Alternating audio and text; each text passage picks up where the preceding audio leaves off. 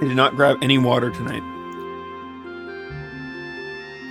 I did drink a big ass glass of stuff before I went live, but so I'll be fine. But if anyone has a hydrate request, I'm not gonna get up. Also, I don't know where we'll start the VOD, but it'll probably have either started by now or it'll start right now.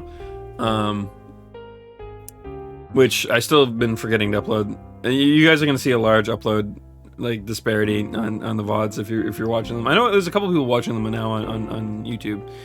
I don't know how far through you guys watch, but I appreciate that. Thank you. You should check me out while I'm live. Anyways, plus one. I'm gonna be nasally today, and probably for the last little bit of this, honestly. I caught COVID not too long ago, and recovered. That's also why things have been so fucking weird. I've been off and on sick for like months now. It's been a nightmare. Which I feel okay now, but again, recovering, so my sinuses are all fucked up, and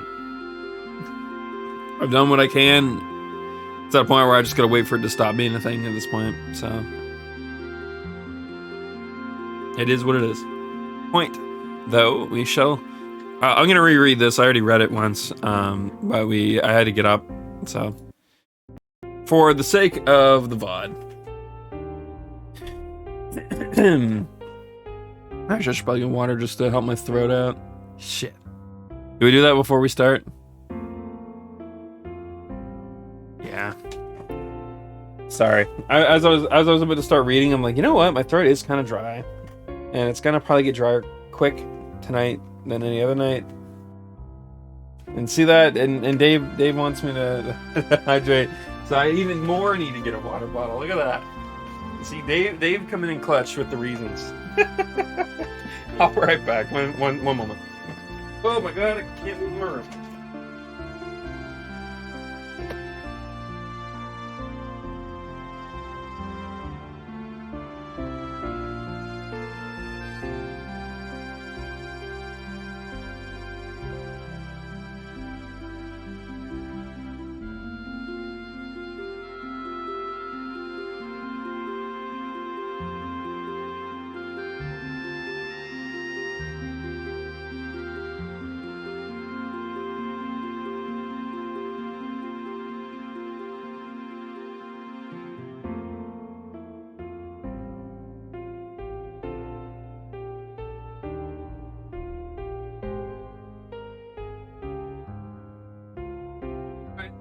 It's just, I mean, I guess that's cute.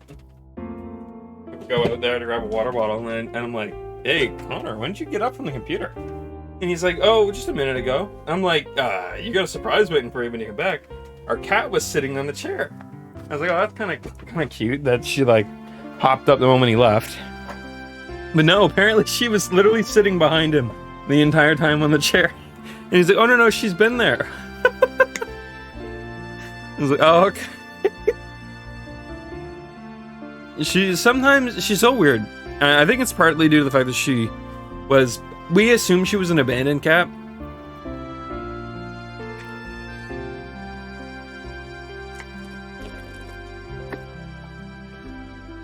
There we go. But also, she was like a young kitten. So we think she was both kind of like freaked out and turned a little wild due to being outside when she was young. She was like maybe a couple weeks old when we found her. Maybe. So the big thing there was that we should kind of go back and forth between being like really, really friendly and like really, really, really not clingy so much as just wanting to be around us. Like, she'll have her moments where, like, if nobody's out there or if people are sleeping, she'll start meowing, trying to get, like, attention. Like, she just is afraid of being alone, kind of deal. Afraid of being abandoned again. But then other times, she's entirely just, like, eyes wide, ready to, like, pounce and attack anything that fucking moves. Not so much us, but, you know, like anything else. So she kind of has her back and forth moments. Anyways, point is that it's even then, even when she's being friendly, it's rare that she'll do anything. Most she'll do is like lay on one of our laps. She likes to do that. I think she likes the warmth of our legs and maybe the texture of jeans. We figure, but no, it's rare that she'll like lay down next to someone though like that. It's kind of weird. Anyways, long-winded. That's my cat Luna. All right, I said I'd read this again for VOD's sake, but let's do it. Dreaming. I was dreaming. Perhaps it may have been but a long-forgotten memory. A dream. A memory. Things remembered when one is asleep. Things forgotten when one is awake. Where the deepest layers of memories become the outmost layers of one's dreams. Which are reality? Which are illusions? One cannot tell until one awakes. Or perhaps they are, at the same time, both truth and fiction. A vast nebulous, with no boundaries, an emptiness equivalent to my own existence. I dreamt such a dream. A long, never-ending dream.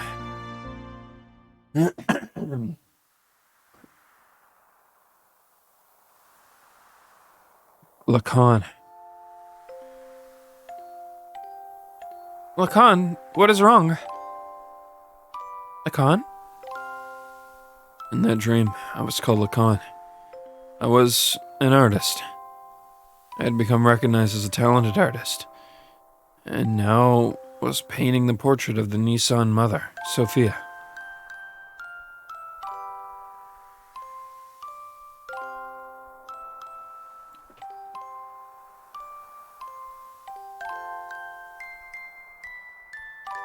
Where did I put? One sec.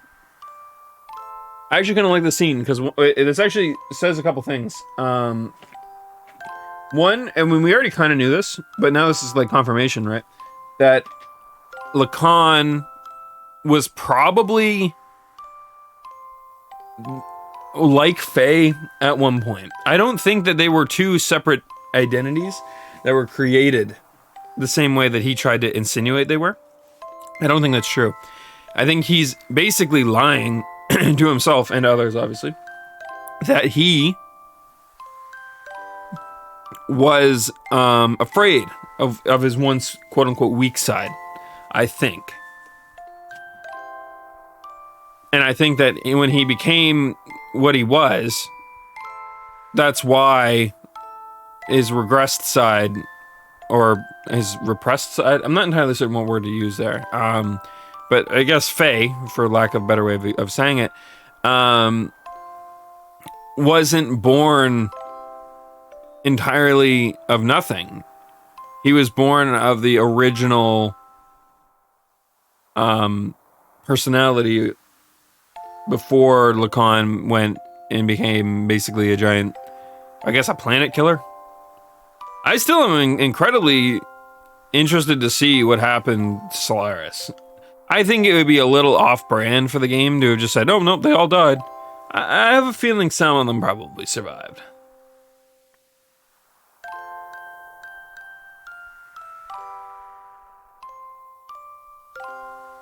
Be that escape pods or otherwise. Because it sounds to me like they knew it was going to happen. I highly doubt they would have let like their entire military force just fucking be obliterated. Something about that doesn't sit right with me. So maybe there's definitely a lot of deaths, but I would say at least military personnel. There's probably a chunk of them that made it out. I'm curious how they're gonna tackle that though. I've been told Disc 2 is more exposition than it is gameplay, so there's a good chance. I'm gonna mute real quick though, as I said, I'm really congested. I don't want to blow my nose into the mic. I don't think anyone else wants me to blow my nose into the mic, so give me a quick sec.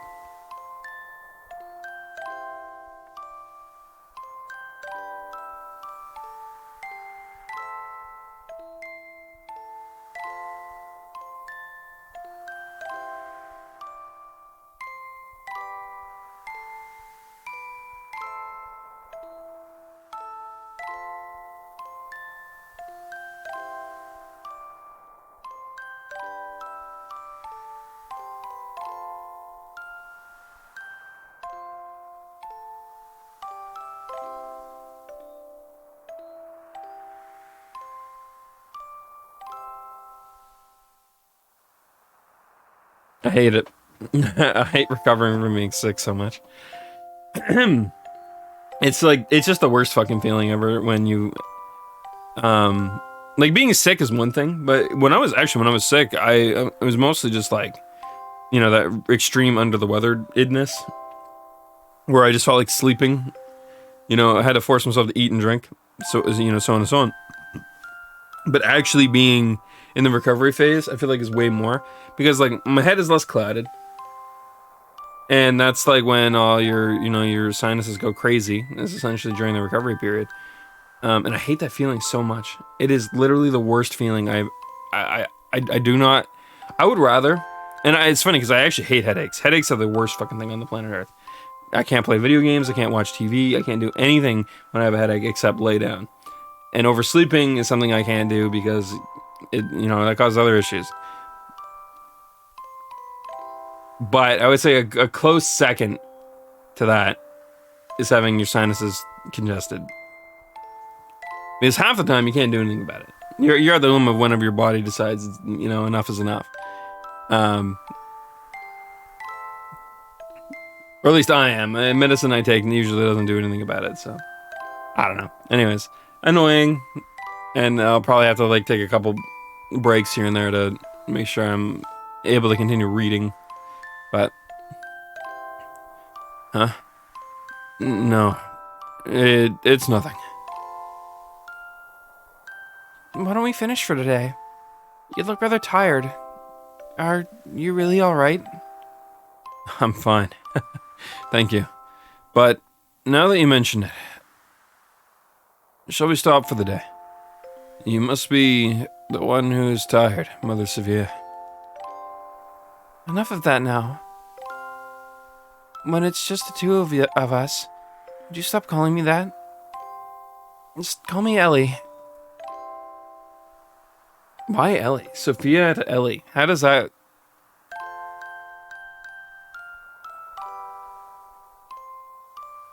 As you used to do in the old days. And you don't have to be so stiff and formal. All right. Very well. No, I mean, yes. Let's do that, Ellie.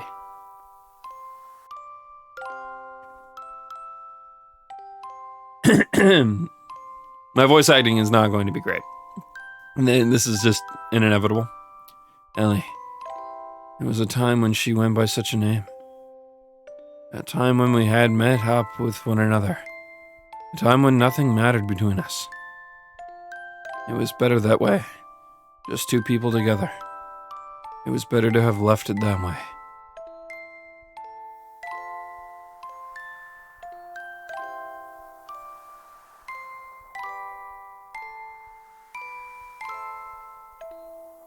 I think I might go back home. Only for a week or so.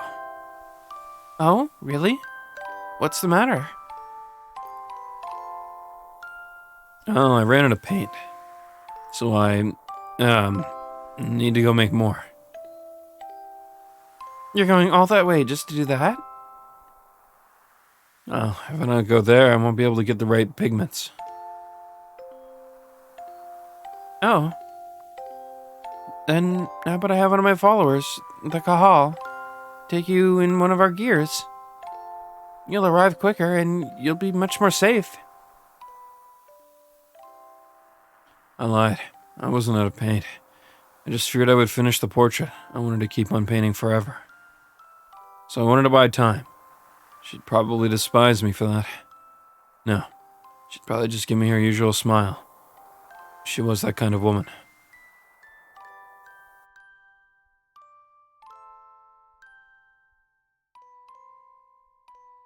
Dreams. The life of a man named Lacan, and the lives of countless other men. All but dreams. Now that I'm awake, those countless numbers of long, heart-rending dreams are almost impossible to remember at all. In those dreams, I loved one woman. No matter the day, no matter the era. That didn't change. Nor did her name. Is this gonna be one of those moments where, like, Ellie is like a weird reincarnation cycle. Fuck, what game did that we played recently? All right, I guess Legend of Zelda is a good example. That wasn't what I was thinking about. I think it was another game that did it, but like, to my understanding, in the Legend of Zelda, it's a weird destined thing where in each era there is destined to be the hero of time, which is the Link, and then there's always destined to be, I forget what they call her. It's the something of wisdom, anyways. Is the the Princess Zelda. It doesn't always have to be Zelda either, if I recall correctly. I think Wind Waker kind of changed that. Like, she was technically Zelda, but she had a different name, right? I forget how that was explained in Wind Waker, and I forget offhand how that was. But point is, Tetra, or whatever her name was, right? And then obviously there was Midna in Twilight Princess, even though Zelda did exist. I guess mild spoilers. There's some things going on there that aren't quite what they seem. And then there's the, again, I forget what the reference point was. It's the something of power, which is Ganon. Or demise, or however you want to look at that. And I think that's the only constant. In fact, like, there doesn't have to be any like draw between Link and Zelda. I mean, again, we've seen games where that's literally not the case. There's been games where they're childhood friends. There's been games where they've been total nobodies to one another, and never even meet. But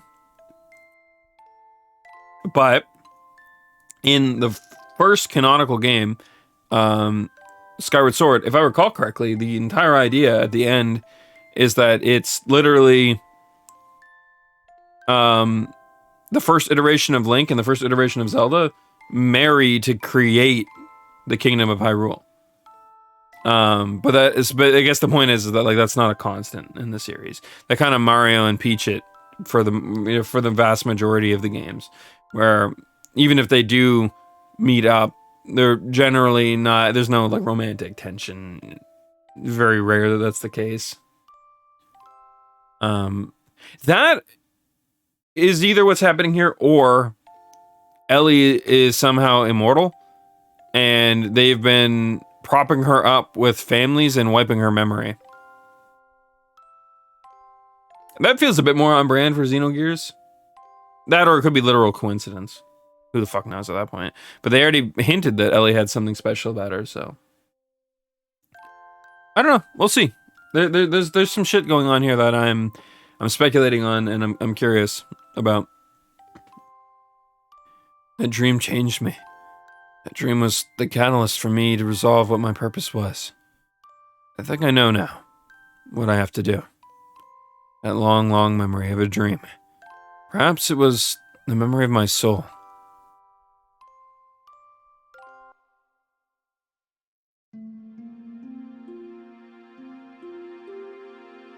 A dream.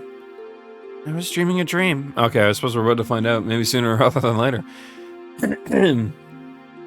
Or perhaps it was a memory from a distant past. A dream, a memory. Those words I was unable to convey that day. Time. Those thoughts I was unable to carry out. Words and thoughts. The connection between the two.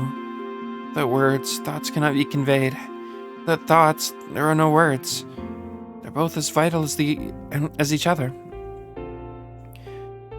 They can never be divided, like the wings of angels, like a man and a woman.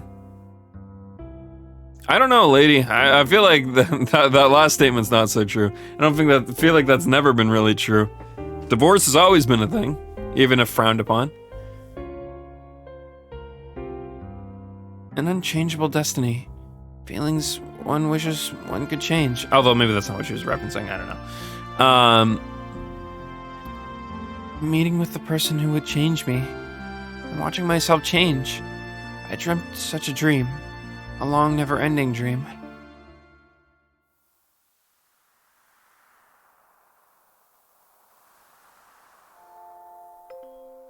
Lacan, what's wrong? Lacan? In that dream, I was called Sophia. Mother Sophia. A symbolic name. Crowned upon the person who would be the people's hope. The name I was destined to have, whether I wanted it or not. Oh, okay. I was curious, like maybe Ellie was like her middle name or something, or Sophia was her middle name or something. I wasn't certain where they were going with that. So it's actually more of a title. It's probably the name. We already know it was the name of their like founder or Messiah or however the fuck you want to reference that. So I get it. So there was a point in time where they just straight up named every successor that. Okay.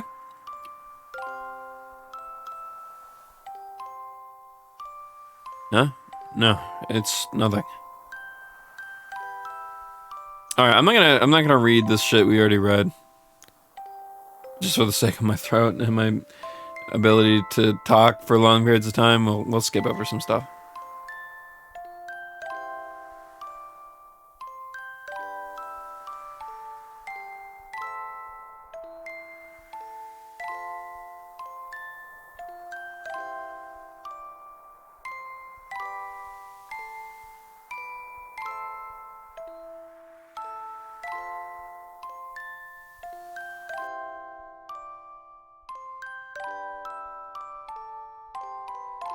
Elohim.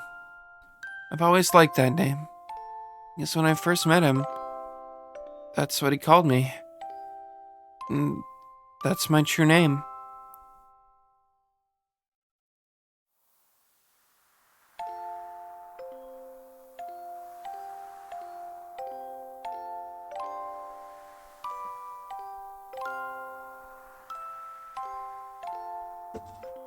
I think I might go back home. Oh, okay. They're continuing it. Oh man, I'm actually genuinely sorry that you guys are gonna hear me like clear my throat a lot. If I had an easier way to mute my mic, maybe I can set up a hotkey for that. I would do it, but constantly having to swipe the top of my mic every single time might be a bit of an annoyance. So.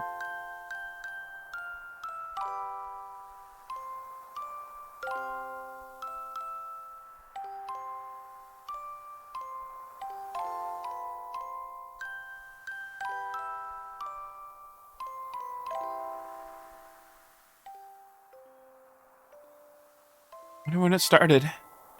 Started refusing me. The walls between us, our positions, our circumstances. He refused to recognize these. But no, maybe it was me. Therefore, I didn't want them. I wanted the two of us to be ourselves. That's what I wished for. So I had him paint me, the way I really am. That's actually a pretty cool little twist. I mean, that like I feel like to most people they look at that and they're like, okay, you know, they gloss over that. They're like, okay, that's information, you know, but that's information that you would normally wouldn't do anything with. But I think it's actually pretty big that it wasn't the church that wanted a portrait of her. You know, you would think that that's a pretty normal thing. I feel like back in the day, like old timey stuff, even today actually, to some extent, figures will generally either be like there'll be, you know, a picture will be put of them. I'm sure if you go look at like French girl, yeah, really. If you were to go look at like the past prime ministers or past presidents or whatever, and I'd say probably in any country, their leader, there's probably a picture of them somewhere. So she's the leader of their church. It would make sense for them to just want her painted. And Lacan was considered a good painter, so it makes sense. But then, as you start realizing they've got ties, they've known each other since before this. He wasn't painting her because the church wanted it, or maybe they did, but it was more for the fact that Ellie wanted it. I think it just reinforces the connection they had the entire time. Right? I don't know. I'm getting some Final Fantasy VI vibes here. I won't say much because I don't really know much about Final Fantasy VI outside of some things that I've experienced and a little bit of what I've seen. What a picture, yeah. I'm gonna keep this one in my wallet. it's a tad big, but anyways, yeah, I know it's I don't know. I just think it's a good touch. I feel like almost everything in this game, in terms of its writing, has cycled back on itself pretty well. And I don't know. There's something special about no corners left unused. You know, and no plot device, no matter how small or big, being left unused or unaddressed is so fucking refreshing. There's so many games where, like, you know, like usually it's like things that don't matter in the grand scheme of things, and you know, it's usually things that people just gloss over or don't pay attention to. But like, it is so refreshing when a story just writes itself to absolute completion. And I don't know why I'm able to pick up on this shit a little bit more than others. I don't know. I feel like there's definitely people that dive deep into things, probably harder than I do. But I appreciate it so fucking much. I have to like point it out. It's the little things in writing that interest me the most. I feel like you can write a generic plot, cliche foundation to your story or whatever, and I might be a little annoyed at that. But if you do everything else right, every little tiny bit right, moving forwards, I think I just straight up give it a pass. It's like this, that's good to me. And I feel like there's way too many people that look at like a unique premise, or look at like a, or even like a cliche premise, but like it's done in like a different way. And they're like, that means it's good. That's awesome. It's like, I don't know. I feel like we're at a point where foundations and like the plots of stories are so difficult, so difficult to get right in like a unique or like not cliche way, right? Like that just, it's the world we live in. It's very not impossible, but it's hard. So I feel like the only place in a story that you, oh yes, this chair. So I feel like the only real moment you have when it comes to storytelling to really impart your uniqueness and your style and all that is in the little things. And if you cover enough of your ass, essentially, by doing in covering and making sure you do a lot of this stuff, that's how you make a truly unique and interesting story nowadays, in my opinion. Obviously, there's a lot of people that just don't care enough about that stuff, and that's fine. Honestly, I envy people that are able to just turn their brain off and play video games or read a book or watch a movie and just enjoy it for what it is. I genuinely wish I could do that, because there's times where I sit down, spend 2 hours watching a movie, spend an hour and a half watching a movie, and everyone around you are like, that was good, and then I'm the only one sitting there like, I didn't really like that much. I fucking hate that feeling, because then it's wasted time. It's something I can't talk about with other people without feeling like I'm being mean because I didn't like it. So on and so on and so on. There you go. So yeah, it's just shit like that gets to me a little bit, and so I guess that's why I appreciate it as much as I do. But I digress. Dreams. Oh, 1 second.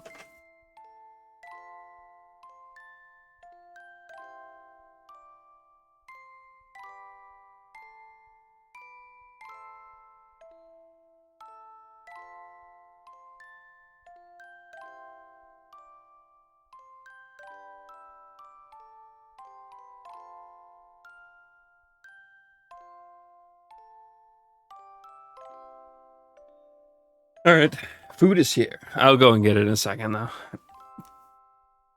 Life of a woman named Sophia, and the lives of countless other women, all but dreams. Yeah, one of these days we have to play through Final Fantasy VI. I want to know how true the story beats in Final Fantasy VI are in my mind.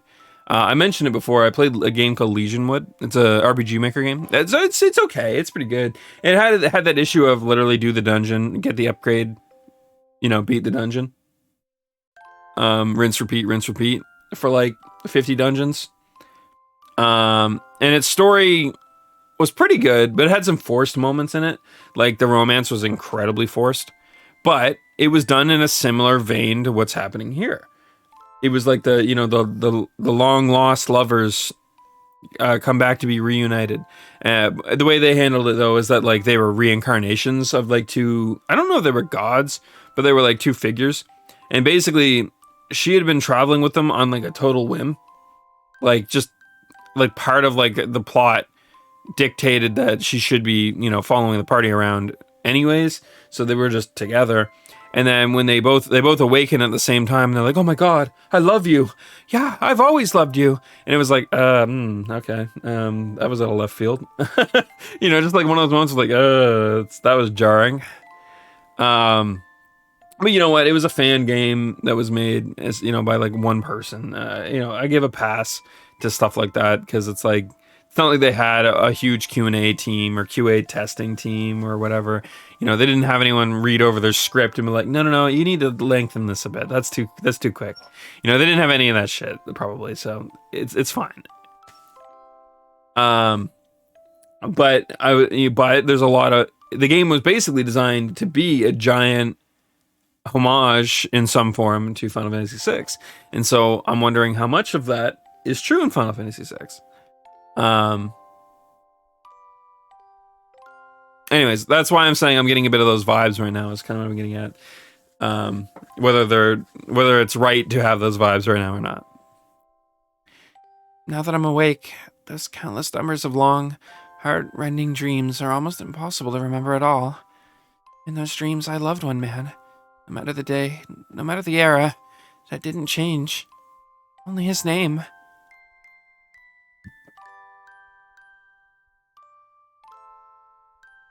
That dream changed me. The dream was the catalyst for me to resolve what my purpose was. I think I know now what I have to do.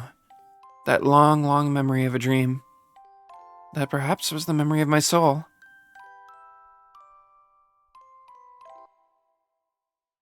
So we know.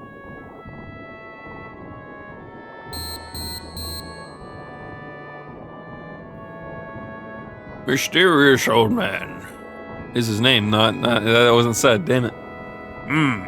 He's finally awake.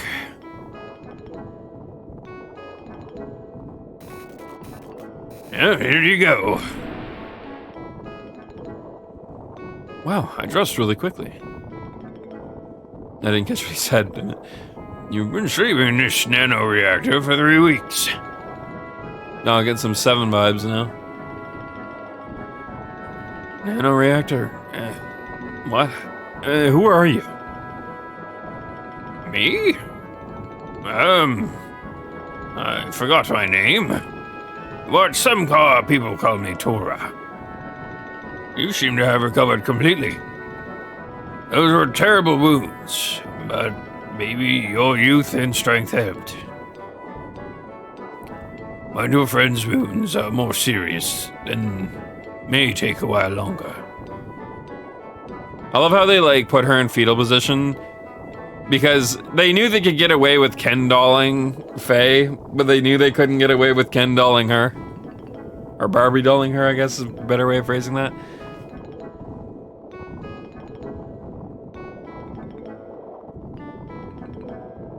My friend? Ellie. Ellie. Hey, quit staring at a naked girl. Come over here. I mean, at his angle, he's seeing like her side profile. Ellie? Not to mention, you know what? I normally wouldn't say it's good payback, but what she did to us in the shower in that one scene is a little bit of payback.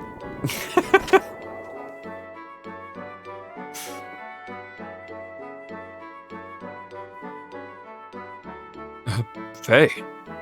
Ooh, okay. I've tried to do the voice and it just didn't come out of me. Faye? Doc. Well, I heard from Tora and hurried right over. Boy, was that lucky. You're fortunate to have come down near Tora's research facility. There is no research facility. It is a man's hideaway.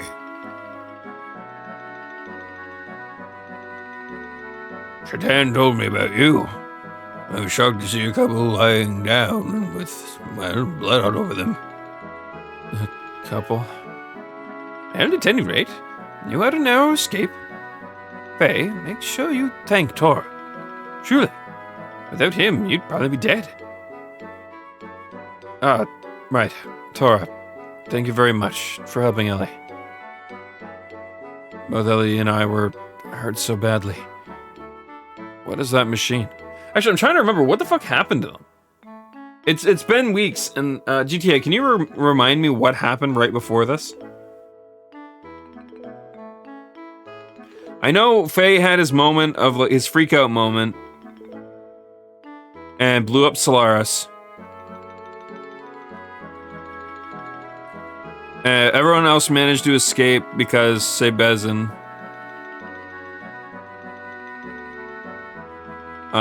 Maria, rescued them. I'm trying to remember what the fuck happened right after that.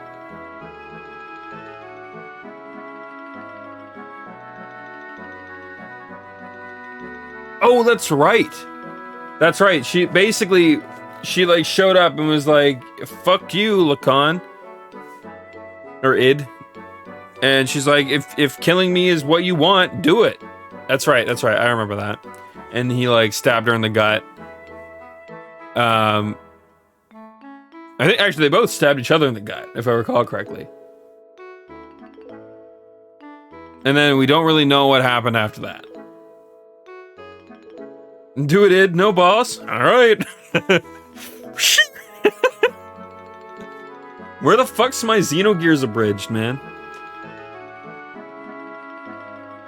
It's kind of hard to abridge a text thing, eh? I'm sure there's some interesting memes out there that we could probably dig for, but anyways, probably take my break a little early tonight. I mentioned we'd go late tonight. Honestly, I'm fine to go to 2 a.m. my time if we need to. I wanted to go 5 hours at least, but 6 would be cool too. But I have food here, and I would like to eat it. So we'll probably try to get through these. I mean, I think these scenes are extremely long, but I see a save point there, so I'm certain they're going to give us a moment to move around here in a moment. So, thank you, Dave. Oh.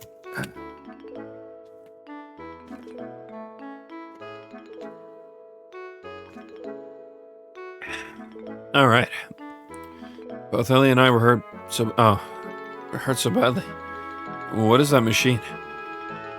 It's called a nanoreactor. It's a device that can rebuild substances at the molecular level. Not only can it just heal humans, but theoretically it should be able to create many substances. Is that the same thing as that guy in Solaris? I mean, is that the same thing as Krellian is studying? Yes, that's right. I was the one who taught nanotechnology to him. You did?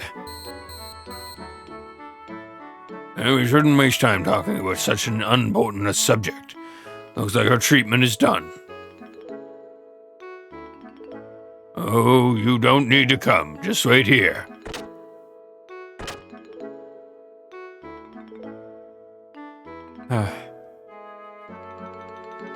Faye?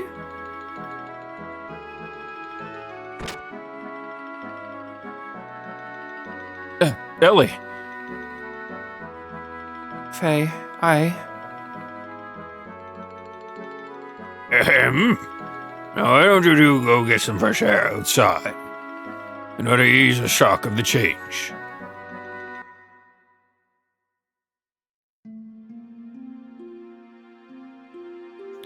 Yeah, I feel like this is definitely not a time in the game where I'll be able to sit down and eat food, so it's probably when I'll just take a break. I would normally grab the food, let it sit beside me, and I would just eat it in the middle of like a dungeon or during like a cutscene, depending on the game. But I genuinely do not think that I will get a moment's break to do so tonight.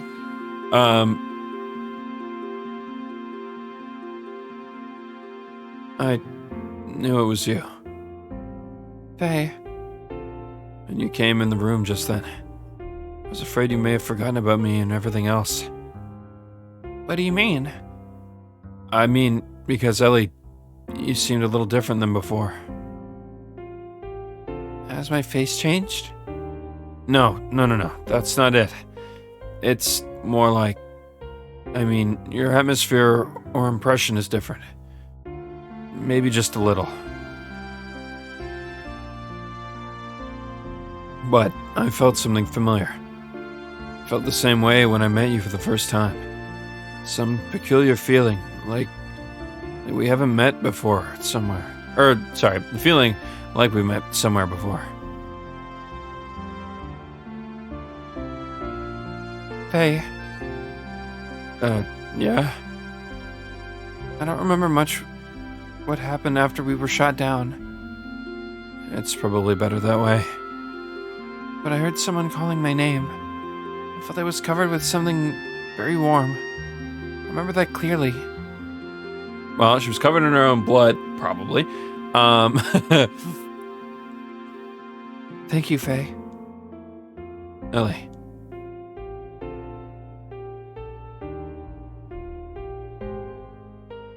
Faye, Hey, it's almost time for you to come back. There's something important we need to talk to you about. Can you stop killing the mood, Tora? Jesus fuck. They were about to have like a flying hug moment, and now they're about to kiss, and you're... Oh, man. This old guy, he's quickly putting himself up there with Krellian. I'm telling you. Alright. We're coming. Now, Ellie, should we go see what's up? sure. Alright. We're 110% getting more exposition when I walk back in. So I'm going to take this moment to take an early break. Again, I apologize because we took like 20 minutes to even get started tonight. I know everything's a little bit weird. Getting back into the swing of things. Woo! You saw what happened. Fair.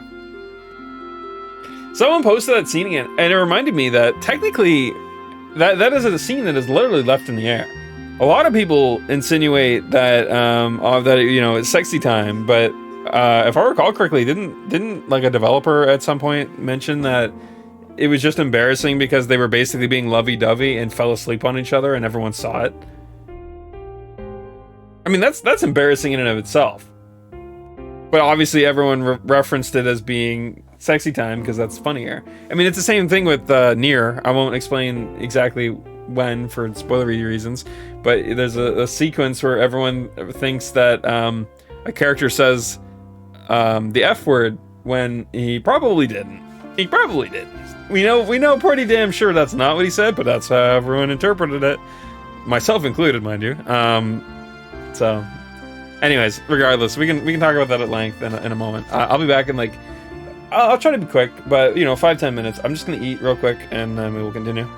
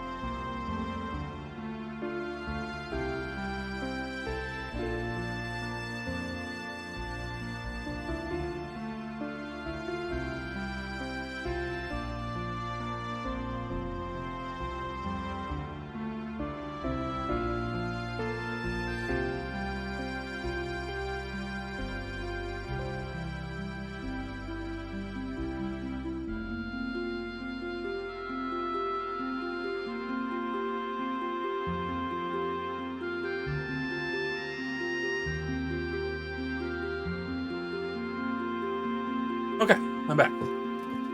Oh, hey, I was only gone like almost 9 minutes. I thought I was late. I was like, oh fuck, I've probably gone. I ate pretty slow. I was watching Jeopardy with my mom. I was like pretty certain I was gonna be longer than 10 minutes, and then I wasn't. Hey. Silver linings.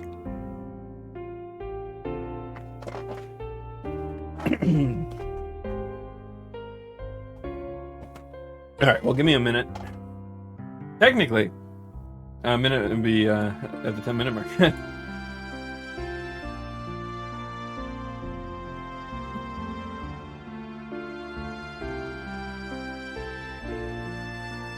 Just double checking some things real quick on my end.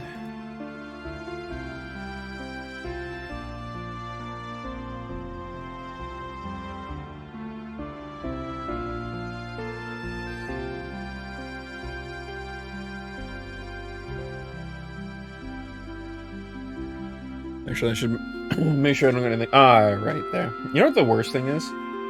Holy fuck. That's so painful. I went to pull out like a tissue, and I tore the first two pieces off, and then when I finally pulled the whole piece out, it like tore in half again. Why? Why?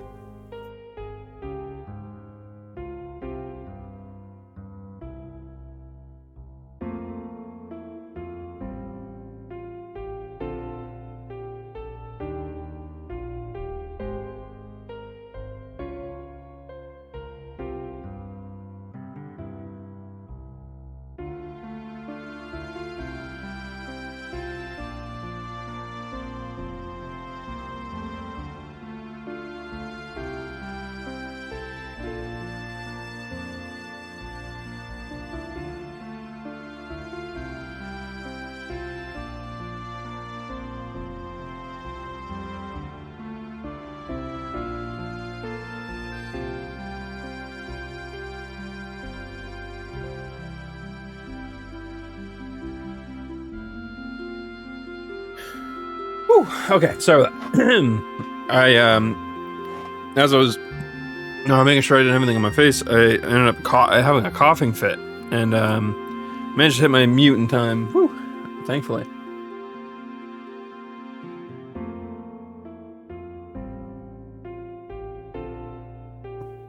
Oh my god! All right, it really knocked me about a bit. I had like the weird little lights in my eyes going and everything. Oh, anyways.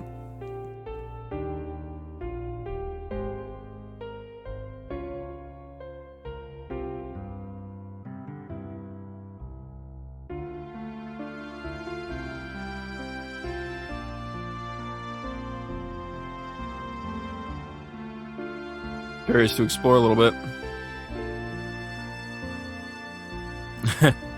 Fine. This feels like the forest from the beginning. Did we just randomly decide to go stand on the roof? Kind of funny.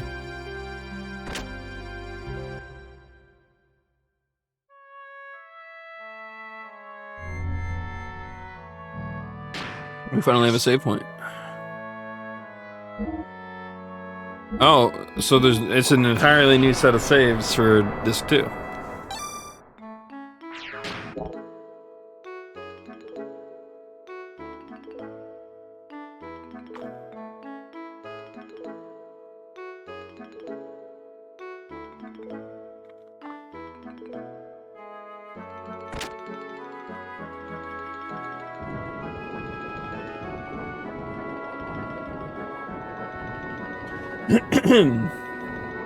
Actually. Whew. How do you feel now? Fresh forest air should have refreshed you somewhat, huh? Anyway, it's about the removal of the seal. I found out it can be released by using the nanotechnology that regenerated you too. The nano-assemblers are enclosed in this pod.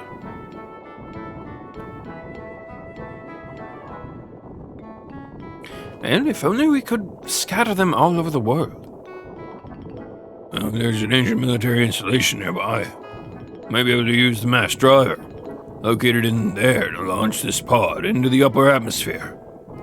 Once the nano-assemblers are released up there, well, the convection currents should spread them all over the world.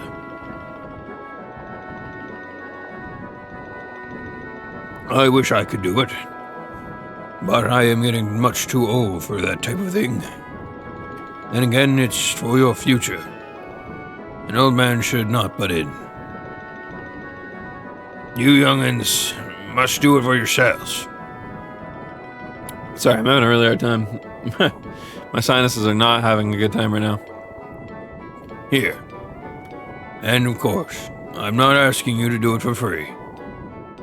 Try this wristband on. What is that?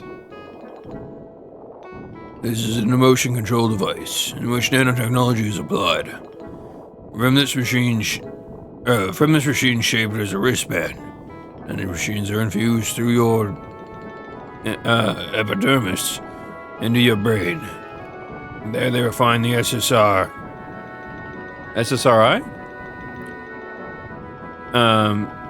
Intracerebral substances such as serotonin that control emotions.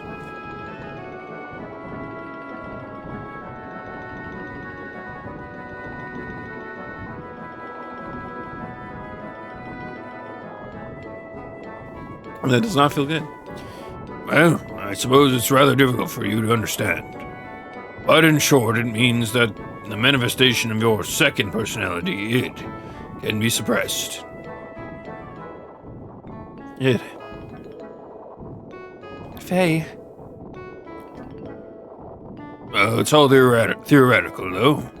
Oh, and I did one more thing as well. I installed the same control device in your gear. Oh, you mean it can release id at will? Yes, it's called System id. But of course, it should not be overused. Use it only as a last resort. Ellie, Doc, Faye, there was nothing you could do. It will never happen again with Tor's technology, though. He is one of the 3 Shavat sages. Whether you believe it or not, it's up to you.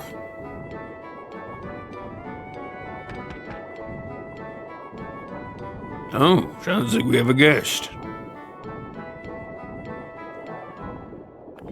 any loots to be had in here? I feel like this game has been rather scarce on its loot.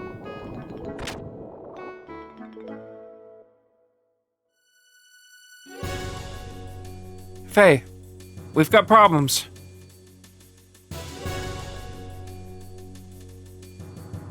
Okay. Today, a peace settlement between Ava and Kislev is being held at Shavat. The Solaris' mobile weapons are approaching Shavat as we speak. Please, you gotta help. It has nothing to do with this young man. Tora! You're getting on my nerves for being so selfish. Shatan told me about you. You showed up after finding out that it is now controllable. Aren't you ashamed?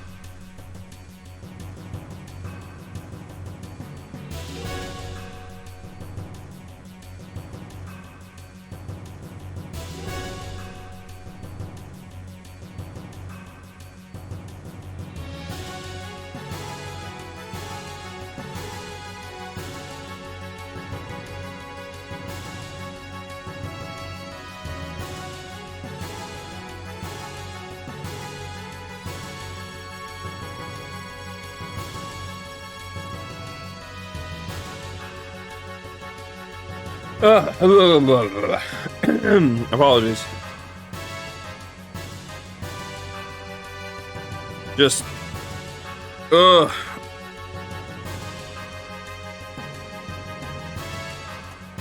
Pain.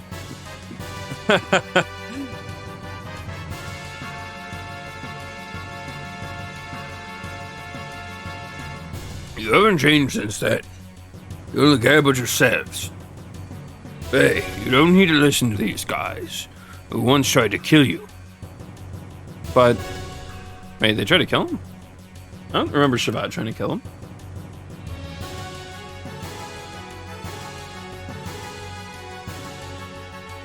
Please go. I'll go to the mass driver. Ellie. No matter what happened before, Shabbat needs your help now. Though you may be saving some selfish people, there's still the world and its countries with many more innocent people. Please, don't forget that. Bart and his people are fighting to protect those same lives, aren't they? So please, go help them. Are you sure? But what about you? Don't worry about me. I'll manage somehow. But all by yourself? No, I will accompany Ellie. You don't need to worry. I've brought along my own Omnigear. Your own Omnigear? Hell yes, my Omnigear Fenrir. Fenrir. It's the same one I brought from Solaris. I left it with Gaspar in case of emergencies. Doc. Alright. Please, take care of her for me. Ellie, be careful. I will. We're truly grateful for your kindness, Faye. Huh. Shoot yourselves.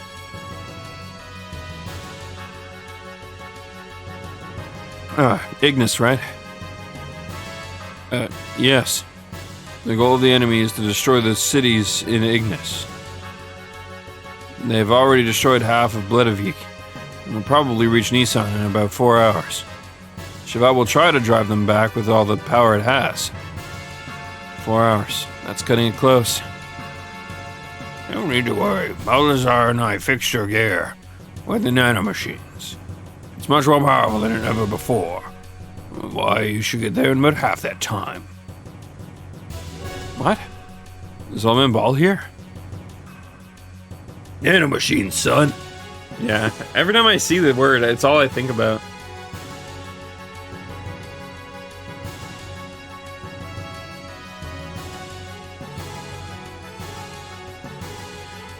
I apologize. My sinuses are just bugging the fuck out of me. It's not like painful or anything like that. It's just one of those moments of like in the moment of speaking, it just trips me up. And then it makes me cough. And the coughing is jarring me. It's shaking me up. But otherwise, I'm fine. But it is throwing me through a bit of a loop. I will be fine.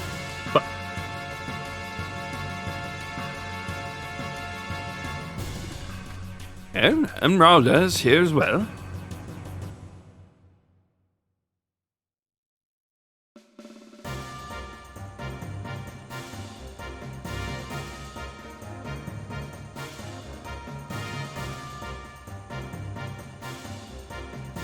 When's Emeralda getting her gear?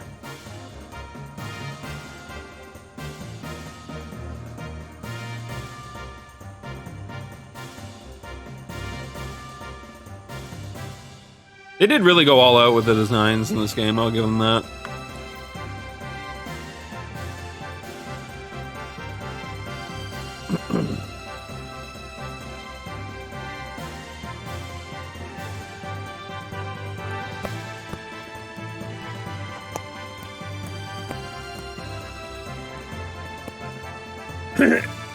Ooh, hiccup.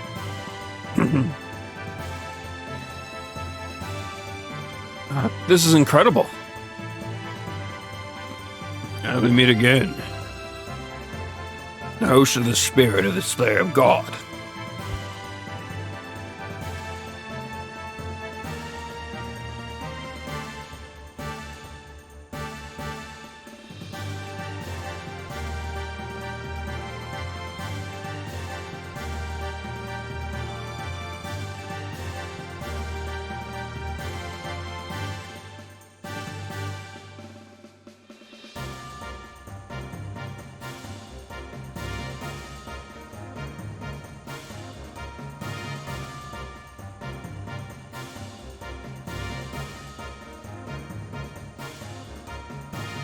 Alright, sorry. I apologize. It's just gonna keep happening, but hopefully it'll eventually stop.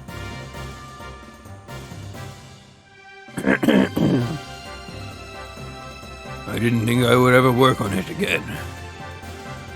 But why are you both helping me? There are some things you can't just explain with the word fate. You're just going to have to see it with your own eyes. Faye going? Yeah. I'd better hurry. Hey, where are you going? Hey, please hurry. Alright.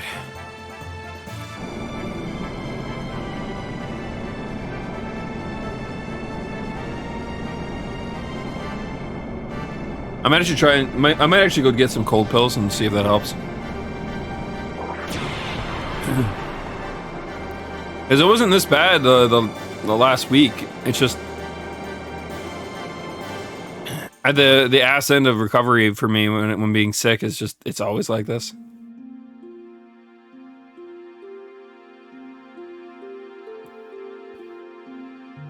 Are you sure you want to go through with this? You wanted to live quietly away from the battlefield, did you not? I noticed myself running away from reality. At first, I thought my situation was similar to his. I thought Faye would understand my feelings. I didn't know if my love for him was real. I might have been desperate after losing my mother and father. Ellie. Despite all that, I may still love him. That's why I want to see what Faye can do and what I can do. I want us to be apart and think about ourselves again. I want to see how I really feel.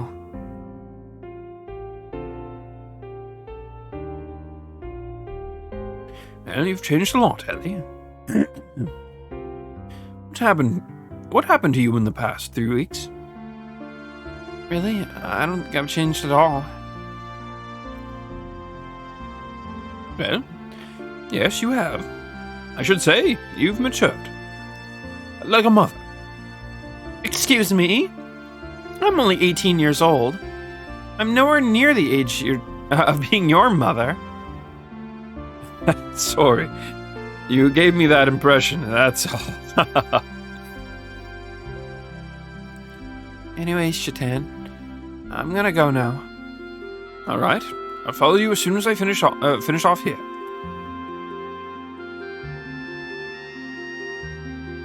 I go too? What? I go. Emeralda, I can't take anyone else along with me for something like this. I'll be fine on my own. If they go, I go too. Emeralda, I have to go with you.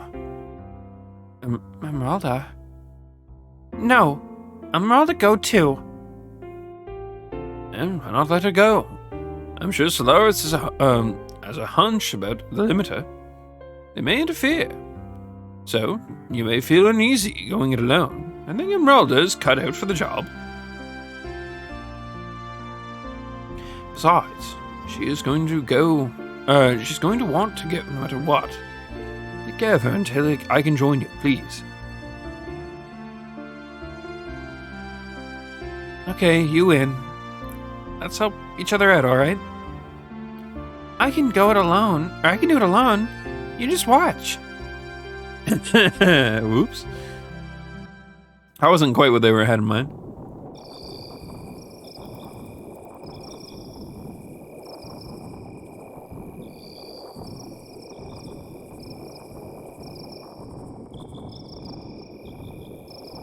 I thought so. So you were the one who brought Faye and his girl to me. I realized it the minute I saw the two of them. Why? How could I help but notice? They looked the spitting image of you and her. Yes, just as you yourselves looked way back then. Right, Lacan. Oh. Are we gonna find out that Faye is actually a clone of Groff?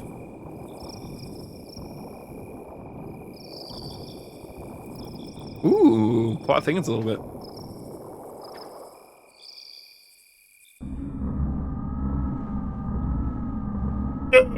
All right. Apologies, guys. I'm gonna get up. I'm gonna grab some cold pills real quick. I'll be back, like, honestly, in like five seconds. No, I was gonna say 5 minutes, but 5 seconds. I won't be gone that long. I just want to grab some cold pills. Maybe they'll help my sinuses out a little bit. Yeah, I'll be back. Give me like a minute or two.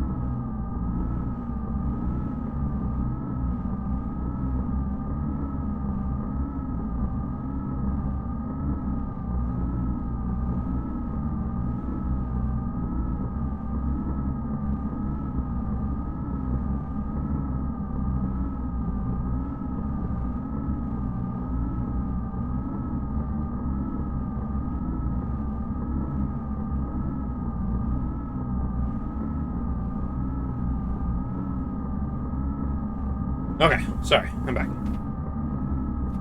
Ooh. Just one of those days where victim is in pain and cannot. Well, I'm not even in pain. Pained, not in pain. Huh.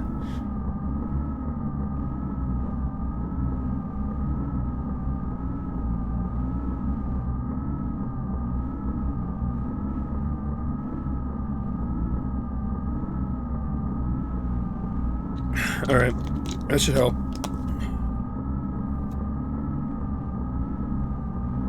Yeah, cold pills are meant to mess or to fix your sinuses up. So, hopefully.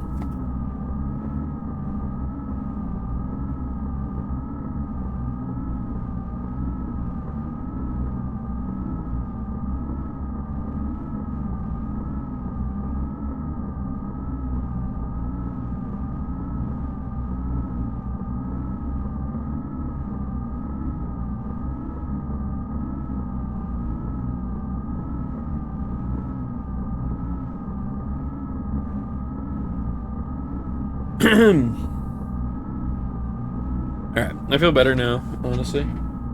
So hopefully the sinus pills will just stop it from coming back. What the fuck is that? Piece of paper on my knee. What do you mean he's still alive? Yes. Ridiculous. Didn't Ramses shoot him down? And she was also on the gear that Ramses shot down. I won't have her die. But there was already a mother. though she may be the anti-type, as long as the current mother exists. As far as I see it, that is not complete. Quite picky, aren't you? Didn't you say you threw away our human emotions? I don't care what you think. Anyway, as far as he is concerned, I will put Ramses onto him. Any objections? Where is he presently? El Entrenonc is destroyed. Part of the memory cube is still active. We should still be able to locate individuals. Wait a moment. He left the crash site and is heading toward Ignis. I see. So he was left in the area. That means it is only a matter of time before the seal is broken. Did you say something? It's nothing. Just sit there and wait for the good news. What about retrieving the girl? The key is already beginning to resonate. The time of resurrection is near. Yeah, we can get the girl anytime. It doesn't have to be now. Let's take our time.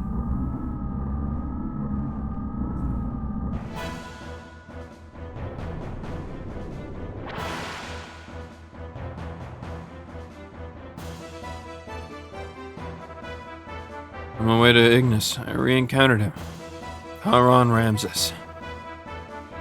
Ramses once again stood in my way in his Omni-Gear vendetta. It was an unavoidable battle. I released the new function that was added to the Mark II. System ID.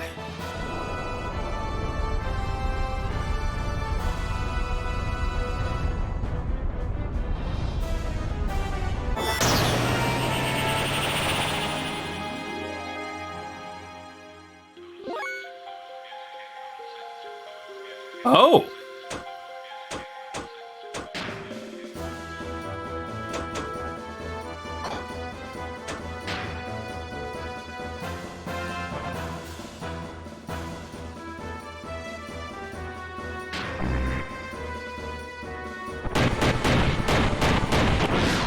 Ooh. That was cool.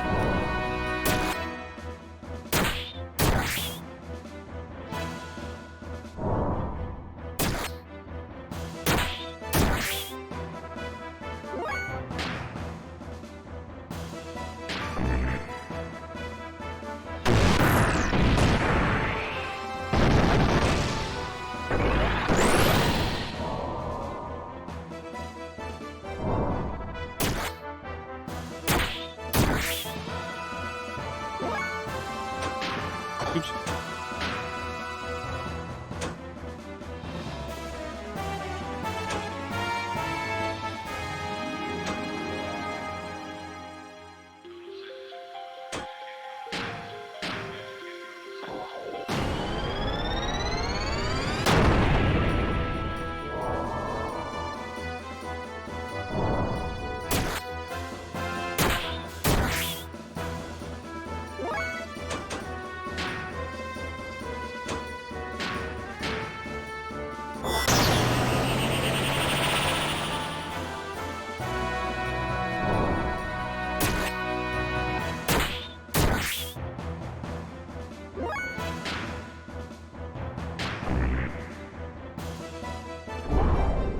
Oh, that's pain.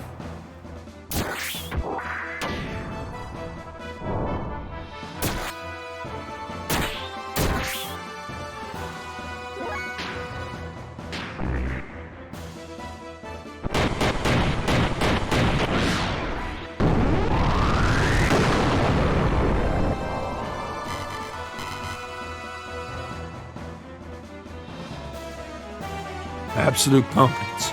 We're shattered. Oh wait, no, that was. Sorry, I thought that said Ramses as if he was talking. My brain. Yeah. Ramses' confidence was absolutely shattered, giving only his cry of disbelief and resentment. Ramses' machine disappeared into the sea of foliage. Why he was so fixated on me? I know not. But he did say this. If only you didn't exist.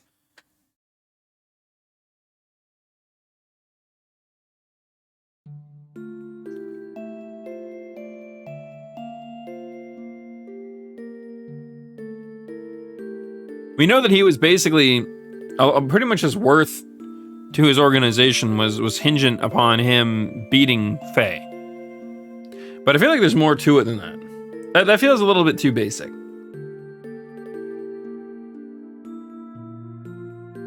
In order to disperse the nanomachines, Amalda and I headed for one of the ruins of the Zabuim civilization. The mass driver facility. Oh, I see what you guys are getting at now. Actually, I just realized what's happening here. This is the info dump. Instead of designing a path there and a dungeon, they're instead just basically pulling us through these sequences and then giving us like fights here and there, probably, right? Am I guessing correctly as to what's coming?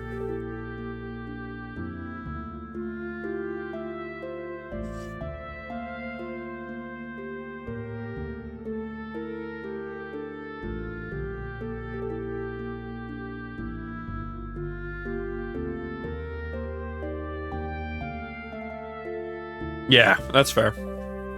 I mean, it's whatever. I'm mostly in these games for the stories anyways, so I'm really not too worried about it. I don't think it'll affect my enjoyment of the game too much.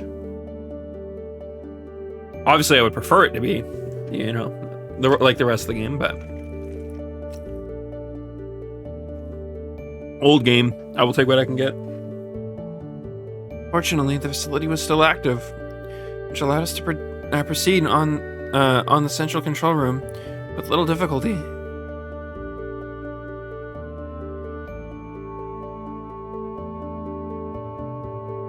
Along the way, we saw various missiles and giant rockets that were created during Zabuim era. They stood like tombstones of the ancient civilization. It was a graveyard for a race of people who destroyed each other over pride and arrogance.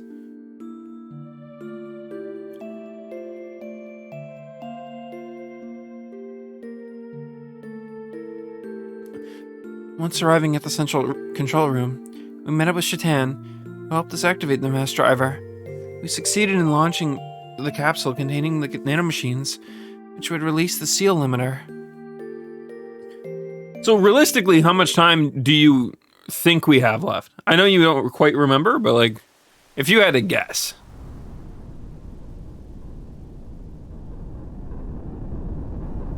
I'm guessing maybe like 5 hours.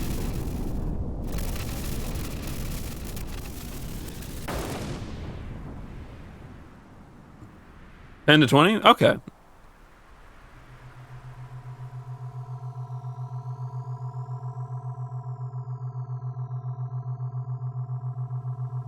I mean, we can do that pretty easily. That's like 4 streams of like my regular amount of streaming, so. And we have 9 days till Elden Ring.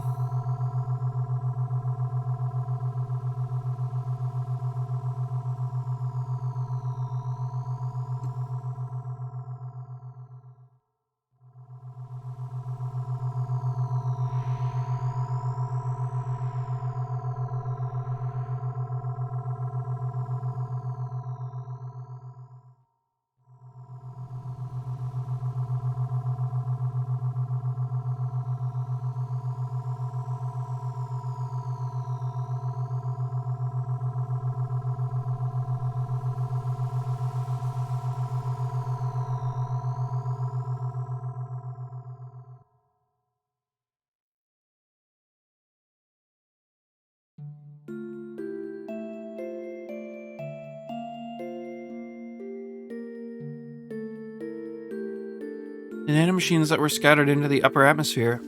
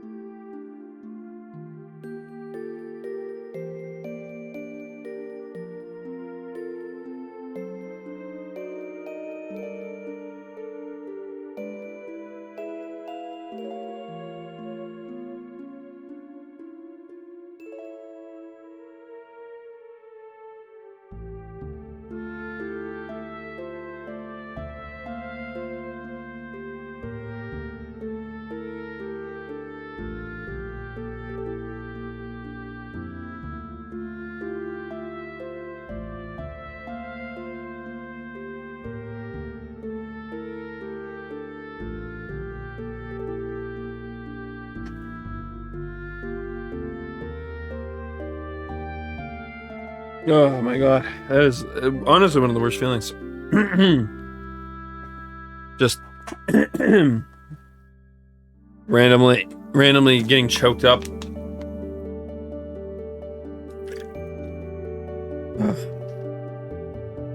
Alright. The nanomachines that were scattered into the upper atmosphere began to multiply and spread throughout the whole of the world. The nanomachines glittered in the sunlight, flowing like a large river in the sky.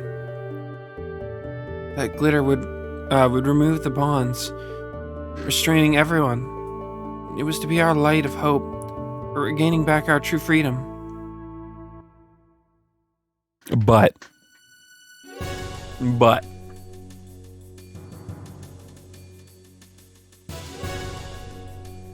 Solaris's mobile surface supremacy weapon invaded the area with great force. Shivat and Nissan's standard gear battalions were no match against it. It was only a matter of time before the Solaris mobile weapon arrived in Nissan. After we pushed back the Solarian gear units, we headed for Nortune, to the Kislev capital's administrative district. We went there to obtain our one and only means of standing up against the mobile weapon.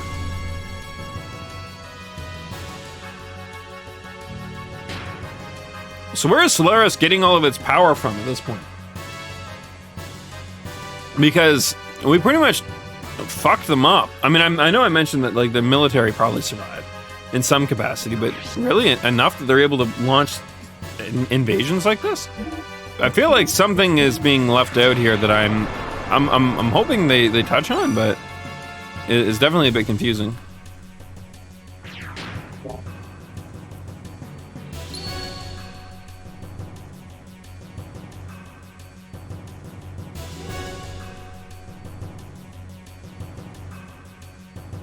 Kislev capital's Nortune's central administrative district itself was a secret battleship constructed by Bart's ancestor, Roni Fatima, after the Great War with Solaris many hundred years ago.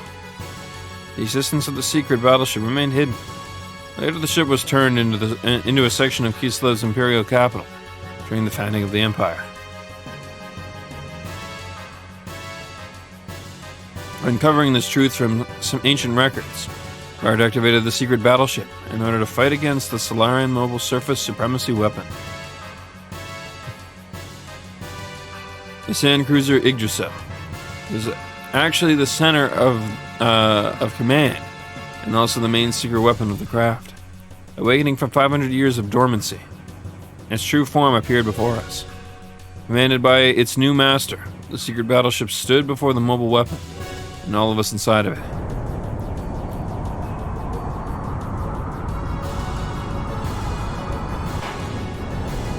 How much you in a bet? Bart was like, "Oh, hey, you're still alive. Welcome back. Listen, we kind of got this big ship we can use."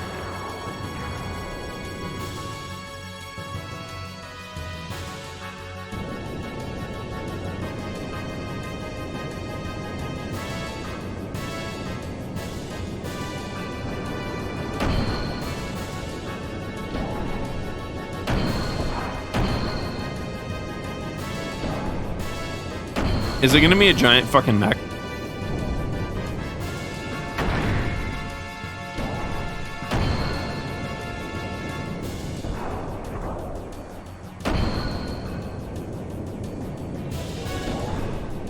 I fear for the people inside of this thing.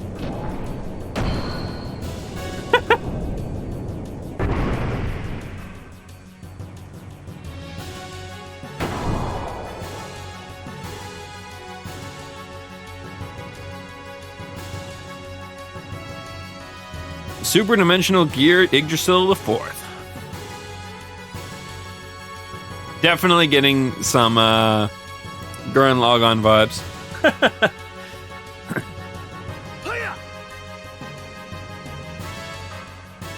All right, transformation complete. Come on, monster. Why don't we throw down? Oh, that is. Oh.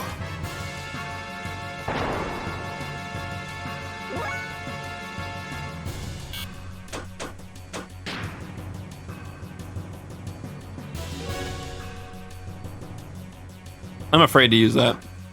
That's a trap. That's what that is.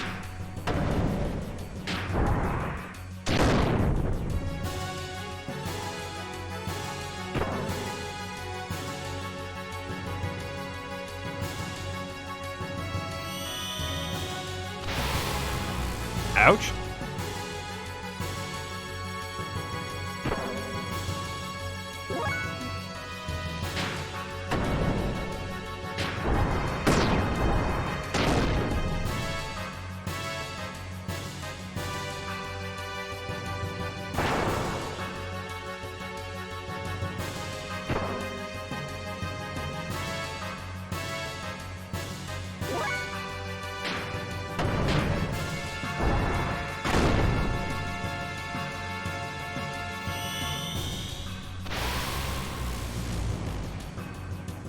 All right, maybe we'll try it. I think we're gonna try it. We have to look at it.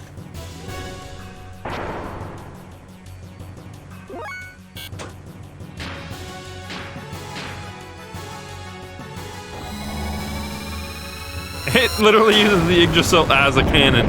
That's beautiful.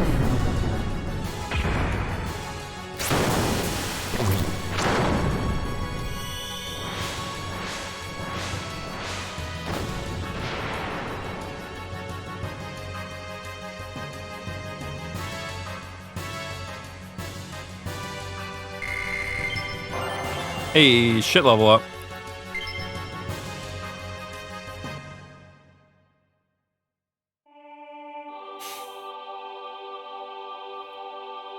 The Solaris mobile weapon was destroyed, which brought a sigh of relief to the into the continent of Ignis. Peace was signed, and after some 500 years of division, the land of Ignis once again became united. Excitement spread throughout Ava, Nisan, Kislev, and Shavad. Their sky shimmered as if to celebrate by the hands of Eli, Shatan, Tora, and Emeralda. The nanomachines had been dispersed into the atmosphere. It was then disaster struck. Our songs of victory were replaced by sounds of total pandemonium. In the beginning, we had no idea what had transpired. We witnessed inexplicable phenomena. People from all parts of the globe began to mutate into abnormal forms. It seemed to be triggered when the nanomachines removed the limiter seal that had been placed on humankind by Krellian in the past. The human form, with its innate abilities, released. That's when I remembered that Hammer had said back in what he had said back in Solaris. His words were, "What becomes of the normal humans?"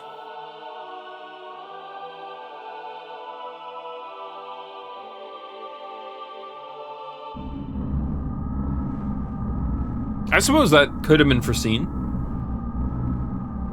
So they are naturally germinating because of the resurrection of God. A god is near.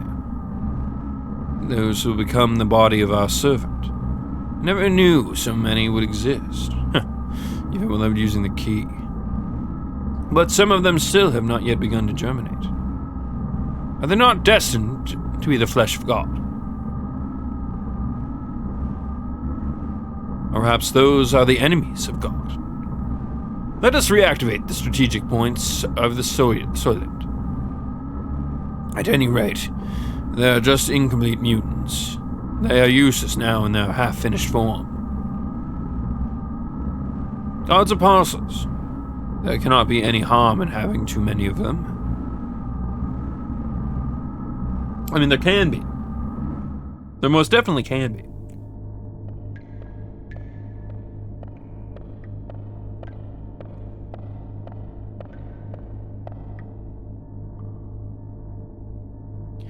Well, the chains that restrain humankind have been removed because of you. But that doesn't mean there's anything wrong with our plan. Everything is still under control. In the event of the explosion in the capital of Solaris earlier, I had to set up a nanomachine virus to diffuse into the atmosphere. I knew they were eventually going to break the seal. The timing was a little close for comfort. The current mutations of the humans are an initial response to that virus. Once the virus we spread over the world germinates inside of the humans, they are no longer the same. They change into a controllable form. We need humans that do not depend on the key's invocation in order to awaken. In other words, a being to take the place of the original body of God. It's like a Trojan horse. I get it. This is a localization thing, probably. But I bet you there were no Trojan horses in or for that matter, no Troy. Anyways. It's like a Trojan horse released at the time of the assimilation with God. Literal virus, but isn't it different from what they intended? Of course. We can't let them have it their way. The Ark of God is mine. Either way is fine by me. I'll just side with whichever is more certain, is the more certain one anyway. Ever the mercenary.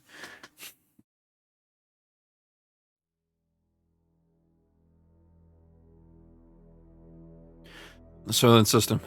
A group of facilities formerly created by Solaris.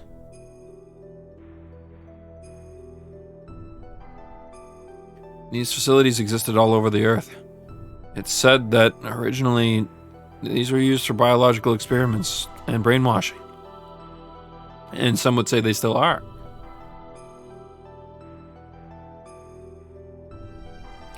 People who mutated into what were called wells, or the true form of humans, gathered at these facilities. Some of the humans turned wells were attacking healthy humans and devouring their flesh and blood.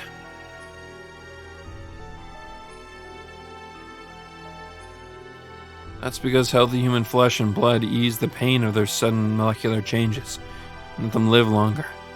Their lives are so short.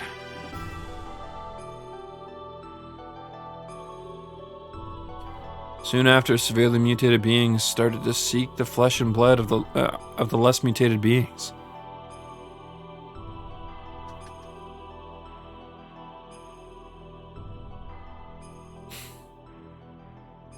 The Soylent System divides and merges those mutated bodies on a molecular level.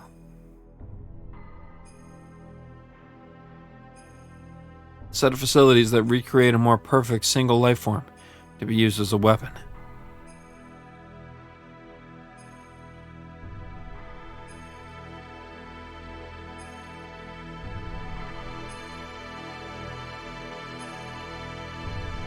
This was the truth behind the Gazelle Ministry's M plan.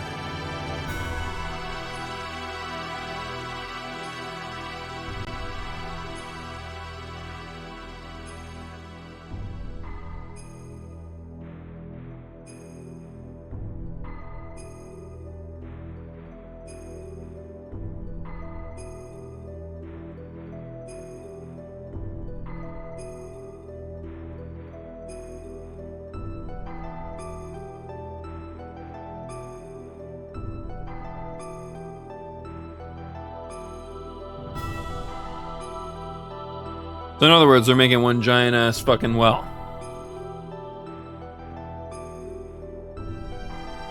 Go to those facilities and you'll be freed from the unbearable agony.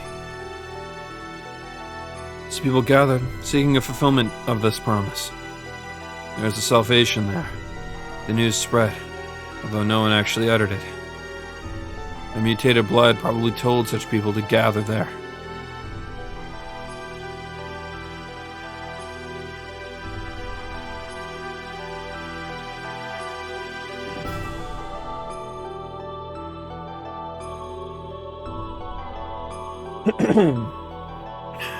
We went there to destroy the system.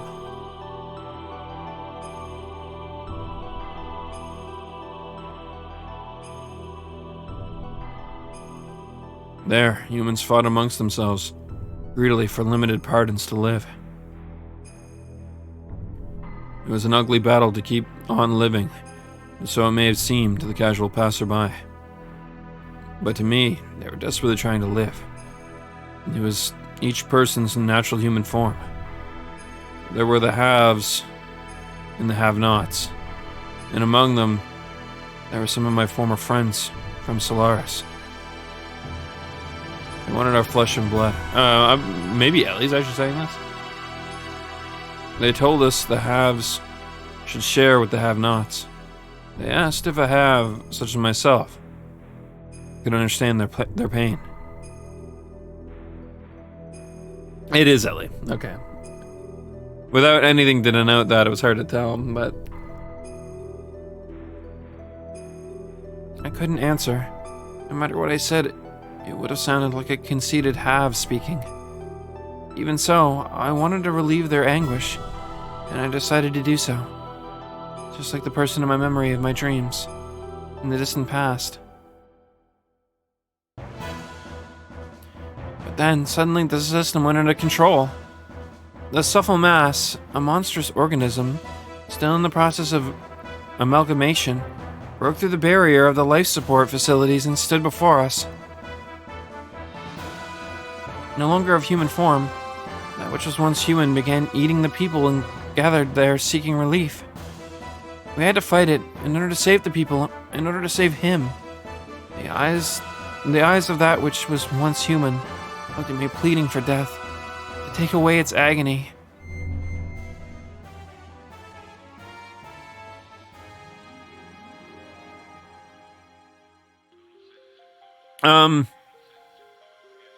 This is a fine team.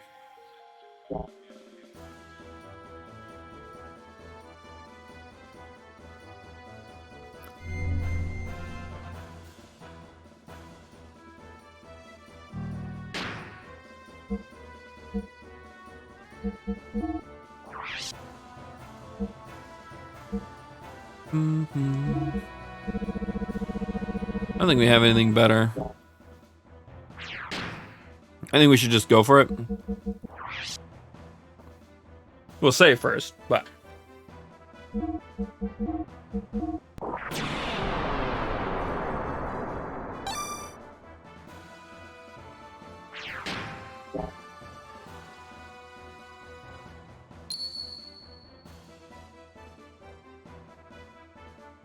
let's beat some ass.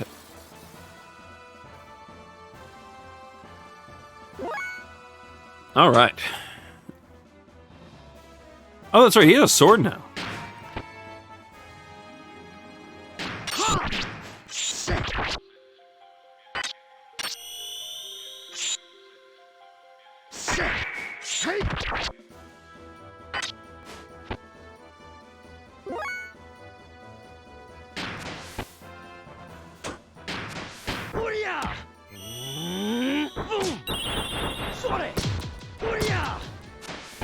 The only thing I know for real. Yep.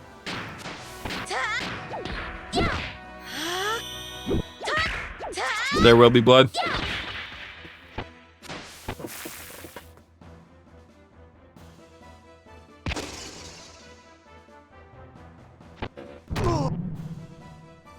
All right.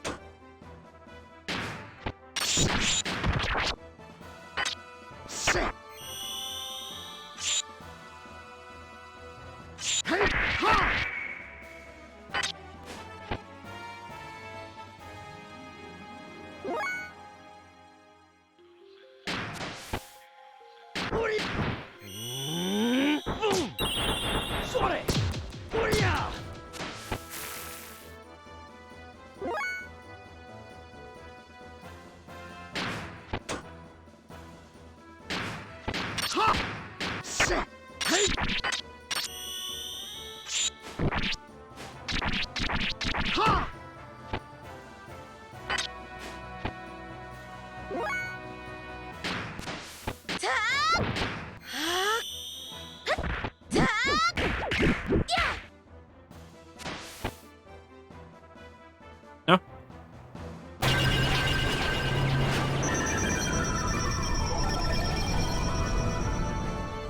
Ouchie.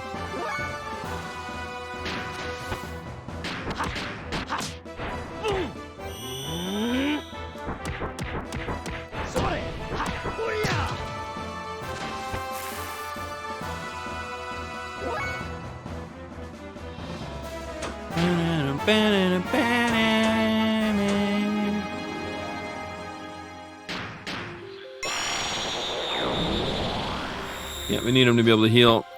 Still.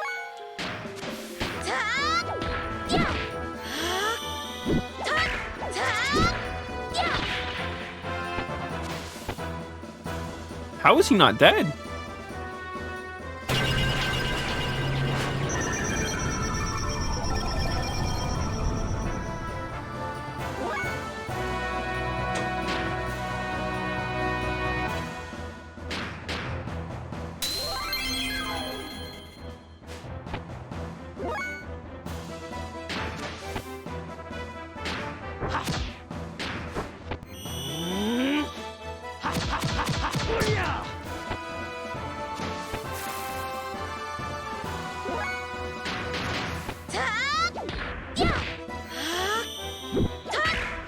Now it's time to ask this guy to die, please.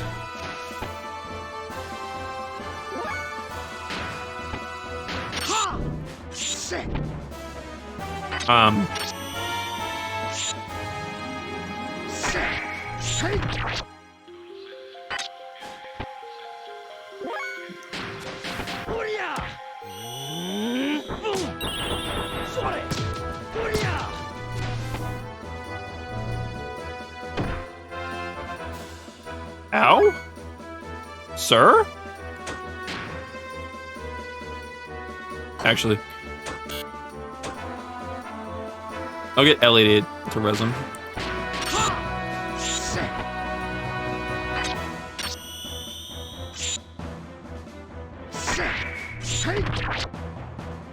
Since Shatan does the most damage.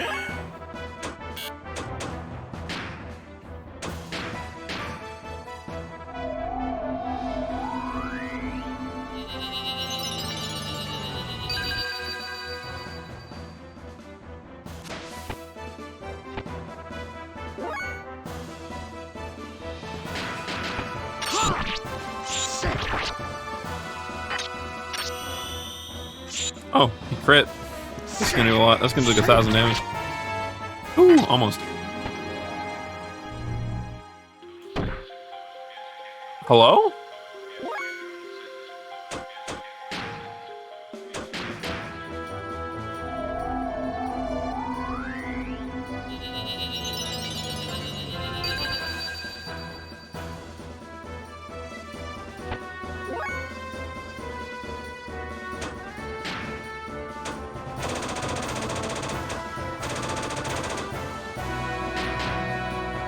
Let's see if magic does anything to him. Nope. In fact, it implied that it would have healed him if it did.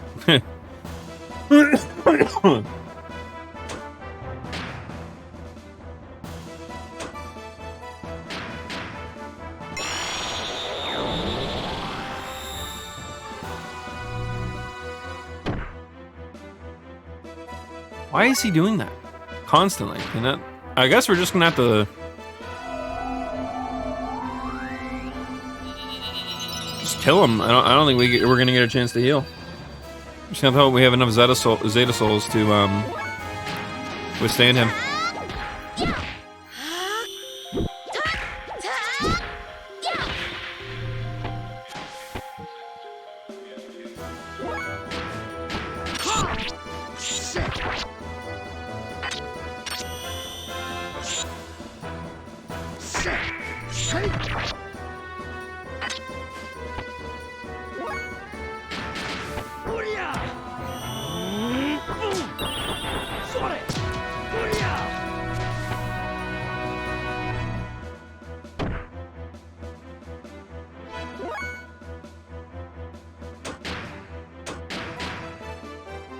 Get back up, Shatan. Come on now.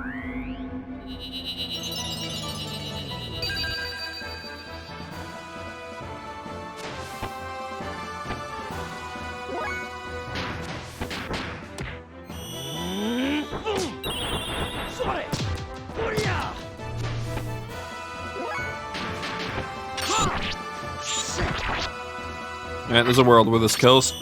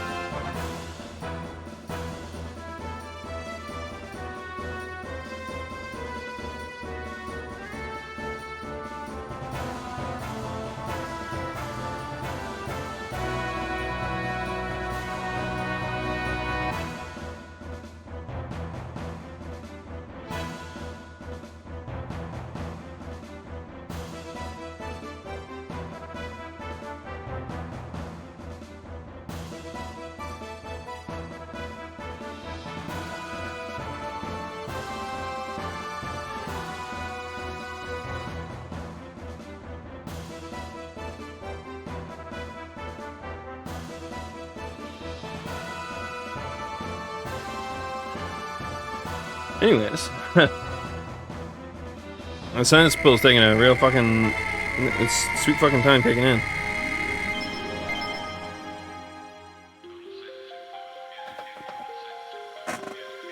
Whew.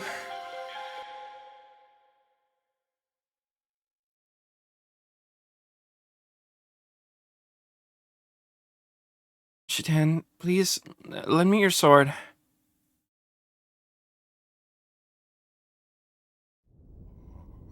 Ooh.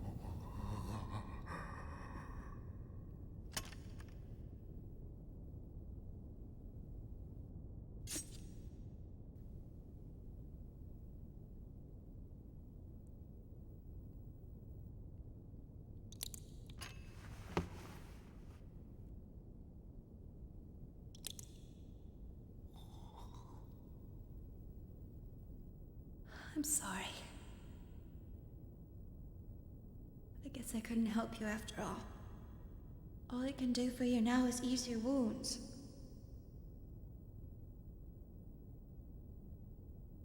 I'm so sorry. Ellie. You...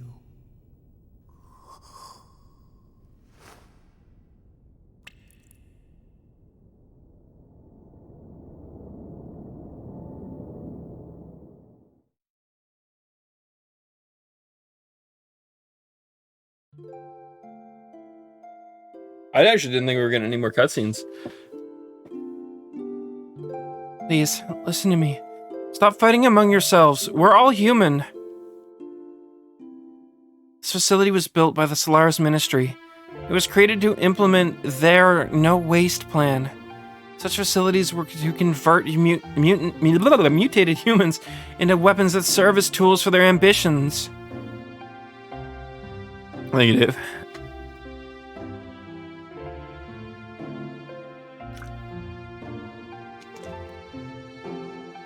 Thank you for stopping by, Dave. Have a good night, man.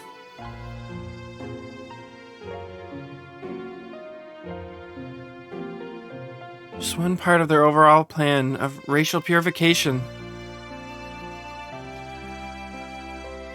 Of course, once you enter their umbrella of protection, you can avoid absolute death. But is that human life? Even if you are the only one left, if you're devoid of heart, what does it all mean? All of you want to be loved.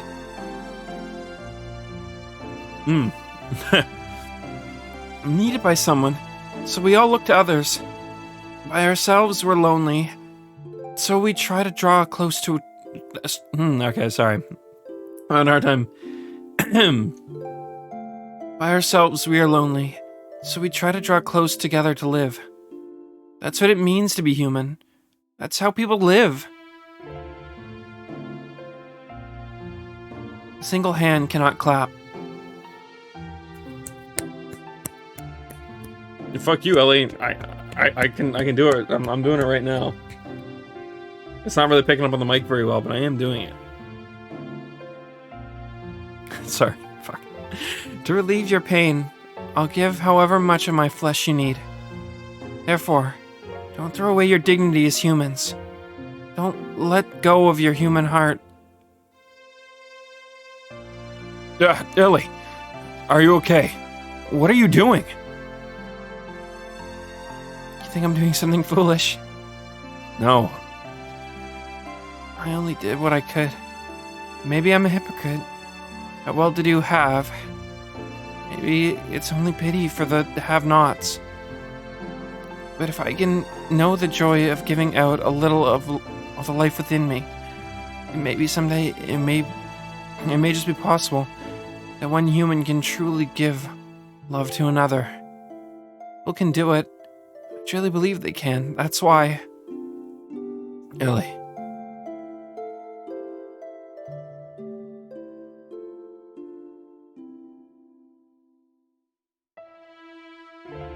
After that, we went from place to place, destroying all the Soylent System facilities located on the surface of the Earth, and freed the people held at each of the locations. All the people that had been mutated were taken in by Nissan, where they received treatment.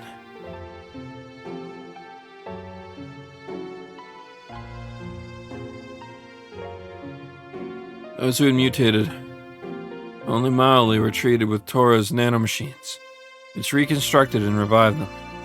They were able to return back to their normal bodies. Unfortunately, there were some that had such accelerated symptoms. Their treatment was not as promising. Trying to bring them back to a form that resembled a human was the best that could be done. However, mysteriously, they no longer fought each other for their survival, as they did when they were held by the Soylent System. Of course, the recovery from the physical pain of the mutation may have played a factor, but it wasn't only that.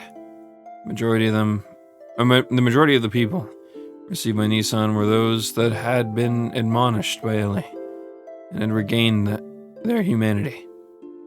So in other words, she broke through to them. Okay. I get that this was their last-ditch effort to even produce the full story. But I won't lie, it is lost a little bit that you don't get to see the fruits of her charisma. I mean, they're trying to literally paint Ellie as being... I don't know if she's the reincarnation. I think maybe that is the point.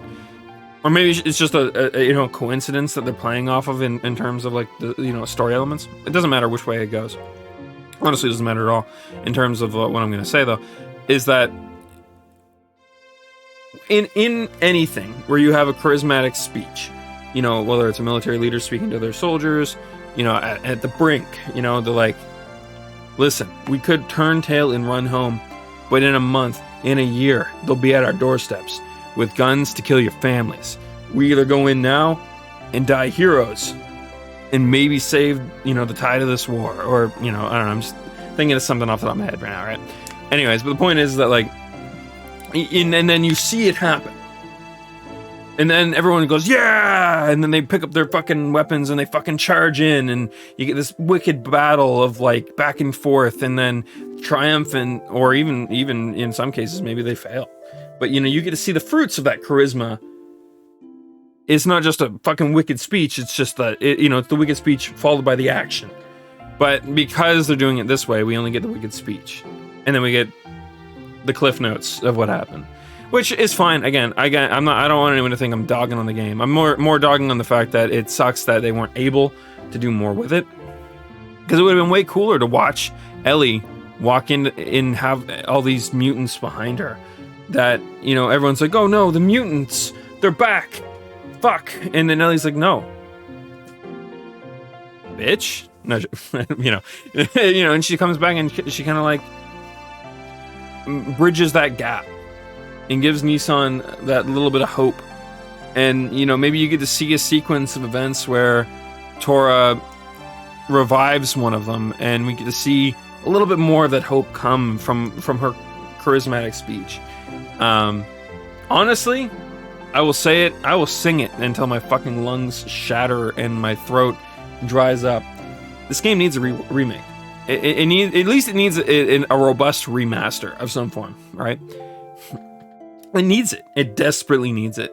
From both gameplay mechanics that just do not work, to other aspects of the whole second disc not being honestly a complete game, all things considered. And it's a disservice to what is otherwise a pretty unique story. I would say there's even things to this day that don't touch on stories the same way this is. This is doing some things that are very bold. And, you know, not all of them work. Like, don't get me wrong, there's absolutely nothing wrong with trying and failing in terms of things. And there's definitely some things in this game that just didn't work. They didn't hit very well. Or at least to me. But it doesn't matter, ultimately, because they just tried. There's nothing wrong with putting in a gimmicky enemy in your game. There's a little known game that I fucking love to death that did literally the entire game is just that, called Demon Souls. So, you know what? There's literally nothing wrong with that. I think that it is more admirable as a developer of anything, you know, writing a book or whatever, to do something that is just fucking off the wall and unique and have it fail than to just ride the fucking rails. You know, it's like, I would much rather a boss that does something unique and interesting and is a fucking giant nightmare to fight than I would rather a boss that just walks at me and I dodge to the right constantly. You know, and in the case of, you know, Demon Souls versus Dark Souls. Dark Souls has a lot less inspired boss fights. No, though they're not bad, but you know what I mean? It's like Demon Souls had more inspired boss fights. There was more going on. There was more to do. It was honestly a bit sad that Demon Souls wasn't a tighter game overall, because I think it would have been honestly better than Dark Souls had it been. Unfortunately, it wasn't. But yeah, point. And I think that's ultimately what we're getting here. 180 hits, yeah. Listen, we don't talk about Dark Souls 2. All right, we only talk about it when it's applicable. But anyways, I think my point is there though. Like, you guys understand what I mean. It's like, generally when you get your climax, you want your payoff, you want your conclusion, and everyone likes to think of a story as being like a singular set of beginning, middle, climax, conclusion. I'm heavily breaking that down, but that's not how any story works. I hate that we're taught that that's how stories work, but it's not. It's just not how. It's not realistic. There's a lot of things that we're taught about writing that are just flat fucking false. Like, schools are horrible when it comes to this kind of shit. But realistically, the way a story is made up is it's made up of its beginning, obviously, its middle. Calling something a middle is a fucking cop-out, honestly, all things considered. There's so much shit that happens in the bulk of your book or bulk of your story. Calling it the middle is just a straight up cop-out. But there's inside of what your middle is there's a lot of climaxes and there's a lot of conclusions. That is literally, it is a set of build up, climax, conclusion until your final conclusion, which is the end of your story. That's just how these things work. It's a roller coaster. It's an up and down.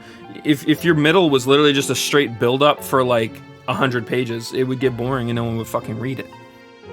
There has to be little mini climaxes along the way to keep people interested, or they just won't stick with your story, right? And I know a lot of writers end up doing this anyways, even if they don't really know it, or if they don't fully understand the writing process. I think most people realize that as they're doing it and writing things, they find out what's fun, and as things get published, I'm sure a lot of publishers understand this. A lot of editors probably understand this as well. But I feel like in the grand scheme of things, most people just don't know that. Especially people who don't write, and they only learned a little bit of it here and there from school or otherwise, right? But anyways, I'm being long-winded. I'm just saying I like this a lot. I actually genuinely think it's a good progression. Even if it sucks that it had to be presented to us in a less than favorable way. There is an optional dungeon on disc 2 that I will heavily advise you do. It's neat. Yeah, sure. Is there anything special I need to do it? Because I'm down. I know for anyone watching the VOD or maybe who's new in chat, I don't know who's all here right now. I don't mind spoilers in terms of secret content. So if you guys are curious as to why my no spoiler tag, and I'm like, oh yeah, spoil this for me. That's why. I'm generally pretty apt to not wanting to miss things, and I'm willing to take a bit of a spoiler if I need to, in order to, for instance, Persona 5, the whole final semester, and Persona 4 Golden even, in order to get the end content, you need to be spoiled a little bit. You need to understand. They assume you're playing the game the second time, and I didn't. I was playing it for the first, so. Once I get back to the world map. Okay, just if you want to point it out to me, I might ask here and there as things are going along, but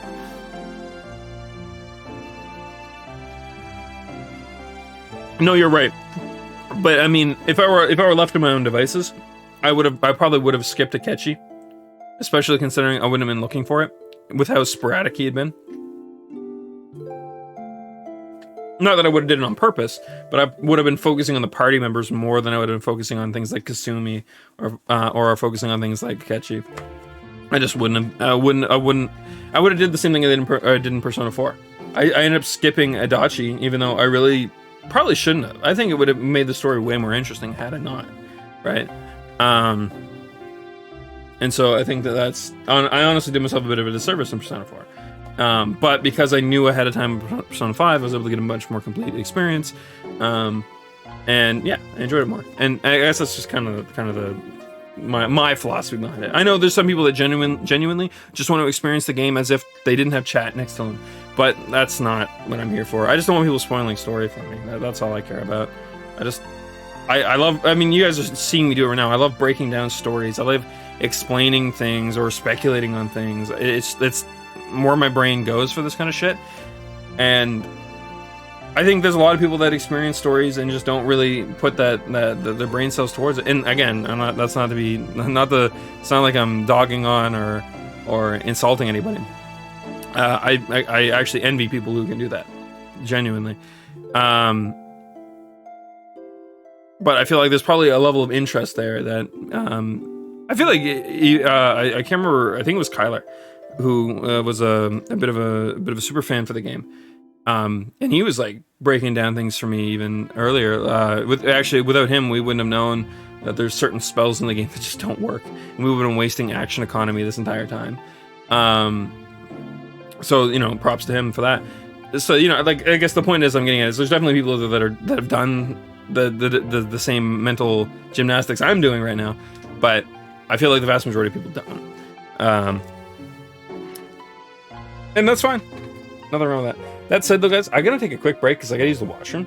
I've been kind of doing the pee dance here. I don't know if it's like noticeable on camera, but I apologize for all the breaks and all that shit we've been having tonight. Again, I'll probably be fine in the coming days, but I didn't want to not stream. We've been sitting on this for too long, and I got 9 days to beat the game. So, yeah. We couldn't skip another day. I genuinely am apologetic. Sorry that I am congested as all fucking. It's just probably not the funnest thing in the world to experience. Anyways, not to be too long-winded about it, I will return in like a couple minutes. I don't know, like less than 5.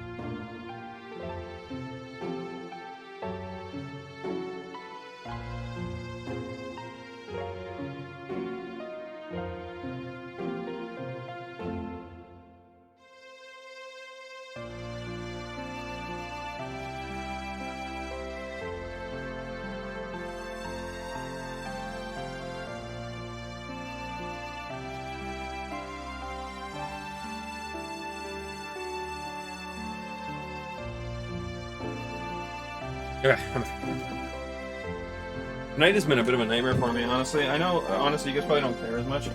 But I take is like when I like take all these breaks. I mean, honestly, for anyone watching the pod, you just probably skip ahead. But for the rest of you, it's probably just like, okay, I'll just look over to my other monitor real quick. You know, but I feel bad about it because it's like, I didn't even realize it was gonna be a problem when I sat down.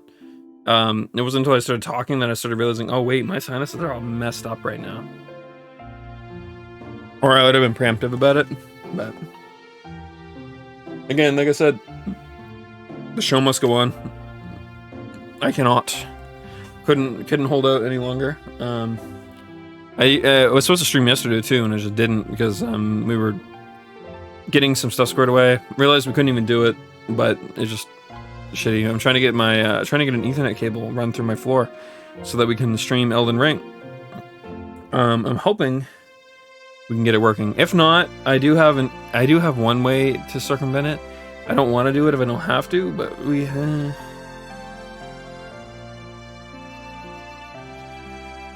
Hey, Els. That's all good. But hopefully we'll have that done before Elden Ring. It means that I might be doing some late streams here and there. Anyways, okay. We continued our work in destroying the Soylent System facilities. And they also went around and nursed the people in Nissan. She aided the bodies of the mutated and lent an ear to those who had no other place to go for help. She was the very image of the woman who created Nissan, Mother Sophia. It became rumored that Ellie was a reincarnation or second advent of Sophia. Go to Nissan and you will receive the salvation. The news seemed to spread further about, and people came from all over to be saved, both physically and spiritually. Free from the supervision of Solaris, the surface dwellers began to unite in one place.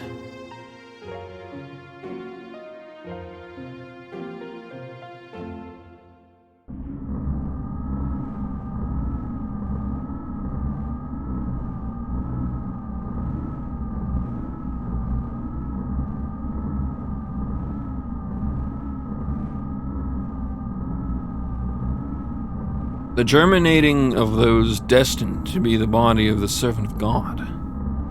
As before, the humans are gathering in Nissan at this rate. Not to fear. This might actually be helpful for us. The time is near. Should we not prepare for those who are to become the fleshly body of God? Those who will awaken God. The time has come to activate the Goetia key. Not Goetia. The Geisha key? Gadia key? I'm actually not entirely familiar with that one.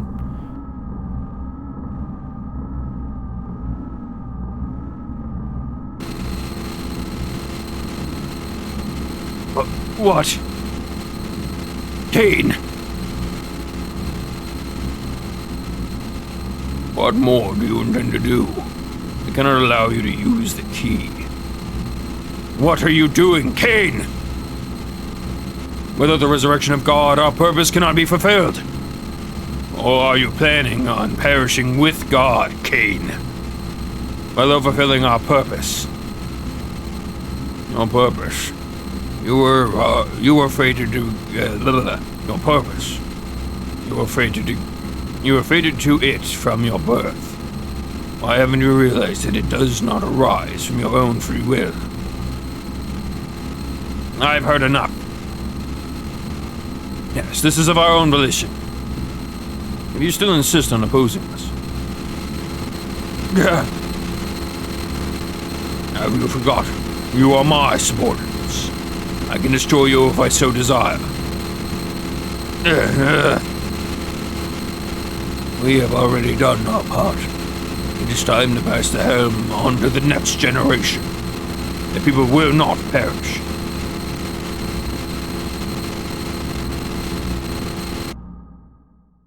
I'm glad that the Emperor is not like an all evil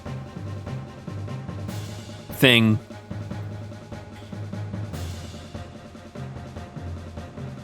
I feel like that would have honestly just fit too nicely. It would have made for a much less interesting situation, I think.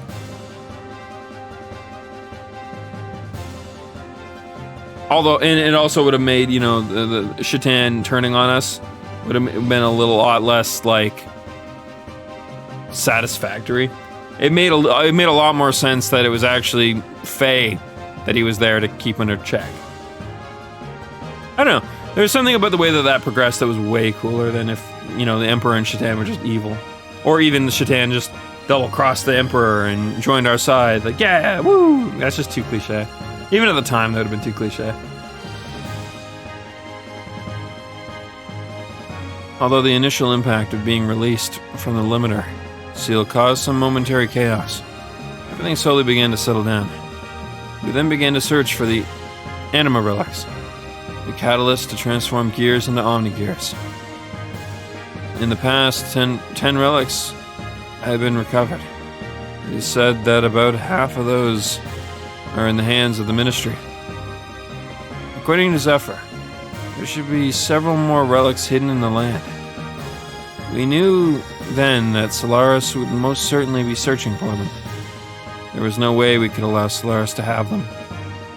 We visited the place where, using archaic records, Zephyr and her people had been able to get clues on the whereabouts of the relics. Following the information we obtained from there, we headed toward the ruins of what seemed to be an ancient civilization.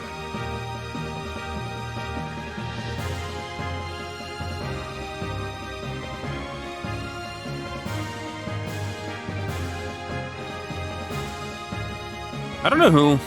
I kind of like this team.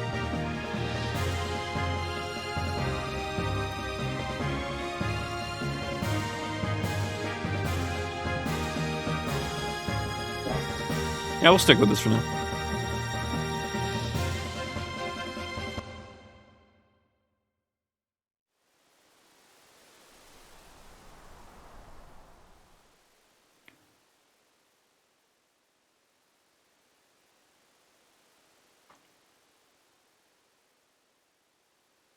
Well, I'm not the enemy.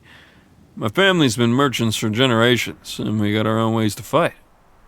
This is my battle. Want to buy something? I even service gears.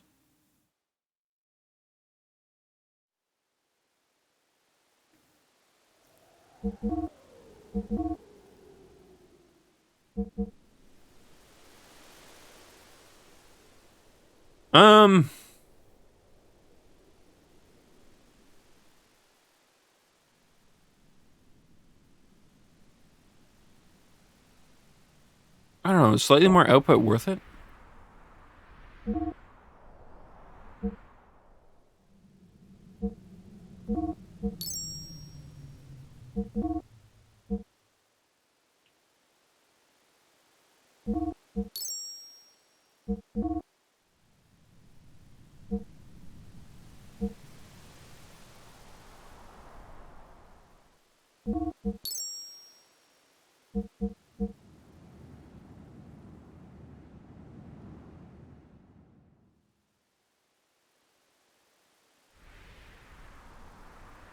Hey, whose is this?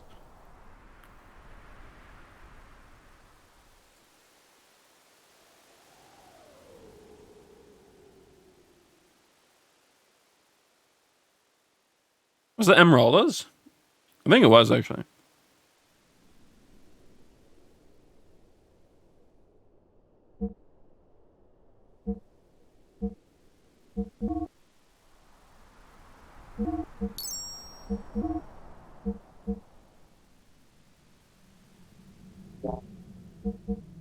I think we're gonna go for the higher output.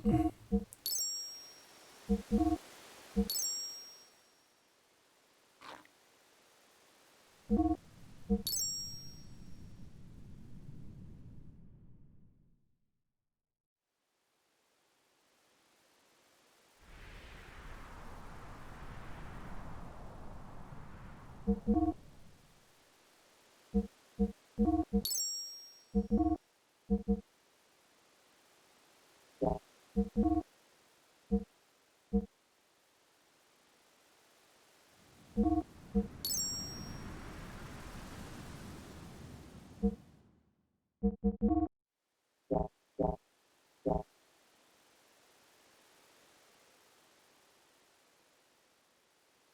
didn't mean to do that. Fuck.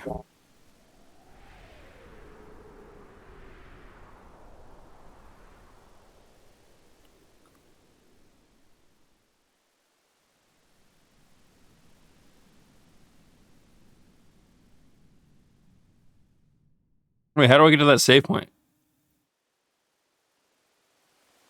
Okay. It's being a bit finicky.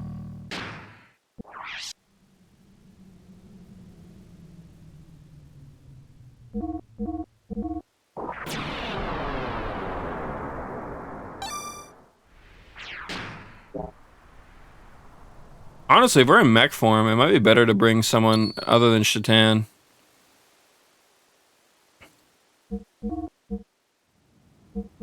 Why don't we try Emerald?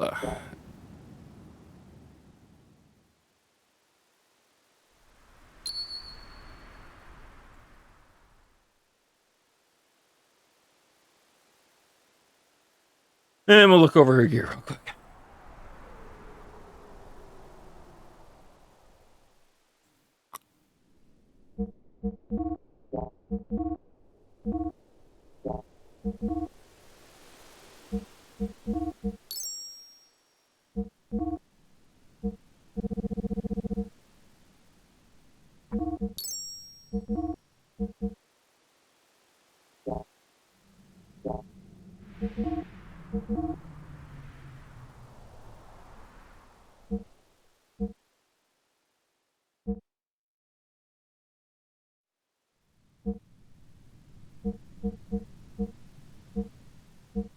Oh, there's quite a bit of extra shit. We'll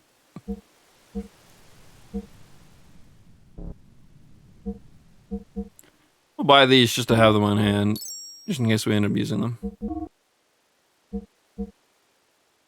Oh. Oops. Hold on, we might buy that. But...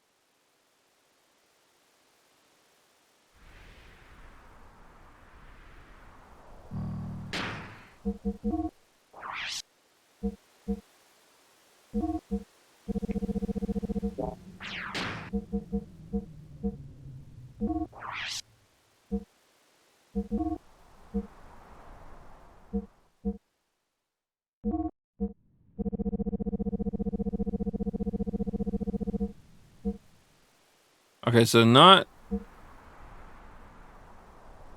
particularly good for us.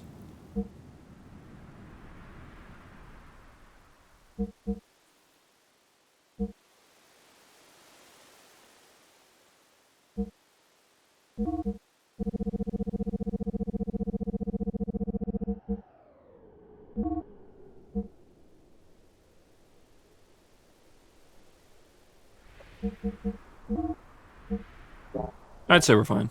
Okay.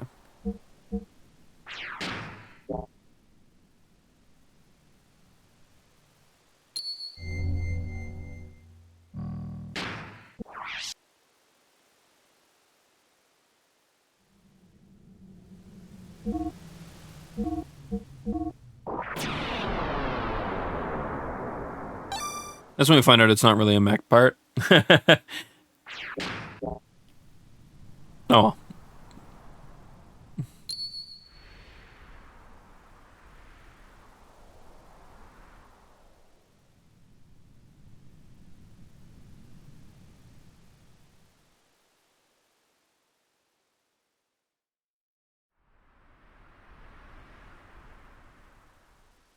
What the?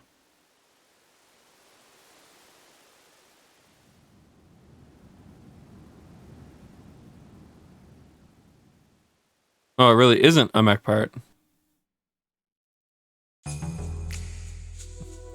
I mean, we'll be fine. Probably a bit of both, honestly, considering we were able to bring out our max set there.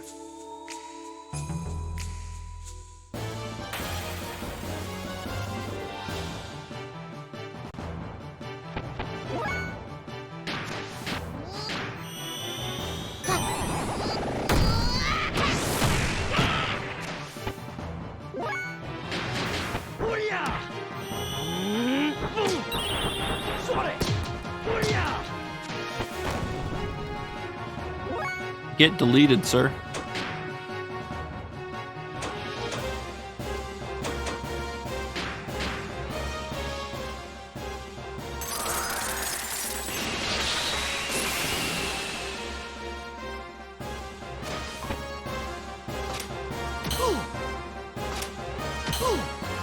Ouch. Ouch.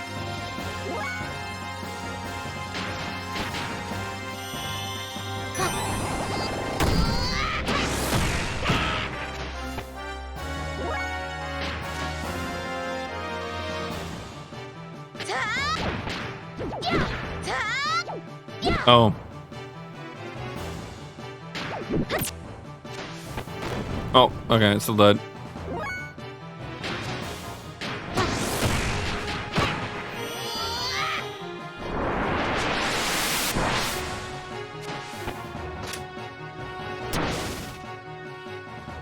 That's cheating? Oh, actually, that's not even that big a deal.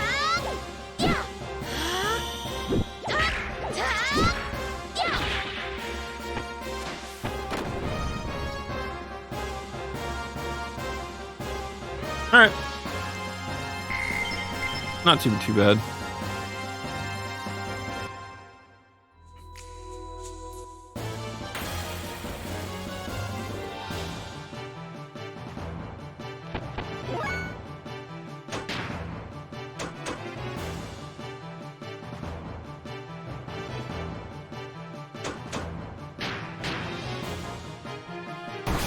Now let's see how much we can do by AoEing the shit out of them.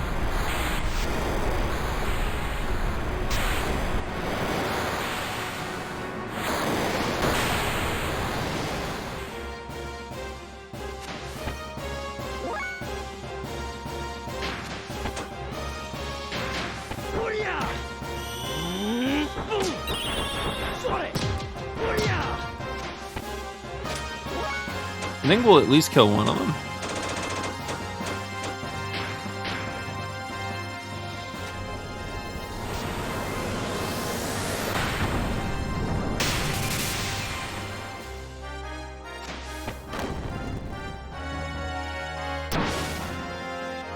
And no more of that.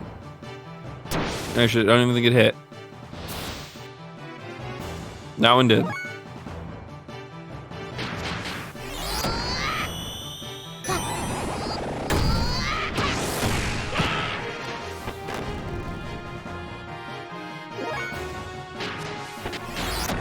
Didn't matter that it did it. Emeraldo's out here just beating ass.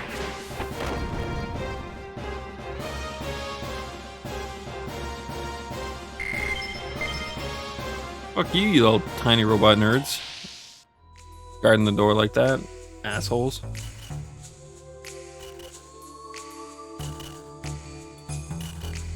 Nothing conspicuous.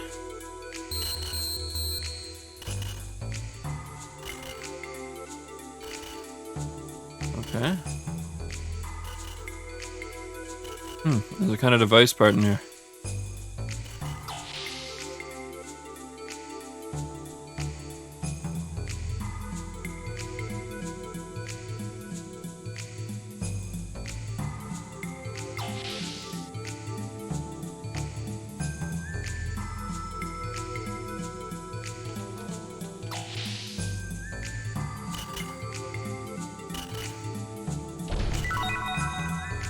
Wizardry, right? If I recall correctly, that's just to learn Death Blows faster.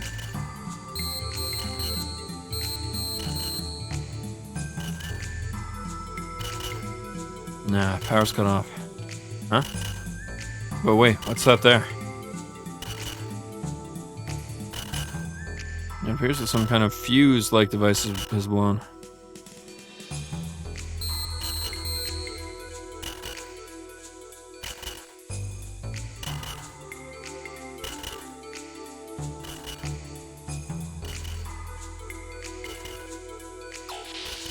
Clearly there's some sort of puzzle here.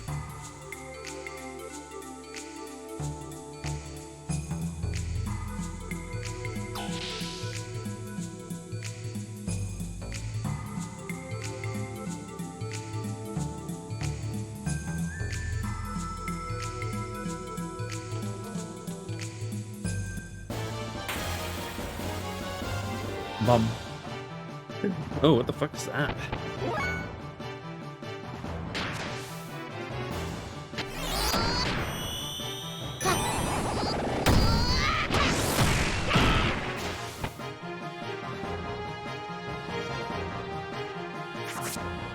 Huh? Can I please have her back?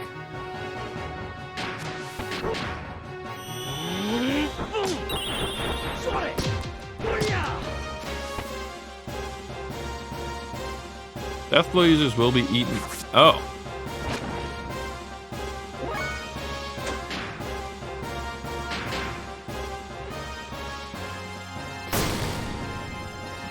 Oh.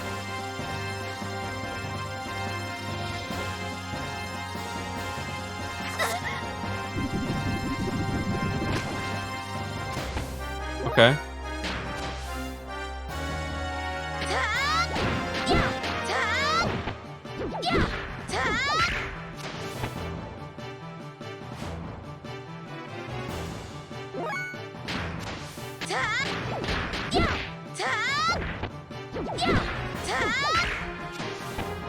Do they get uneaten?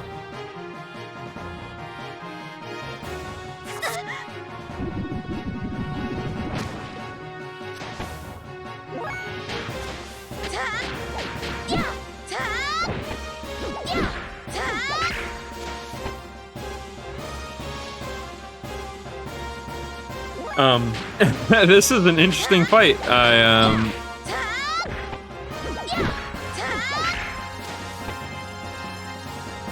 Sir, can you please let go of my friends?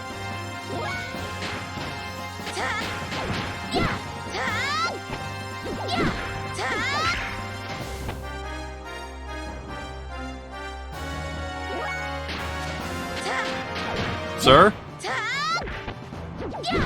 Put the friends down.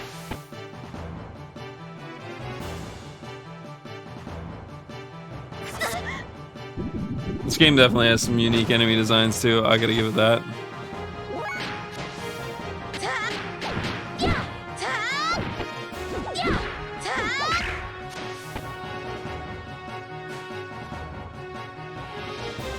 Any chance you could die, please?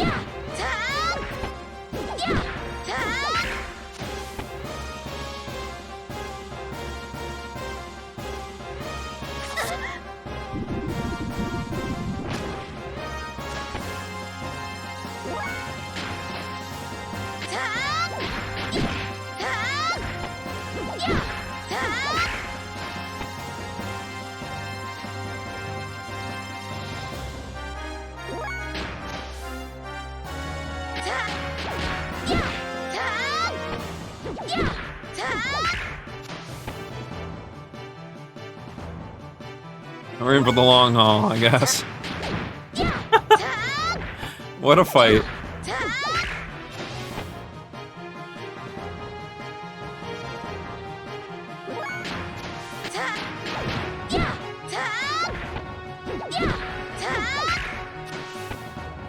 Any moment now, my guy.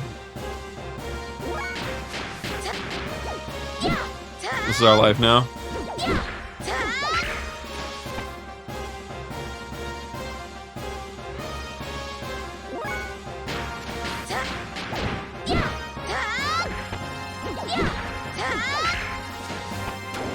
There we go.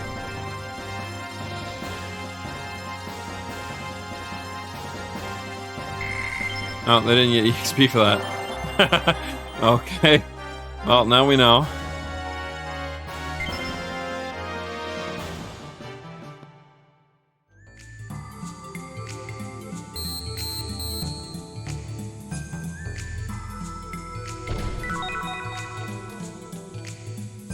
Oh, okay. And this is the entrance, right?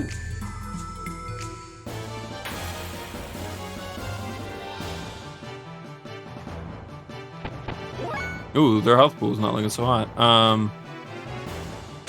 That's fine. We can actually do this.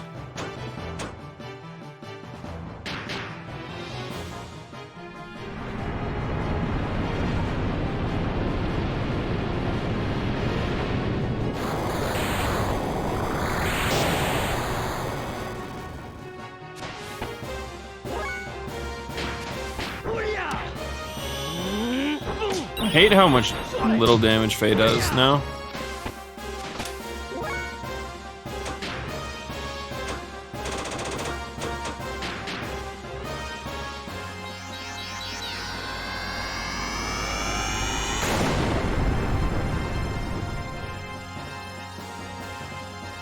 Oh.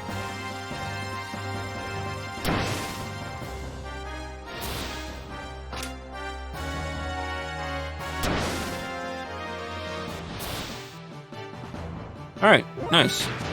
They did the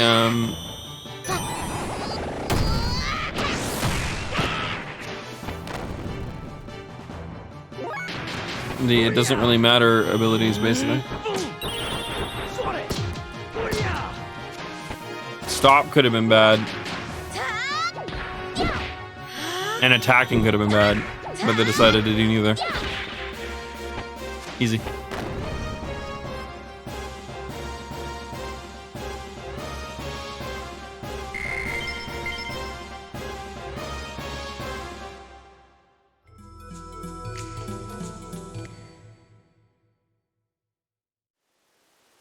Okay. So we know what... I think I know what we have to do. I should really be using the drives. I just haven't been... It's one of those moments where like, we have such a big cast of characters, I've been afraid to use them. Honestly, we could dump them on Faye. The damage ones.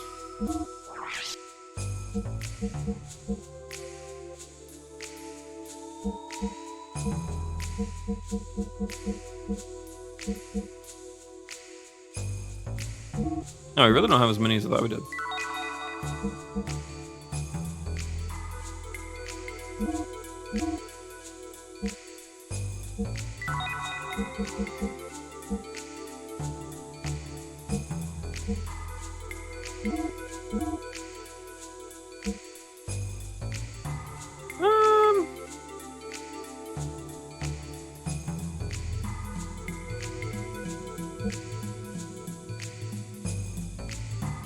Yeah, we use Ellie more than we use Emeralda. Let's just give it to Ellie.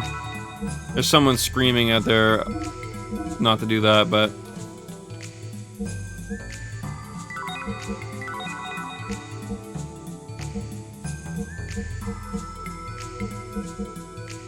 Honestly, I would have sat on these and never used them ever. So, fuck it at this point.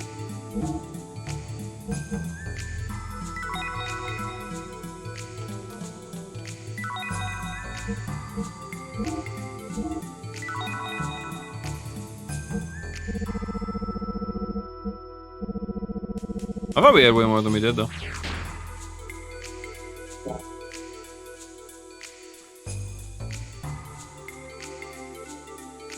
Yeah, I'm usually really bad about that stuff. In Tales games, there's items as well, like Sage and Jasmine and shit like that.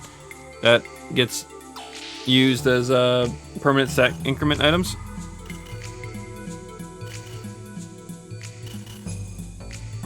Fuse Lake's device. Ah. I had a feeling there was probably a trigger to that before we were able to pull it out of the chest. But I had to search around.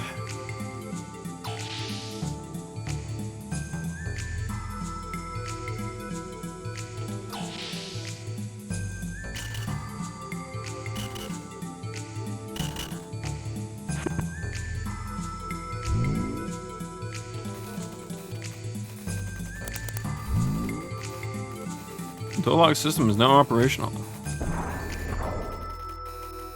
So only A was deactivated though, not B. which is the front door, basically.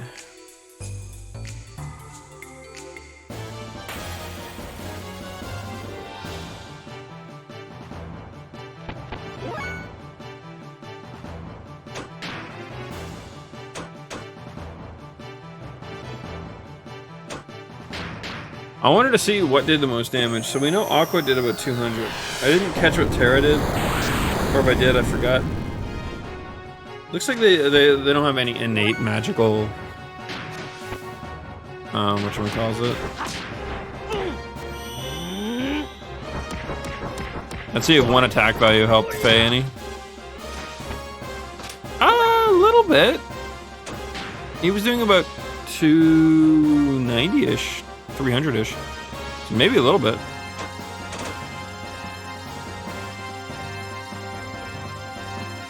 Actually, it would be easier to use these, I think. 86% chance to hit is a little better. That should kill one of them? Ooh, it didn't. Stomp. Oh, Jesus. Well, that could be worse, I guess. I didn't realize they had an ability like that. Ooh, use it more. Really. I forgot Faye can heal. It's shit, but it's a heal.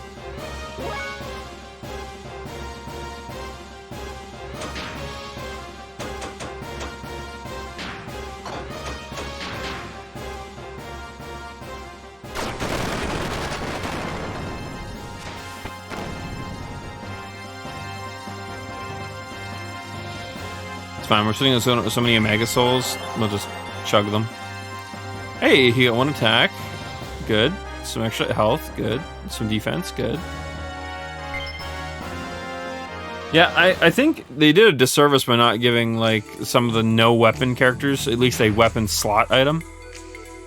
I think, they just don't, like, Ellie is doing more damage than Faye with her attacks. That's kind of crazy, considering you're not allowed to pull Faye off the team.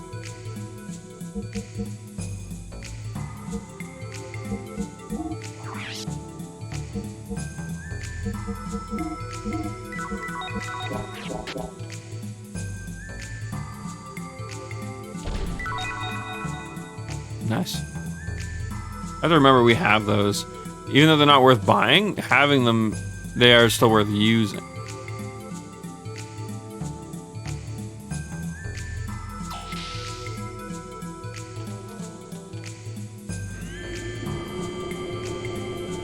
We probably want to go back up.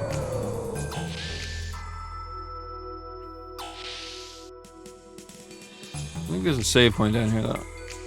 We'll touch that first. Just kidding. We'll get accosted at our upon arrival.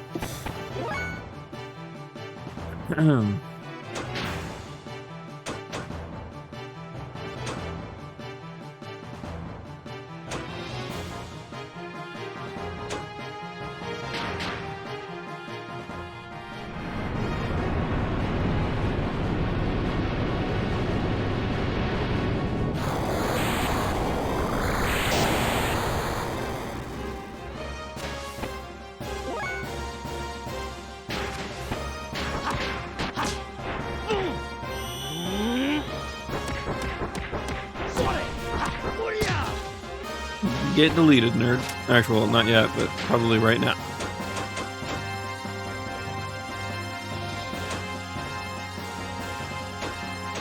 I'm actually curious if this does more damage. Let's try it again, and hopefully it doesn't miss.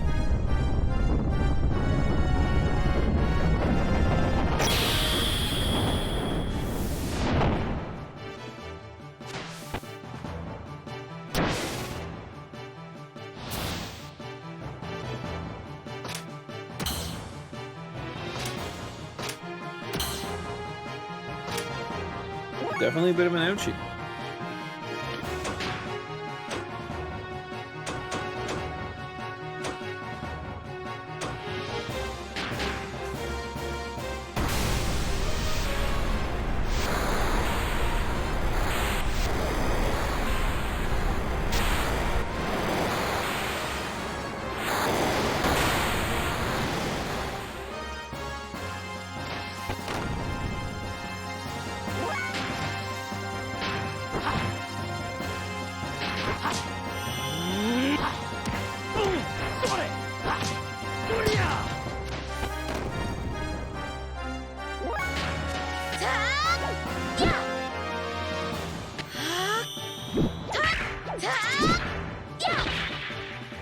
That should kill?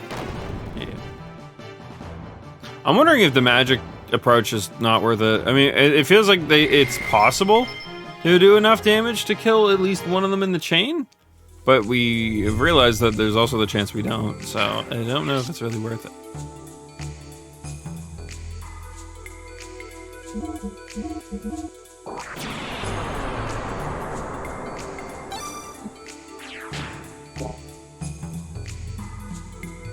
Alright. Back up we go. Yes. There was another pathway to take, and I feel like this is the way to go. There's a save point in there. It's gotta be the way to go. No item left behind, as it were.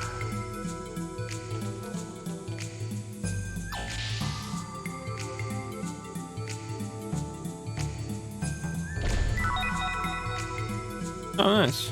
Those are nice. For the main system.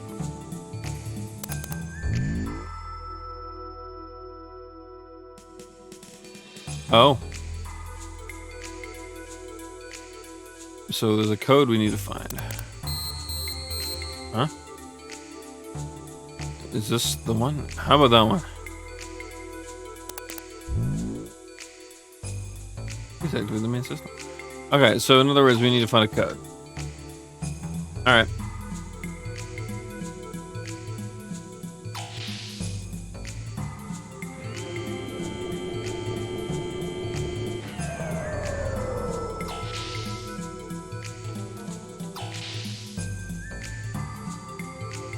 Try north first.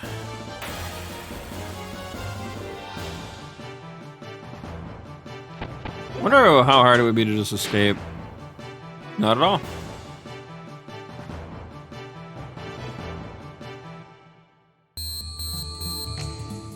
Yeah, so that's another system B area, but what's north? Or south, I mean. Oh. In other words, whatever we're here for is actually above. Okay.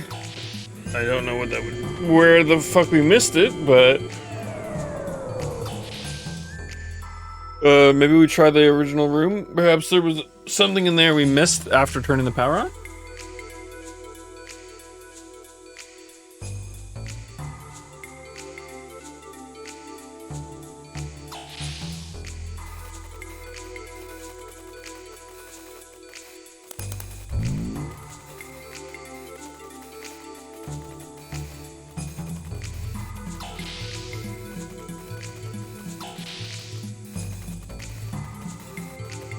Nothing conspicuous.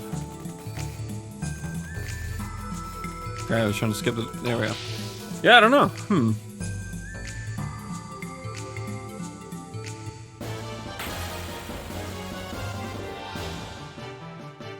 Yeah, no, that's all right. We were just leaving.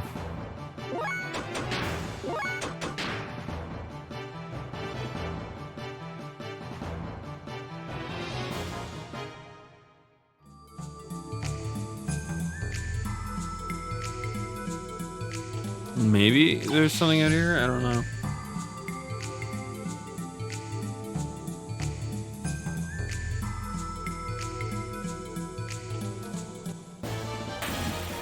Nothing.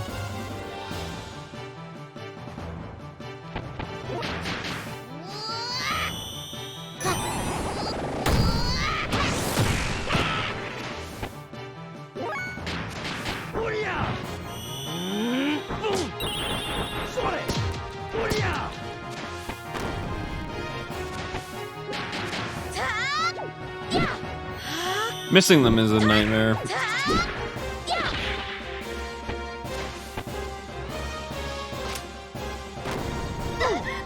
Rude.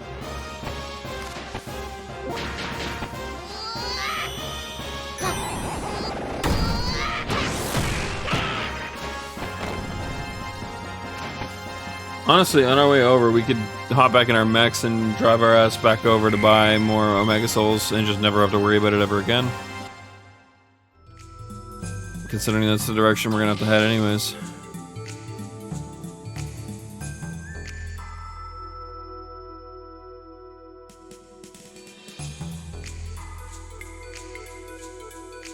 Just detour left.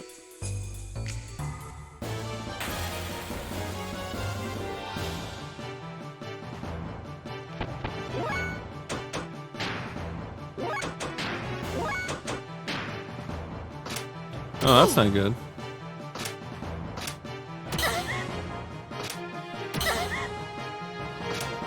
Oh, that's Ellie down.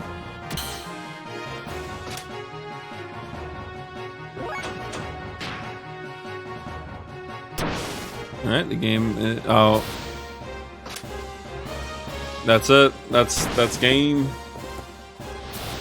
That's pain right there.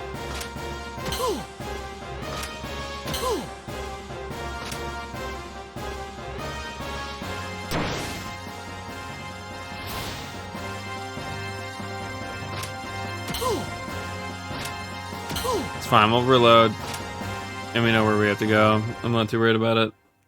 That's fucking annoying though. I'm not entirely certain if fighting them would have changed anything there, actually. I don't think... I mean, we would have killed one.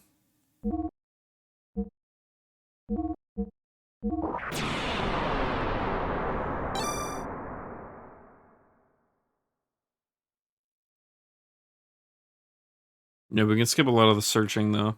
And just run right to where we need to go.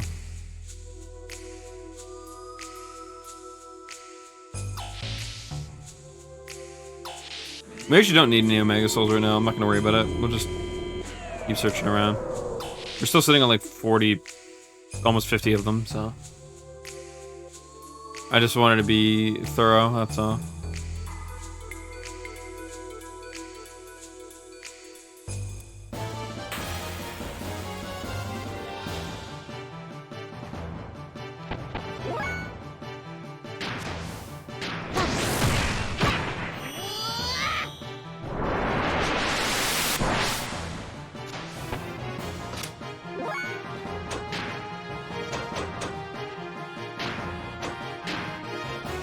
How much damage will this do, I wonder?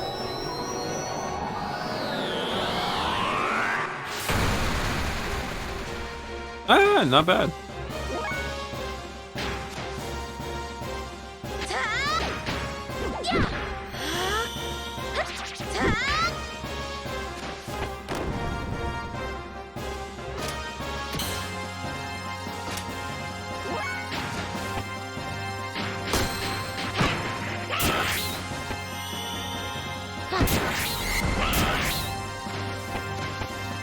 Oh, that was enough to kill it. Good.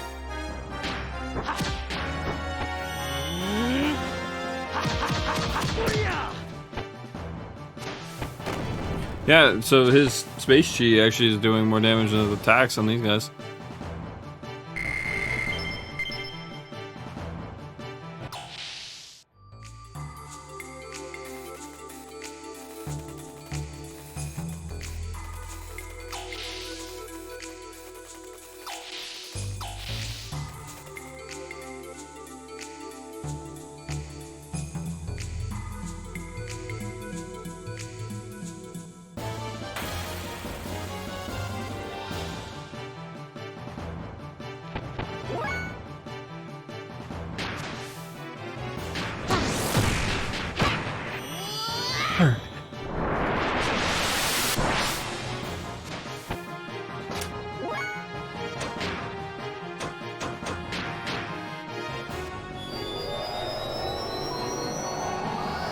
See, if we could kill one before Ellie attacks, that would be beautiful.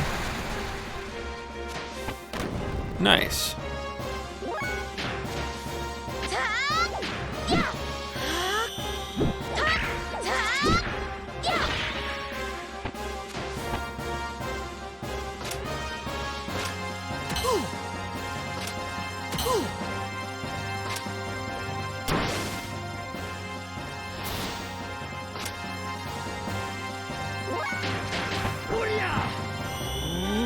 I don't know if this kills. I don't think it does. Oh, it does. Never mind, I stand corrected.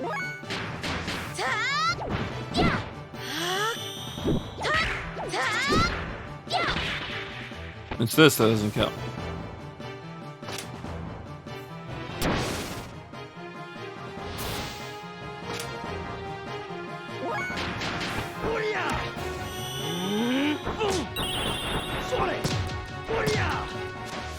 Oh, he's able to hit up to 500 now, so he's almost in line with them.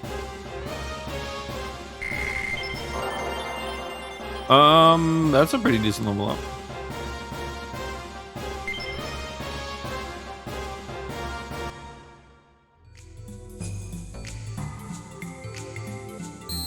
Yeah, I already know that one. That probably leads down to that elevator room, actually. If I had to make my guess.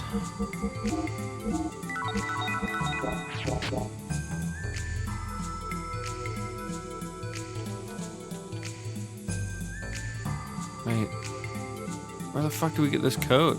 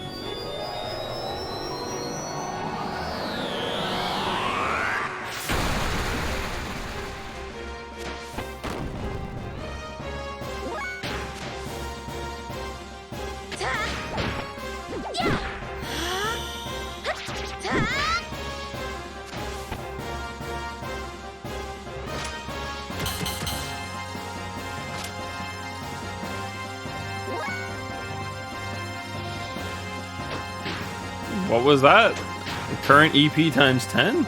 Does that mean it did 10 times the damage of her current EP? In other words, it did 700 fucking damage to her? I didn't quite catch that.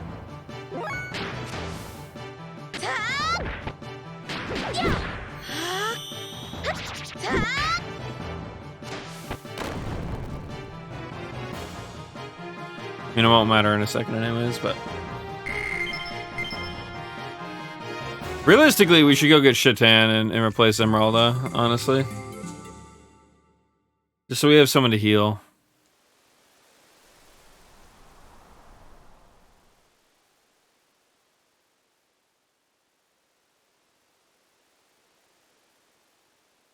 Yeah, so we can't get around in our mechs here very well.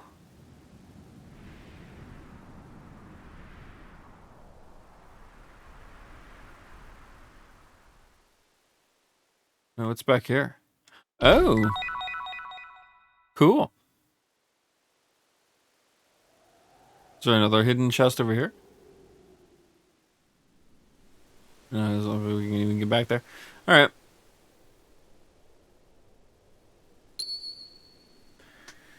We'll put Shatan back on. He was kicking ass in combat too, so...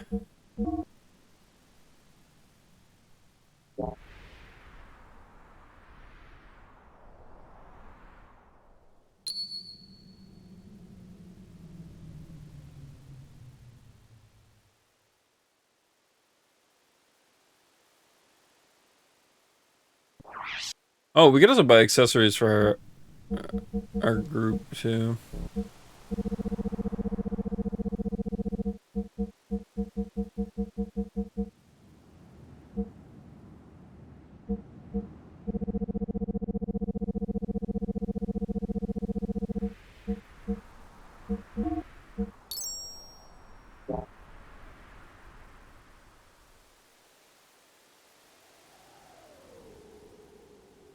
Which might actually help us a lot more. Wonder Whip. Yeah, we'll buy it just to have it. In case we get forced to use Bard.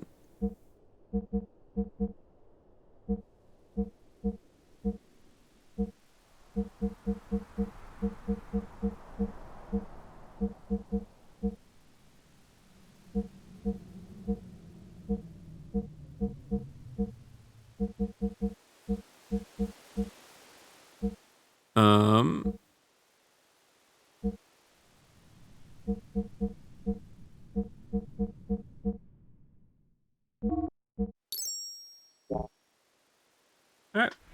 I think we're all pretty much good to go.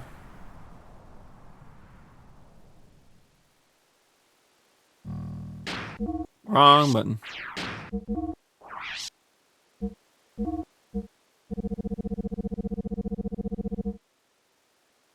Ooh, I think that's still worth it. And this is better still. Yeah.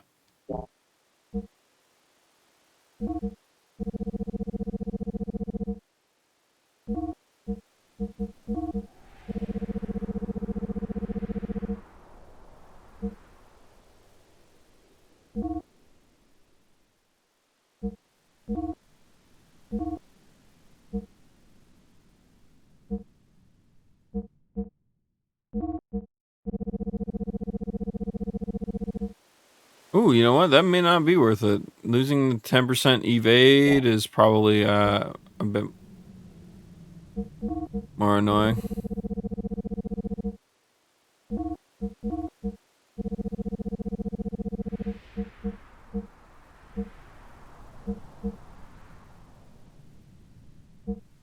Alright. That's fine.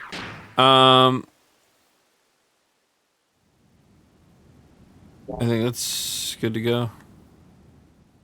Now we save.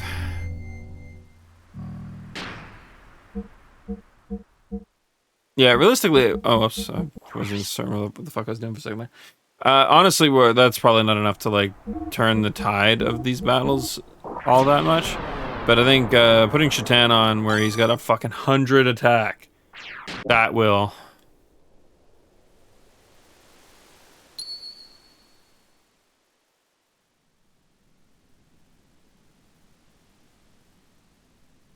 Still at a loss, though. I feel like we've been everywhere, and I can't find a code.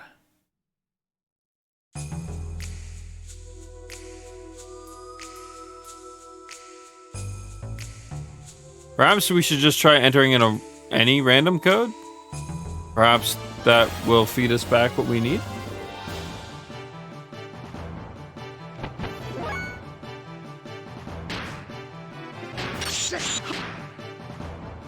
It helps if you don't miss those, Shatan.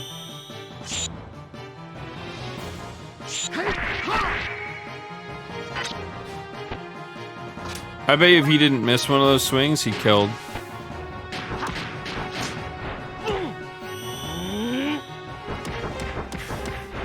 Would have deleted it, that nerd. It's fine.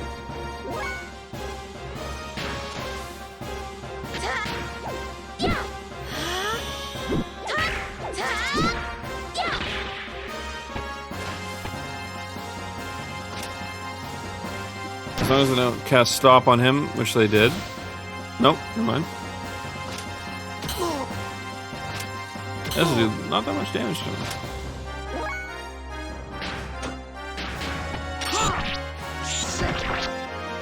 Yeah, and watch him do 1,000 damage right here.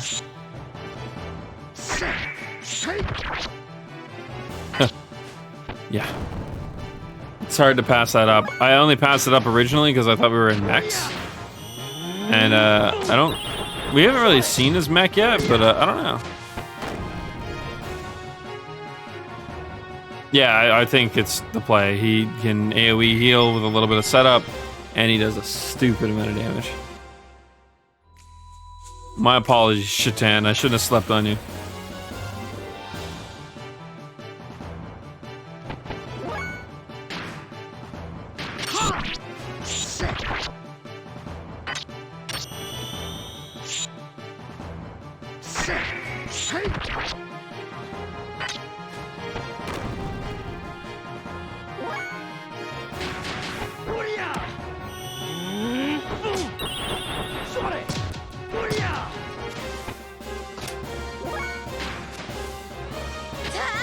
As much as I think this is overkill, it's probably better to just get two of them off the field. Oh, rude.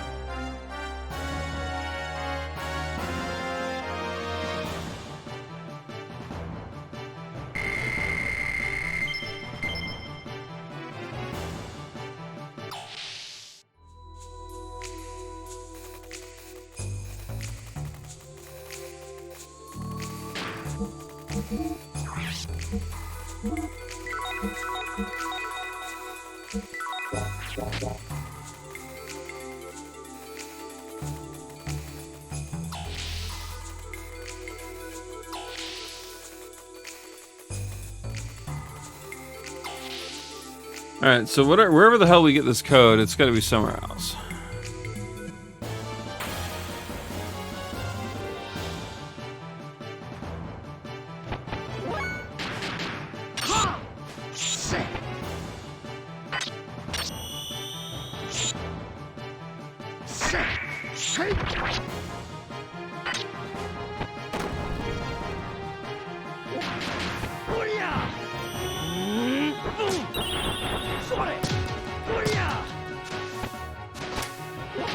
Yeah, when we have two of them, we can actually kill them all now without taking any, without giving them any actions. That's good. That's an upgrade. Attack and ether, perfect. We really need Shatan to get more attack though, holy shit. There wasn't anything this way, it was just a chest, right? Yeah.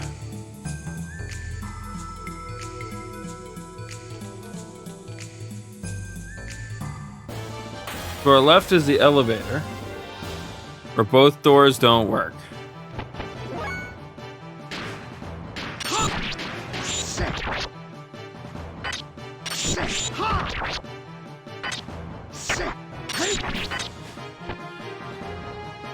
We'll see how this goes.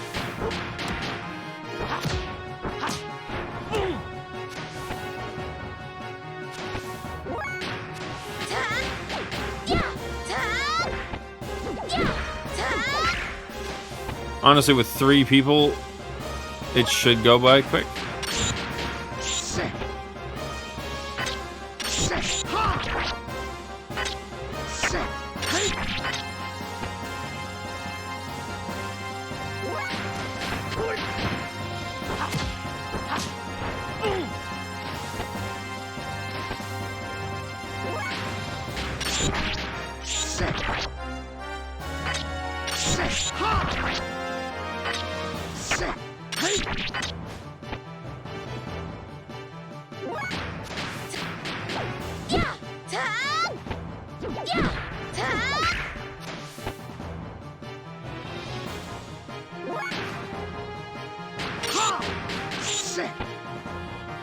Missing is illegal, but they continue to do it anyways. Oh, glancing blows also suck.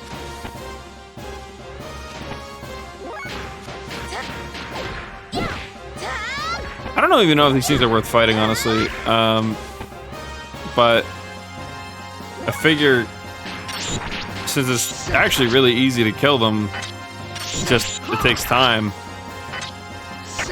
It's free EXP basically. Although I said it should take us, you know, it should be faster now that we have 3 people on field. Not like the last time where we only had 1, but it's actually genuinely still taking quite a bit of fucking time. Hey, look, go Ellie. Thank you. Said the ass nicely.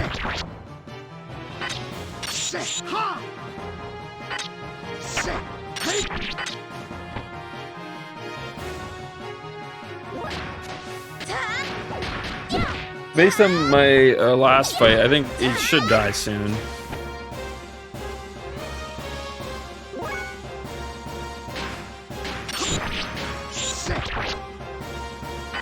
Especially if Shatan doesn't miss, he just kind of slaps damage on it.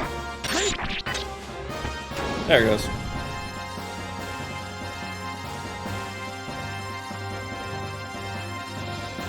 I don't know if that's worth 10k EXP. I don't. It's not also. Oh, it gives a gold bullion, I guess. I was gonna say it doesn't give any money, but it does. It does technically give money.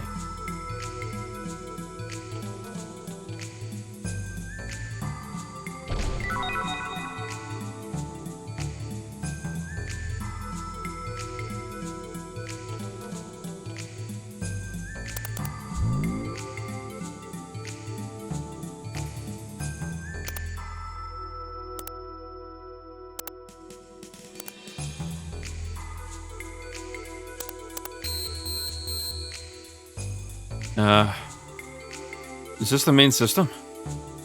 Any hints? No, I guess not.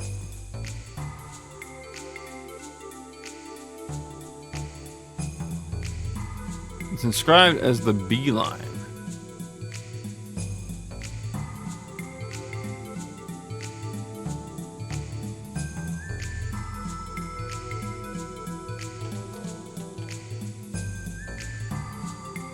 Line A's blocks are all closed off.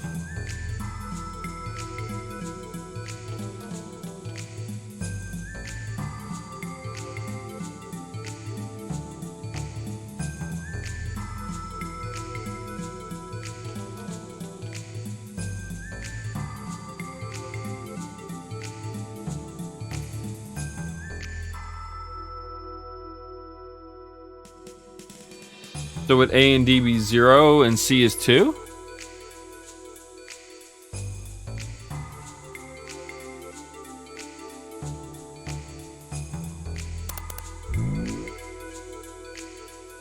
I didn't notice if a 0 was even an option.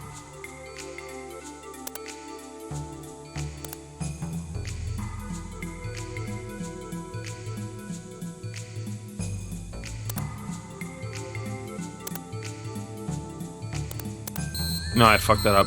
Shit. Okay, I know how I fucked it up. D is 0, but it was C was 2.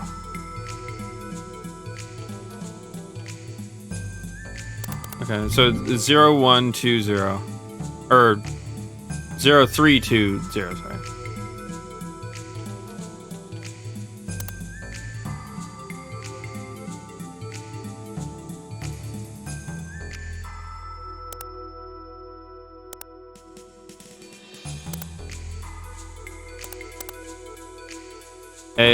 Okay. I missed that the last time. That's, okay. The system is active.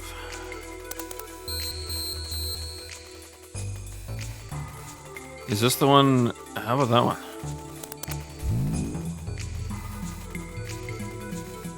Nice. Okay, cool. Yeah, I missed that the last time we were here. That's my bad.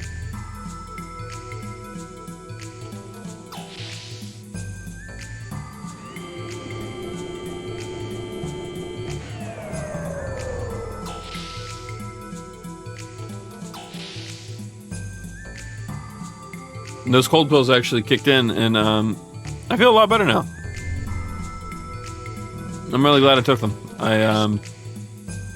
If I'm starting to feel even a little bit stuffed up tomorrow, I'm gonna just do that before stream. And we should be fine. We won't have to have that silliness at the beginning. Oops. Ugh. So north, I think, is back out, but let's get our bearings.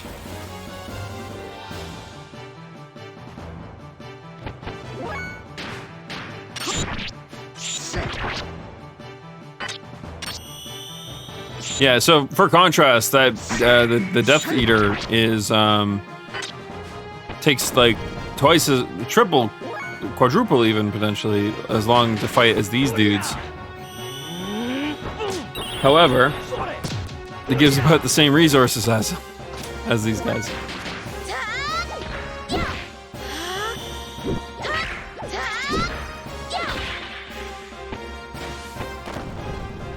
Do it. Take out half my health. Never mind. He was much more courteous than I thought he was going to be. Okay, Shatan. Missing is illegal.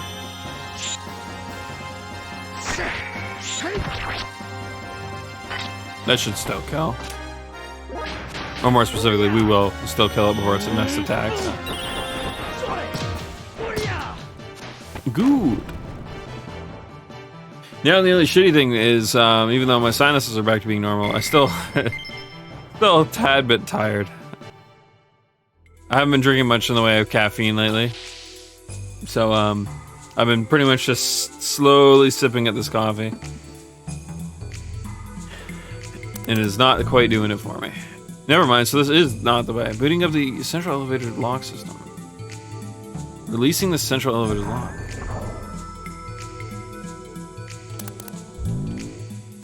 Lock.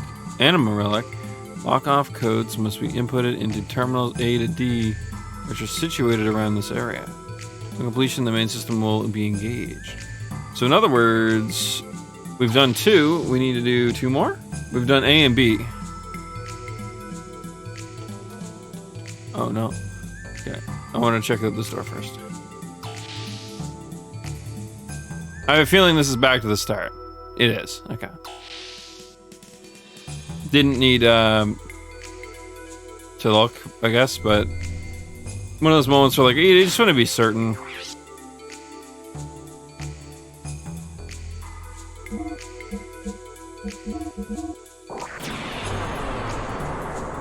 My luck, it wasn't a shortcut, and it's, you know, 2 different areas that give us shit. Meaning backtracking would have to be a thing too, I guess, but luckily it is not.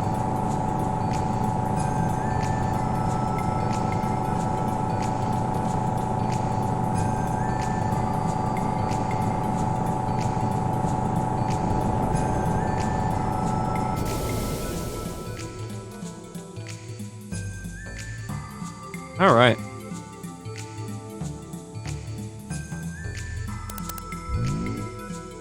Enter the code. And just D.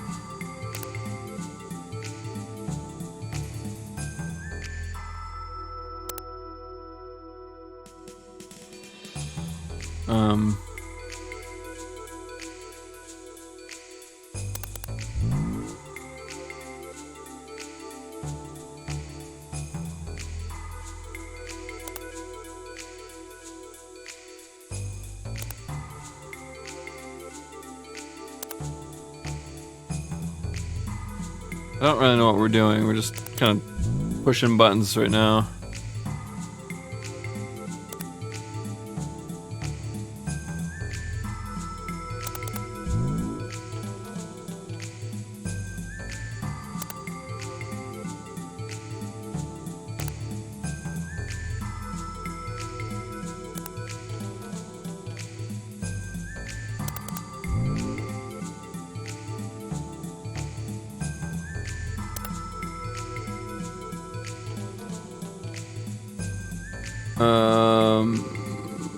Okay, I don't really know what that is supposed to be, but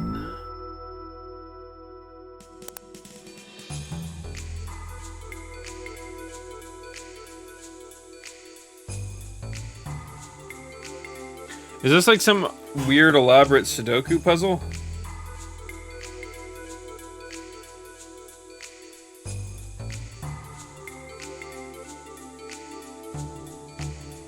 Wouldn't that mean B needs to be 1, D needs to be 2?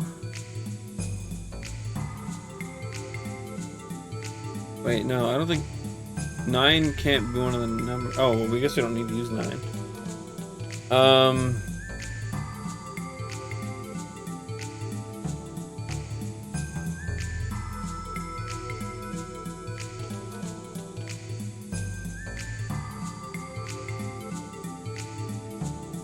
I don't know.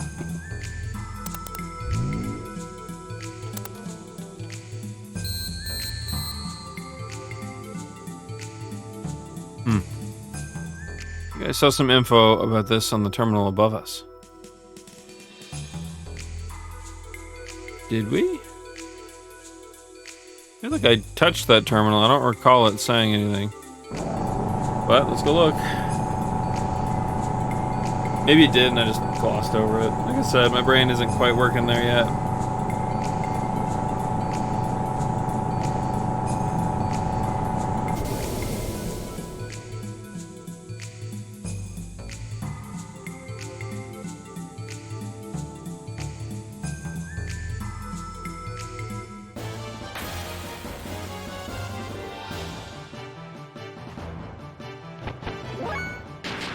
Alright, no missing.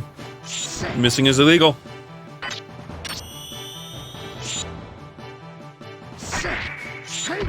Oh. Alright.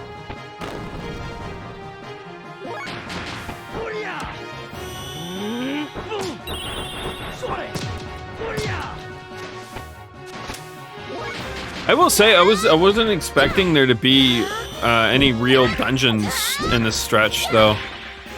And I will say I'm actually quite happy that there is.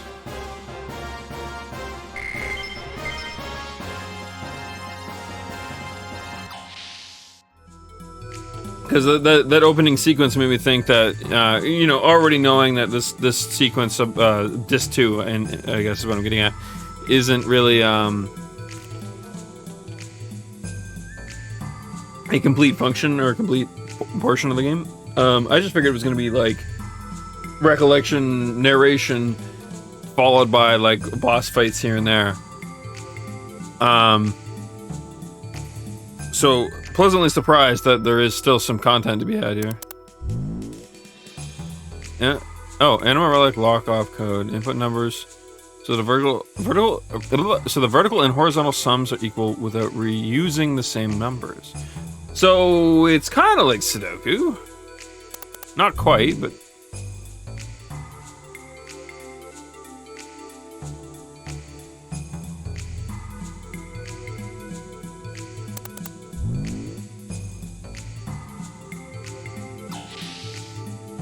Okay, we can do this.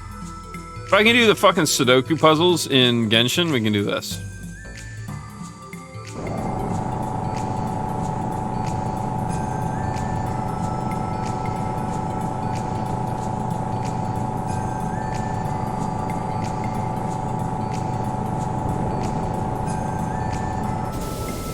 What an extra fucking elevator too, eh? Okay, so 7 is the number in the middle.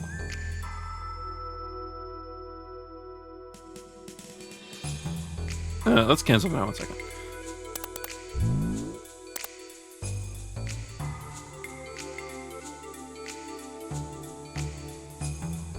Why does it say like that? Zero is the default value, please ignore it. Okay.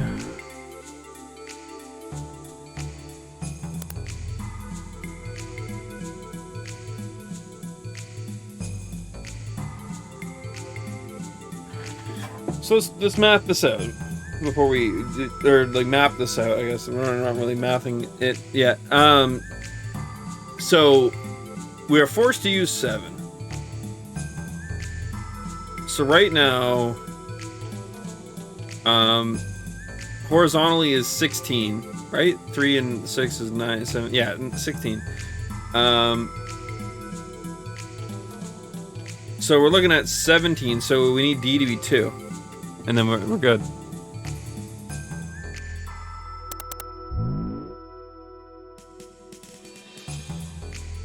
Right? Oh, wait, no.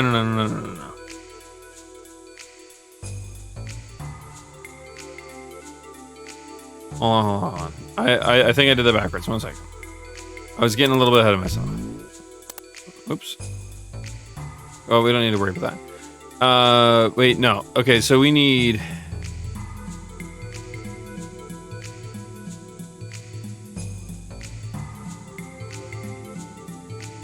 No, okay, this isn't gonna work that way. Never mind. Okay.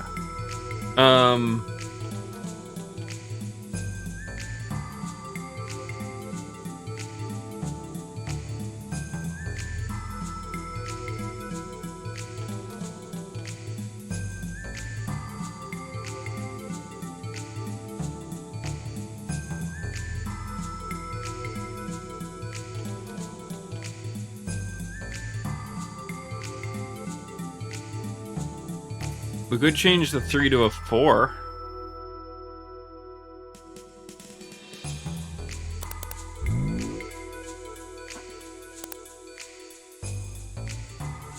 Okay, so we need to... So this is D, so this would be C over here.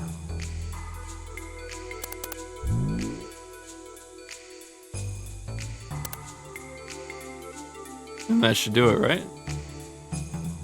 That should make them both 17.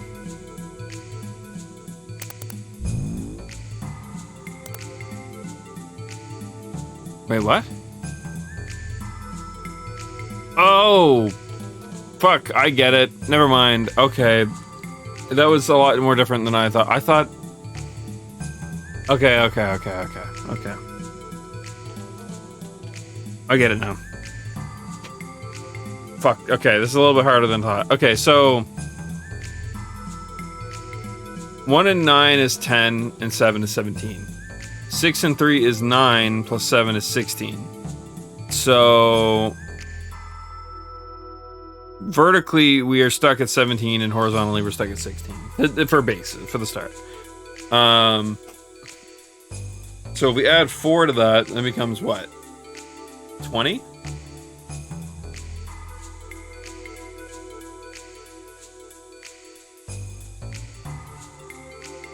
You know what? Where's my book? I don't remember where the fuck I put it. I used to have a book that I would write puzzle solutions in. We're gonna figure this out. One second. Make sure my pants don't fall off me while I'm standing up. Anybody wants to see that? I put it over here somewhere, I think. Oh, don't trip and fall, please. That's straight.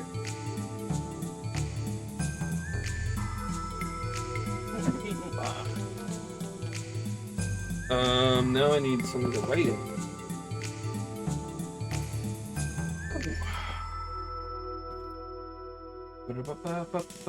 This will do it. I'm gonna eraser on it, but that is fine. Okay, so let's get out of this real quick. 'Cause I don't give a shit about that. Okay.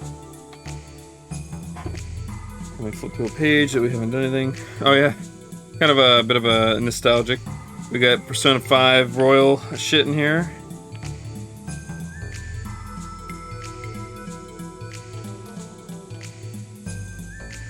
Can't show you guys the book because it has it'll actually dox me. I know that sounds weird, just trust me. Fantasia in here.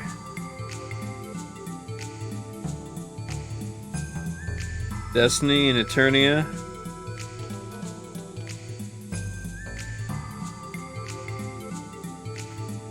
Oh yeah, I was writing down luck values because like what the fuck's up with the luck values? They keep resetting. Eternia was a weird one.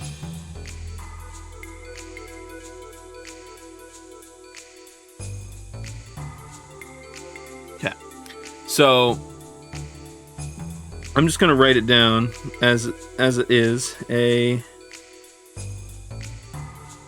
B, C, and D. And then we got 6, 7, 3, and then 9 and 1.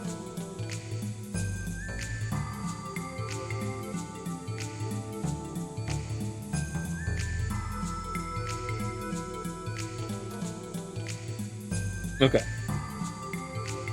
So let's see here. I did not leave myself enough room to really do anything with this. It's fine. I'll probably just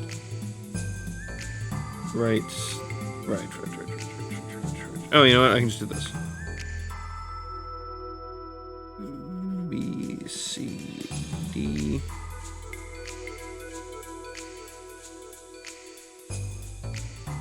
All right. So we can't use 9, 6, 7 through 1. What is that? What is the pool of numbers left then? It's 1 through 9. So 1 that leaves what? 2. 3 is taken, so that leaves 4. 5. 6 is taken. 7 is taken. 8. So wait. 1, 2, 3, 4, 5, 6, 7, 8, 9. So we only have 4 numbers to fuck with. That actually makes it significantly easier, actually. Okay, well, I got all the information written down. I don't really need to write the solution in, I don't think. Actually, I might just do it for the sake of it, but... So... Right now, we have 4 where C is. leaving us at 20.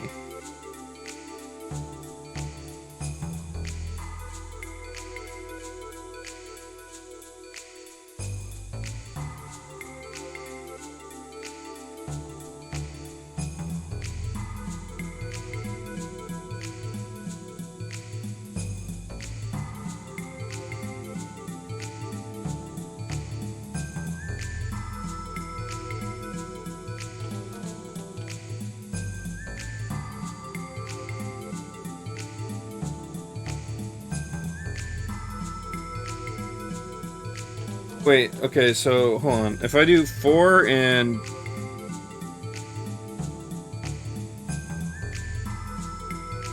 4 and 5,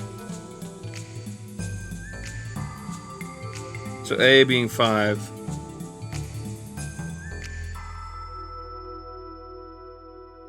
That's what?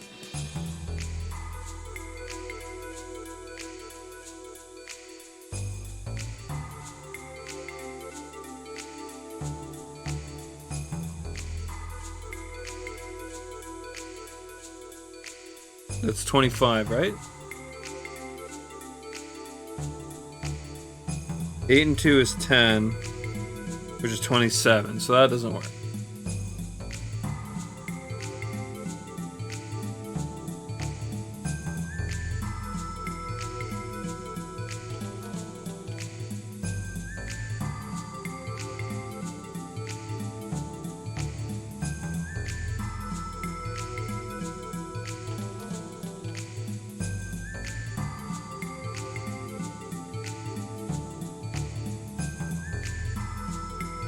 But if I were to do 2, or no, sorry, 8, so 4 and 8,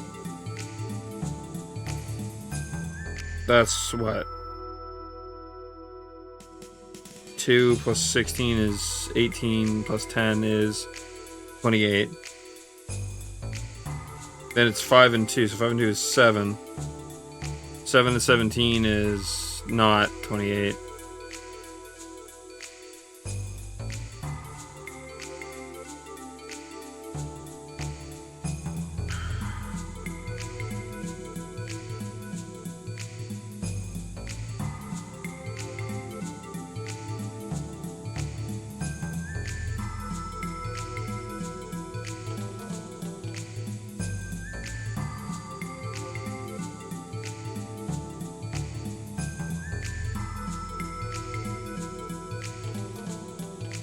This is harder than I thought it would be. Alright, alright.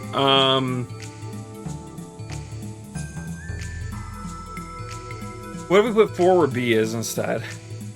Just thinking out loud here.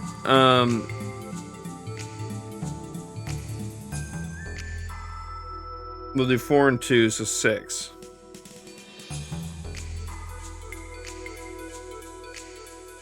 That puts us up to 23.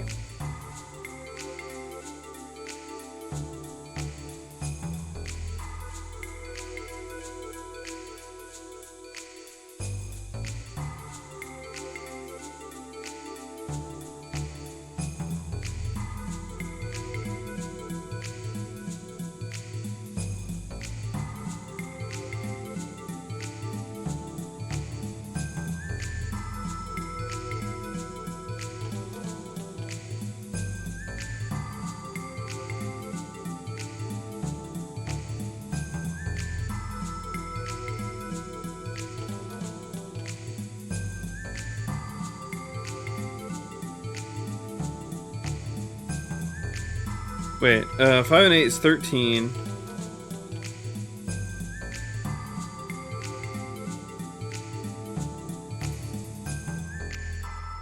So that puts us at like 27 still.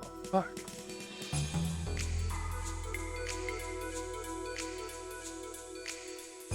This is difficult.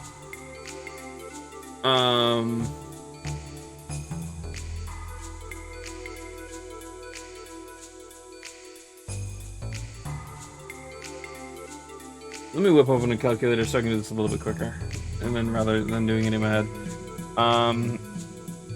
So let's do this the way I just said, so I can get this. So 2 plus 4 plus this plus this equals 23. Okay, so I math that out. Correctly. So 5 plus 8 plus 6 plus 7 plus 3 equals. Oh, okay. So I was even off on that. That's 29, not 28. I think is what I said. So yeah, we need to reel that one back by a lot. We're 6 more than we need to be.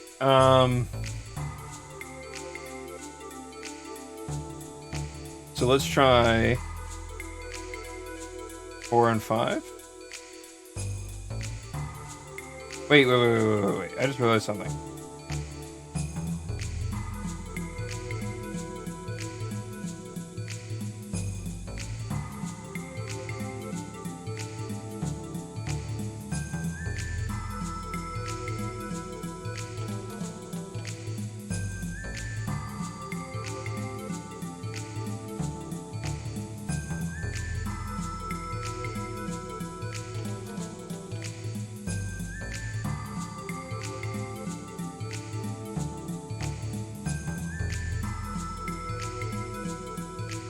One second. Did I do that right?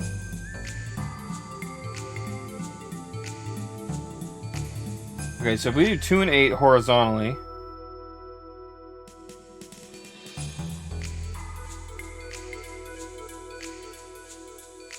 but then we do 4 and 5 vertically.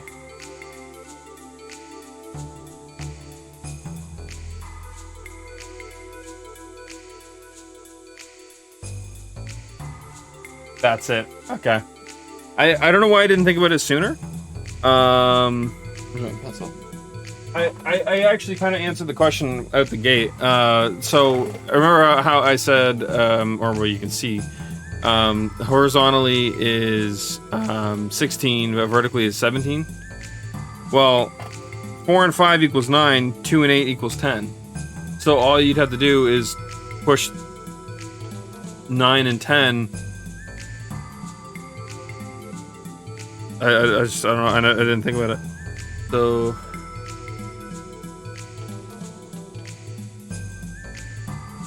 But which direction was that again? Fuck, my brain.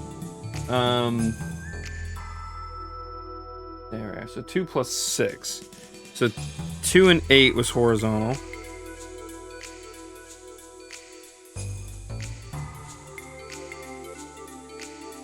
And then 4 and 5 was vertical. Alright, cool. We figured it out. So let's go to A, and we'll just do it in order. So A is going to be 2.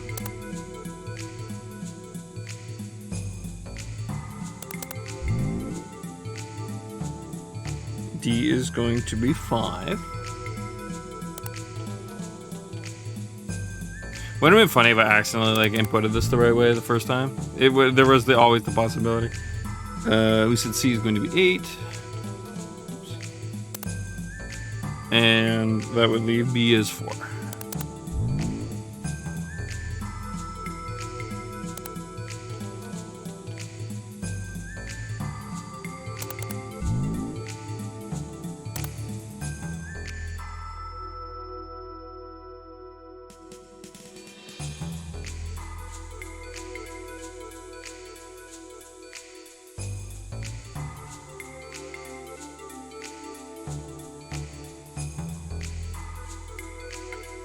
I'm pretty certain that's the code. How do we activate it now? Do we just go back up? Or is there an activate in here? Oh, release thought. And a relic released. Nice. Cool.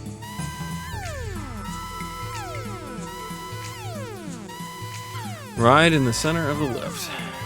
Keep your hands and feet inside the vehicle at all times. Wait, we're supposed to go down or up? Probably down. I always like to solve my own puzzles, even if I'm not always that great at the kind of puzzles we're being given. You can always save now.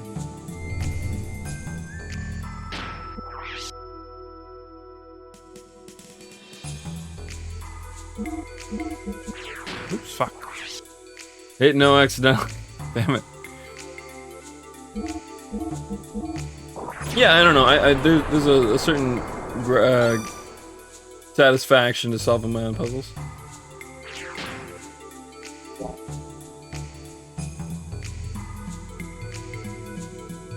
Alright, down we go.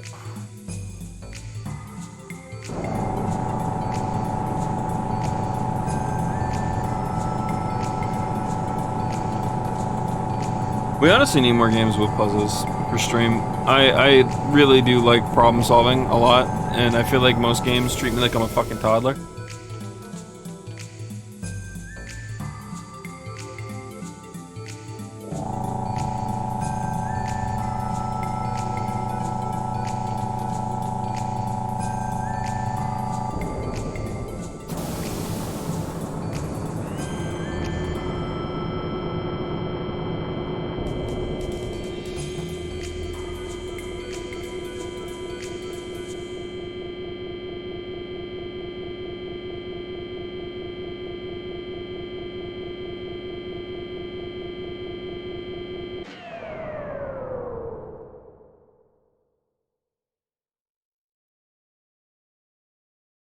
Anything of note in this room? Doesn't look like it.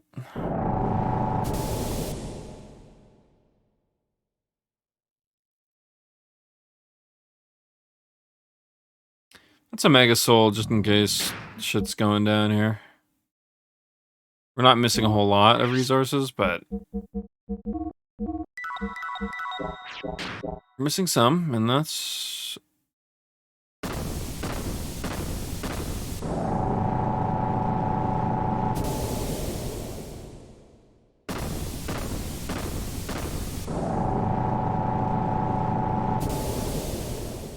So we're basically unlocking the ability to create an Omni Gear.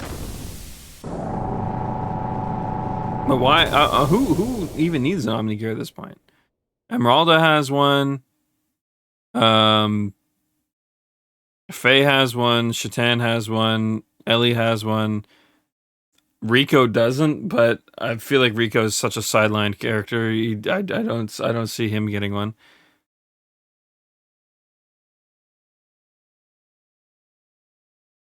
I suppose they could upgrade one of our other mechs. Say Bezin's already one as well.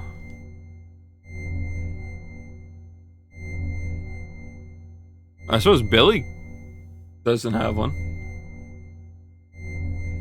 This is the Anima Relic.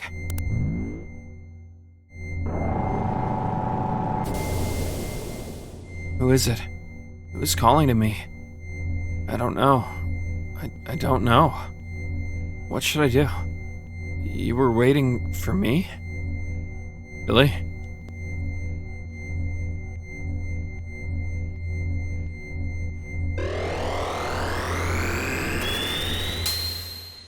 I mean, he was the one... did you see that? Did that not look like my gear? Maybe something has happened to your gear. Come on, let's head for the exit and see if any changes have taken place. In other words, Billy was probably recognized by the Anima Relic as part of his job. Oh, not these nerds again. You girls again. The elements. I see you've gained a new gear that has been aligned with the Anima Relic. You know what we should have. You know that we should have been the ones to have it. We need stronger powers in order for Commander Ramses to realize his long-cherished desires. Yeah, for the building of our ideal country, we can't allow you to take it. So come on, let us have it. You knew what Solaris was doing to the surface dwellers. And you know what the situation is like now on the Earth. And yet you... What the Gazelle do or whatever happens to the lambs are not my concerns. Each of us have our own obligations to fulfill. We don't have time to deal with affairs concerning you weak and inferior people. No, I mean, weak and inferior despite us beating the living shit out of you each time. I don't know. Something about those words coming in your mouth don't make much sense, lady. Davinia, do you truly believe that? Yeah, I do. Look at yourselves, for instance. You, the strong and the superior, are the first to preserve yourselves without any mutations. Is that not right? What do you mean? Oh no, oh gee, oh god. How dare us, not be able to transform.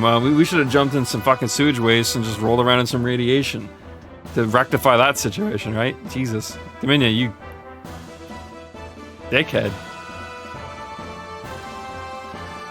Not to mention, Ellie honestly sacrificed a lot to try and save everybody, realistically.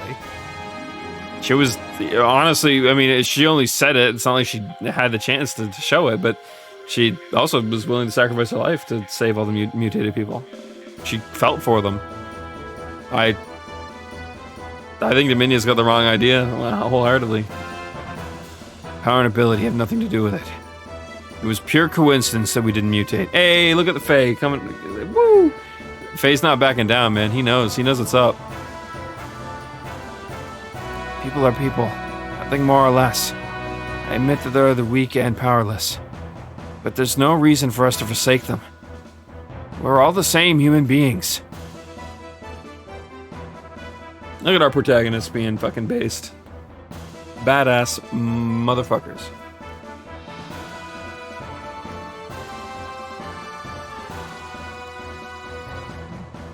Yeah, I was actually thinking about that earlier when they were mentioning the have and the have-nots. It's like, I kind of get the... Obviously, it's a mirror for real-world situations, right? And honestly, I was thinking to myself, I'm like... the ravenous people and... I guess when they were mutating, they were basically becoming zombies in some capacity, or vampires, or however you want to reference it. They wanted to eat flesh because it somehow gave them some comfort. So they basically, the ones that hadn't fully gone, lost their minds, started to draw conclusions on, well, people who didn't mutate are the enemy. How fucking dare they get to look human and I can't, right? And I think that's honestly, especially if, through mental whatever, there's nothing wrong with, I'd say that conclusion, so long as, I guess the way they handled it, I think was pretty good. Ellie was just like, yeah, I feel for you. No one should be going through this. And she was even willing to offer up her flesh in some capacity. I mean, she wasn't going to kill herself, but to basically ease their pain. It was like, boy, we can have a best of both worlds here type deal. Not to mention they had a potential way of saving at least a chunk of them, And so that's what we set out to do. We're the good guys, protagonists, as it were. I kind of like it though. I think the contrast that Dominia is drawing here is like what do you mean I'm selfish? Aren't you selfish too?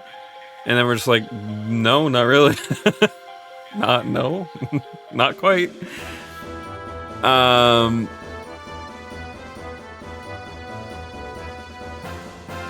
So yeah, no, because I mean, it's all about a perception thing.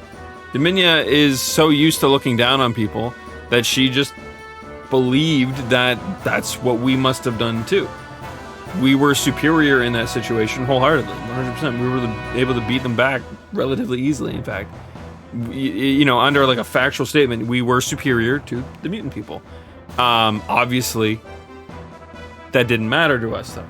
We saw them as human beings, so we rescued them, we helped them, we gave them what they needed, and we saved them ultimately. We brought them the cure that they needed, essentially. It just kind of half sucks that in some capacity we were kind of partly the reason why it all happened. I mean, there's no way we could have known the virus was in the air, but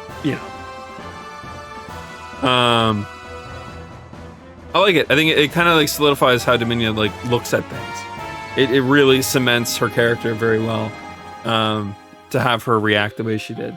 But I'm glad that they didn't have the protagonist just kind of back down. We've already had our moments of reflecting on whether or not we're doing the right thing or not. We don't need that, for an eighth billionth time. So no, I'm finally glad. It's good that things are coming to a head to a point where the protagonist is just like, no, we did what we needed to. We did the right thing. We didn't give a shit that they were the weak and downtrodden. We weren't going to forsake them. We had a way to save them, and we were going to fucking do it. Not to mention, it also doubled as, the defeating more Solaris facilities, so on and so on. But, sorry, I just kind of liked it. It's weird things like this where, like, sometimes you'll play games or read stories where some of the characters will all have a certain similar train of thought, or there'll be two separate trains of thought. It's kind of cool when it's like, when characters are genuinely not betraying themselves. It's actually really difficult to write like that, because we as human beings have our own trains of thought. We impart them impartially onto our characters that we write. Well, I mean, that's just how it happens. As a human being, you can't write 80 characters and have them not all at least, draw from either something that you like or something that you hate. When you make a big bad evil guy, you generally impart things that you see as negative. Not always. Obviously, more experienced writers are able to kind of do a bit of both and make them a much more human, realistic character. But I digress.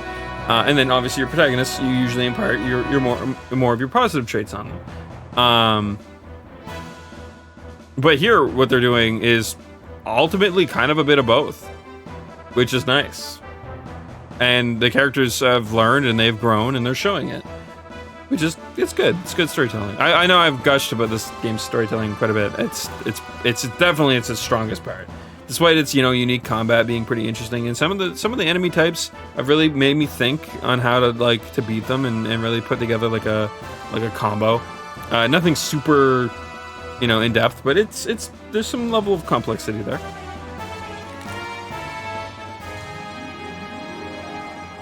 So yeah, no, I like it. It's good. So, you wish to give a hand to those who would be saved. Oh, you're so nice and kind. How commendable. But is that really what's best for mankind? Yes.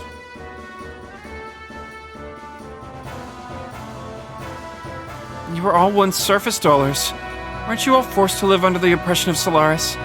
I know that you know how it feels to be a have-not. So why do you? People must be able to stand on their own in any circumstance they are in. Overprotection only stunts the will to be independent. This stunts the growth of the people in the world. We've experienced that firsthand. Live by one's own strength. Stand by one's own feet.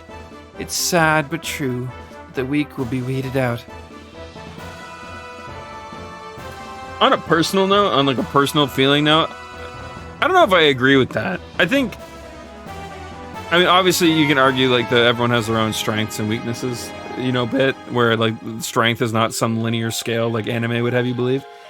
What does a scouter say? What is power level? I don't know. There's a web array here, and it's gonna take me a while to give you the entire. Vegeta, I'm sorry, man, but there's 20 different data arrays on this web diagram. I don't know, man. Why don't you just use my scouter and fucking see for yourself? Sorry. Obviously, that wouldn't make that would be fucking weird, right? Can you imagine watching Dragon Ball Z and he goes over to Nappa's vision and he's looking at Goku and it's just a fucking giant array? That would be stupid. Obviously, the numerical system was way better for something in that situation. But realistically, that's just not how that works. Or wouldn't, for that matter, in the case of magical powers in the real world, I would assume. But point, I digress. But no, but even off that note, just because you should stand on your own and so on and so forth doesn't mean that we should just go around deleting the weak. If only the strong were to remain, what would they do?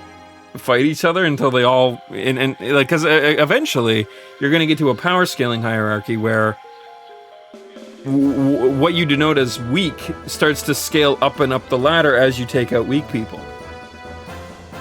So it would literally just be a never-ending war. It would never work. It's such a stupid ideology. to think about weak people in that regard, I guess is what I'm getting at. Obviously, it's fine storytelling-wise. Because again, you know, characters are very much allowed to have stupid or illogical fallacy-like thinking in the real world that happens. But just like, again, on like a personal level, like if I were standing in front of this lady as she's iterating this at me, like, what the fuck are you talking about, lady? That's not how that works at all.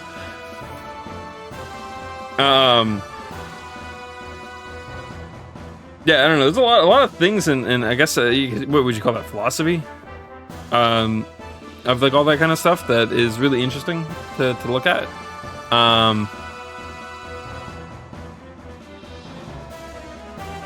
But yeah, I don't know, either way. We cannot look back. That is the providence of human existence. What? No. That is not the providence of human existence. We can look back. In fact, that is quite literally the point of things like teaching our young our history, is so that we do not repeat it. The idea there, man, this lady would burn a book and think, whew, all right, that's done. Fuck. On a personal level, I fucking hate this lady. Anyways, sorry. I think her name's like Kelvana or Kelvana, something like that.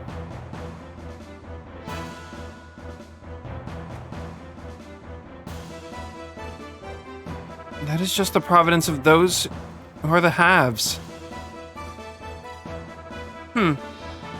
So be it then. Show me this providence of yours that wishes to save the meager have-nots. Here I come.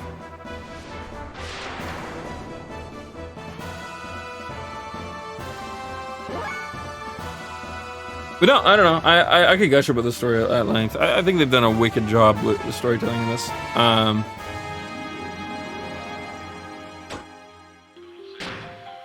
Do we have something? Honestly, this is just not worth it. Yeah. We're just gonna like come at the gate, swing, and then I don't remember which of these is good to take out first. But I would assume Dominia is probably a good target.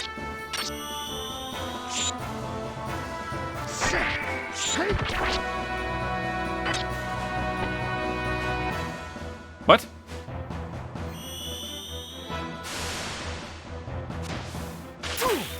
I'm thinking this is our first time actually fighting the elements. She just randomly healed 5,000 damage.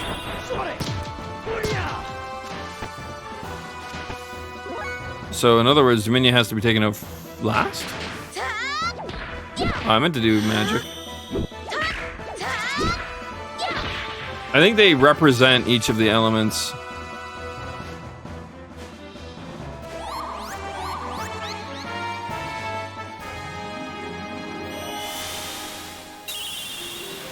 Ooh.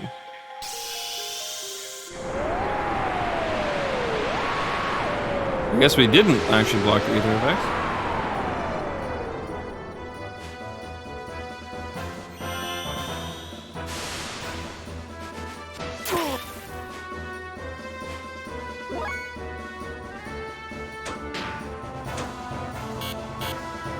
Oh wow, that ripped all of my EP off. Alright, we need to rectify that.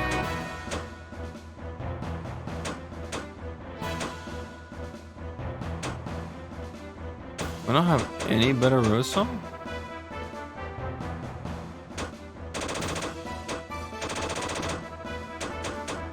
Well, we're gonna need it, so fuck it.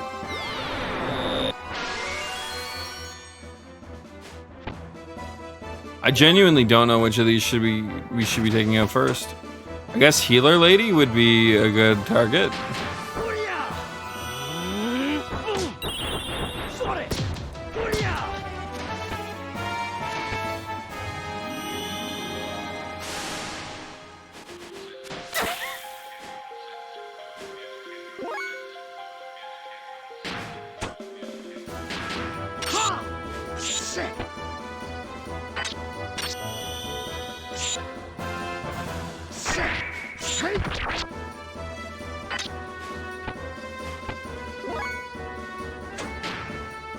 Alright, let's try hitting them with like thermo.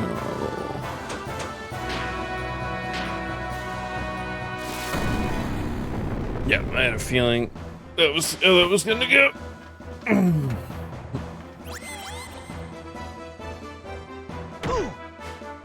Ouch. She can heal herself for 1,000. No? Okay, so she heals herself for less. Oh, that almost killed her. In fact, it did kill her. Sorry, I misread the damage number there. It was a 1 over.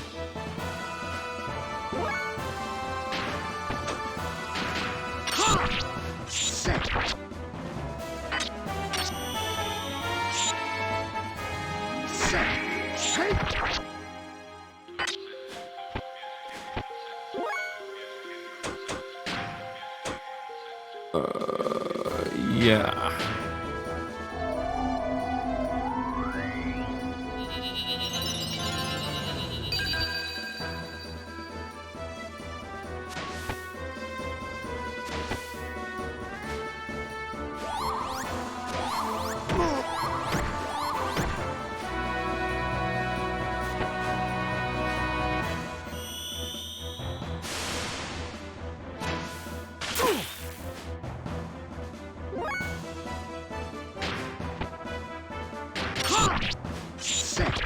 Alright. Actually, I probably should have healed. That's whatever. We're getting some damage in before she heals. Okay, good. She's out of the picture. Next, we should take her out so she stops stealing our EP.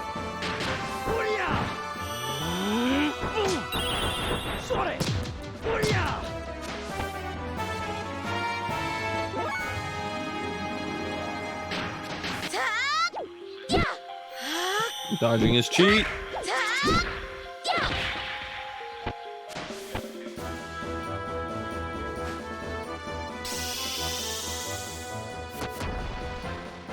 And it's gonna hurt.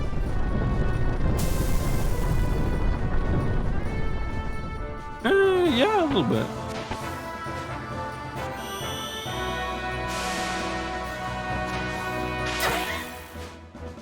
It's fine, we're gonna heal. It is the healsies time. Oh, wait, what? Oh, Renki doesn't last long enough. Uh-oh.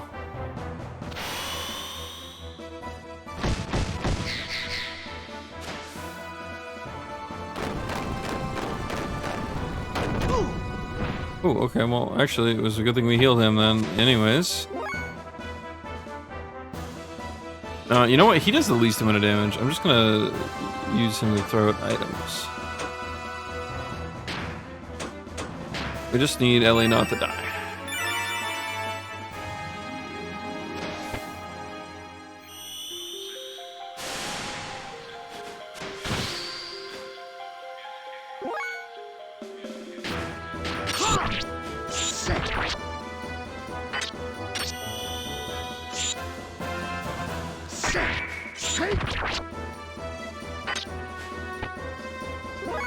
Okay, that's 2 down.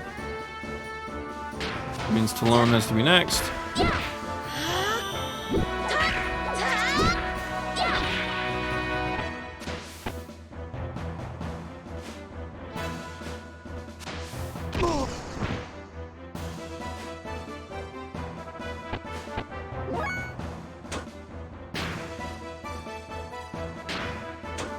Yeah, we're just gonna do this one at a time. We could save action economy by a little bit, but I don't think it's a big deal.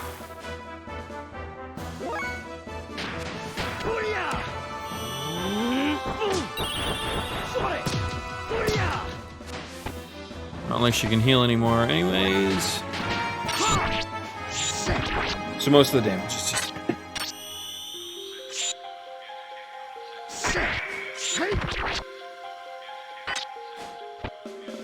There we go. I don't know how Dominion was healing, but I hope that it's over now.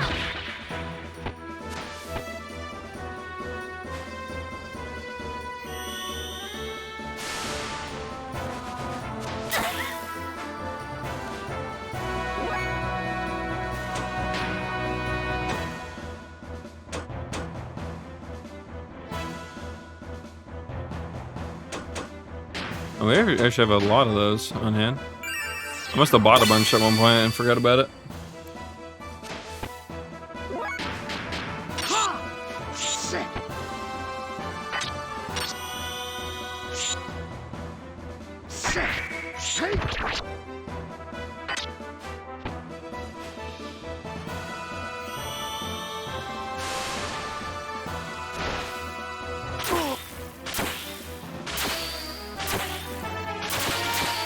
Is that all the damage it's gonna do? Okay. I was actually not certain if he was gonna die there or not, I'll be real.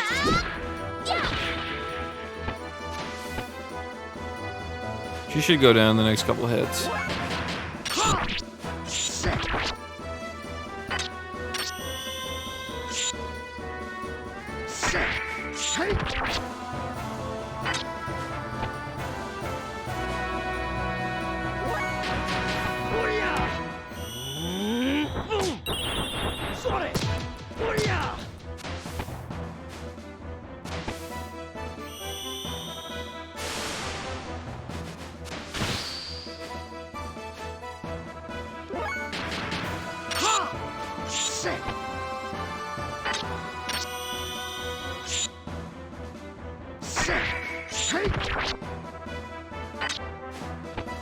Alright, cool.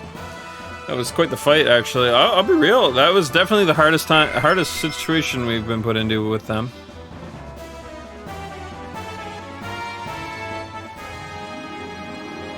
Huh. We may have fared poorly when we fought in the flesh, but we will finish you off in our gears. Come, follow me. Really?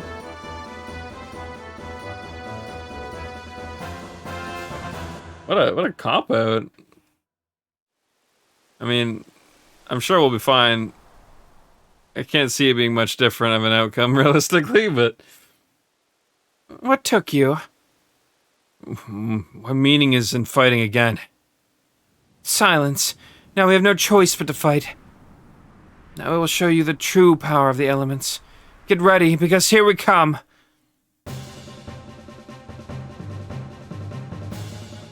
Oh.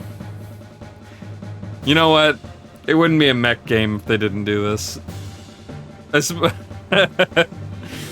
Let us merge and combine our forces. Elements in union.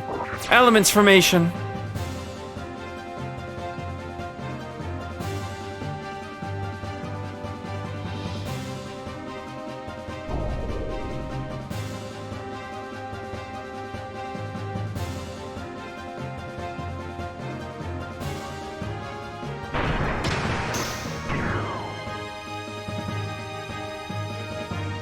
God, it's even mimicking exactly how I thought it would. Beautiful. Voltron, go! Hey, it's right. Yeah, exactly.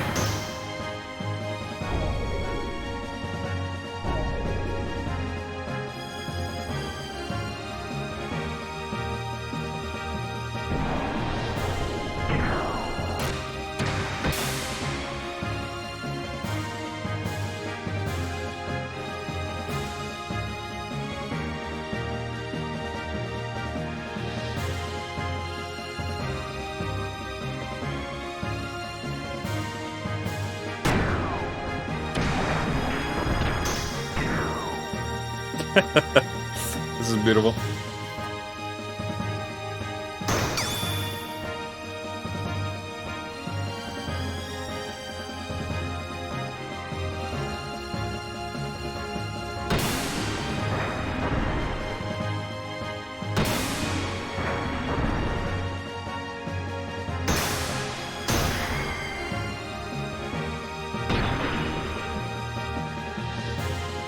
All of that build up, and we're probably still gonna beat them.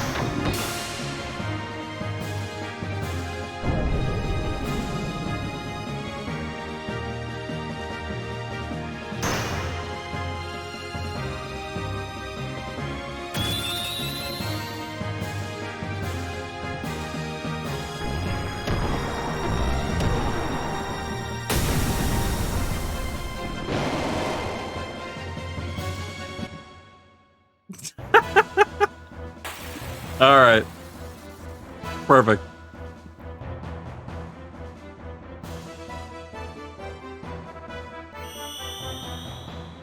Well, just flashbang us, why don't you?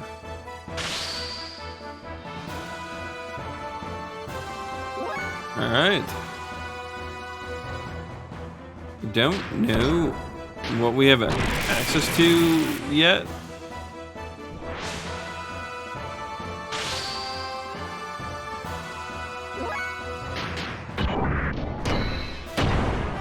Not doing so much damage.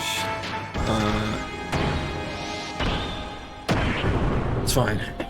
We'll build up our death blows and that should do it. Ow! That kind of did some damage.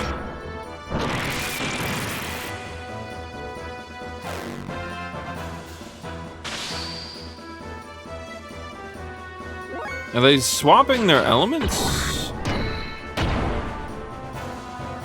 Oh, you know what? There is a way we can do this that's actually much easier than what I'm doing.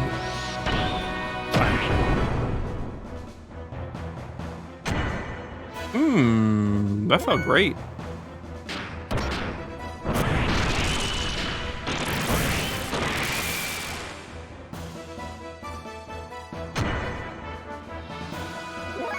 Ooh, that hurts.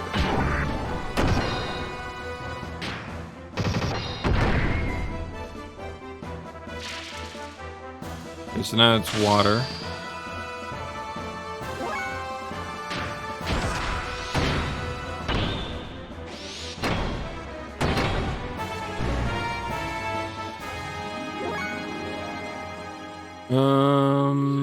What can we do ether machine wise?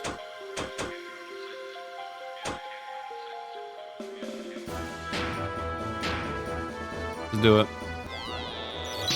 We got our own special mode, Mr. Voltron. Ugh.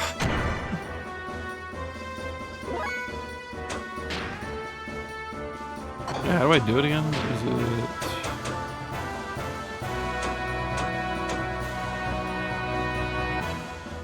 Yes, right here.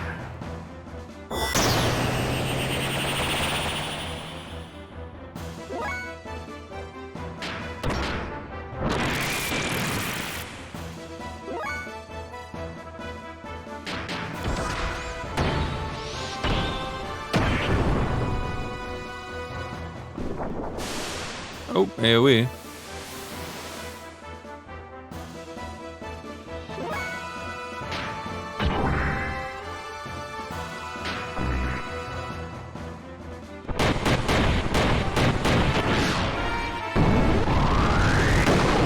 Oh, that's damage.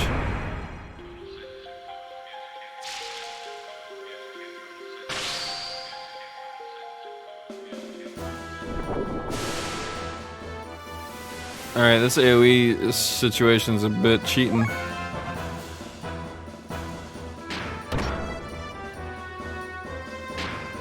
I wonder if he can go to attack level 3. I bet you he can.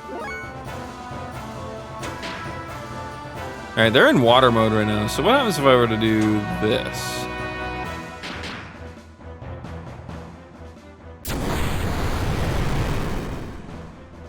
Ooh. Okay, okay. I'm seeing an option here.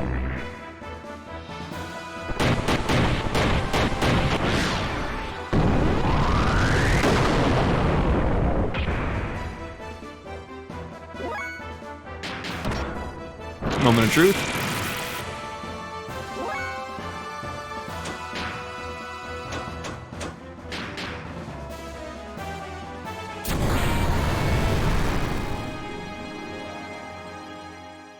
Don't know how much health they have, but I'm hoping we can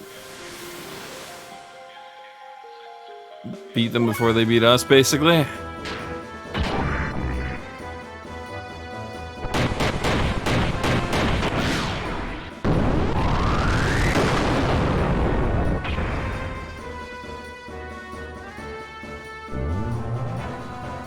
Dominia, I don't remember what she is. She's gotta be, oh, I think she's wind. Oh, I can go to attack level 3. Look at that.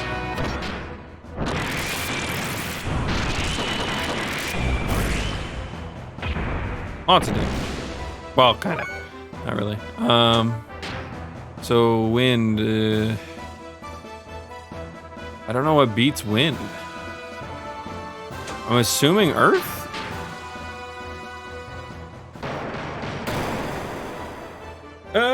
Maybe? I actually don't know if that was a lot of damage comparatively or not.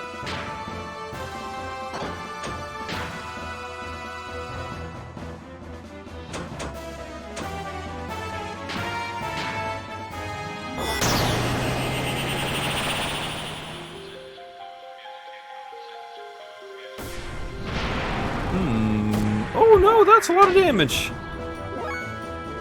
Oh, that was not good. All right. We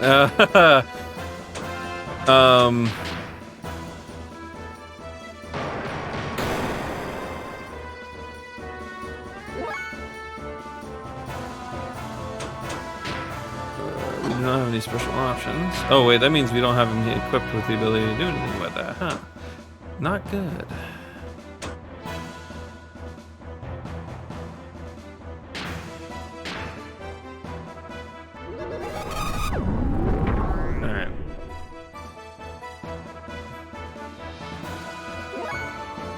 As much as I would love to actually attack this turn, I think we die if I don't do this.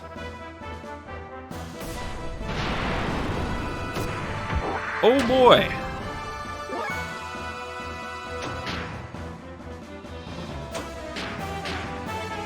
Not looking so hot for us. They've got to be close to dead. I refuse to believe that they're not. Do we have an item that can heal us, though? I actually don't know.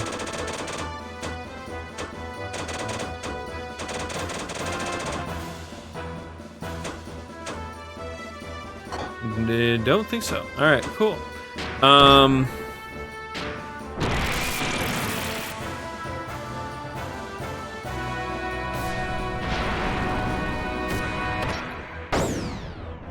Alright, you know what? I think we just go for it. We just gotta hope they're low. Because that's a lot of damage, and if I keep having to play catch up on them, we're just gonna lose. Oh, thank you. Oh, that was so close. Yeah, I think the idea was that was like their berserk mode. And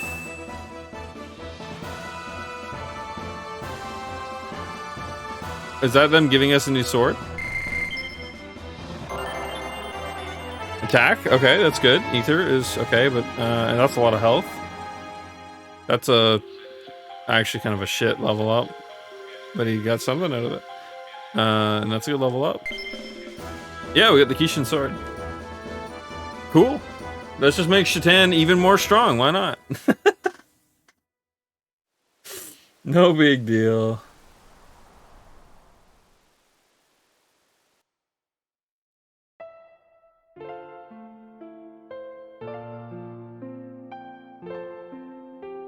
Some things only the weak can feel. But weakness does not make them servile. Servile? It's because they are weak that they can develop kindness and never look down on people. That's where real human interaction comes from. Everyone has weaknesses. Even you did at first. Your weakness drew you to each other. It made you grow strong. Never forget those feelings. When you all live together, side by side. So yeah, Ellie's basically echoing what I was saying earlier. Wait. Are you trying to show us mercy? Or are you just trying to show off? Well, you've got us all wrong, Dominia. It's a bit of both. Our paths may be different, but our goals are the same. That's why I can't fight you anymore. There's no reason for me to. That's all.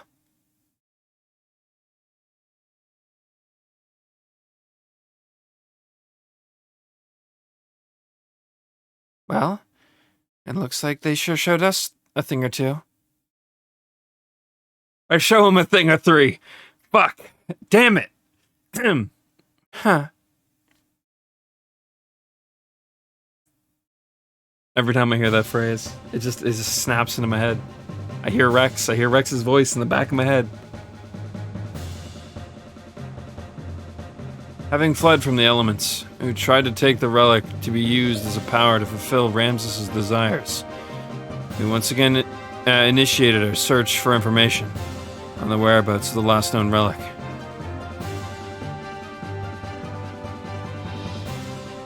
We'll probably replace Ellie with Billy for the next mech part then, just so we can check out his new Omni gear. He is no longer one of us. Yes, he dares to go against our objectives, just like the other one. We can still activate the key. We must do something about the one who stands in our way. We must eliminate Cain. But we cannot stand up to his power. Only Cain can destroy Cain. So Mother will do it for us? Maybe. Did Carlian say anything? Something concerning the potential ability as a countervailing existence? That's a weird word. With everything focusing towards a single point. I see. But Kar is still shaken up by yesterday's defeat against Faye. We're almost ready. I need just a little bit more time. Then we'll wait. We'll wait till the time is ripe.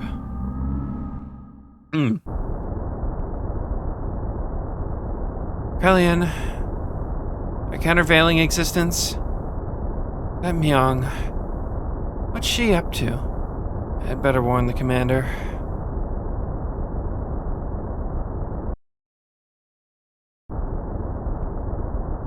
Ooh, this is gonna be a weird one. Out of the way. Let me through. That bastard. I'll hunt him out myself. Please calm down, Commander. We'll take care of him and his friends. What could you fools do? Imbeciles. Only I can beat him. Only I, who transcends all other humans, can possibly take him down. Move! Commander, wait!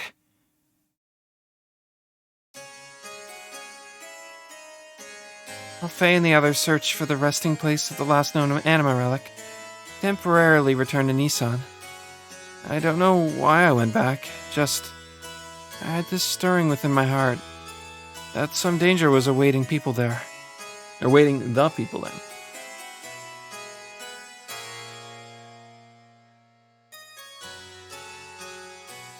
All the people accepted into Nissan were on the road to recovery. There were still those who were not able to completely recover.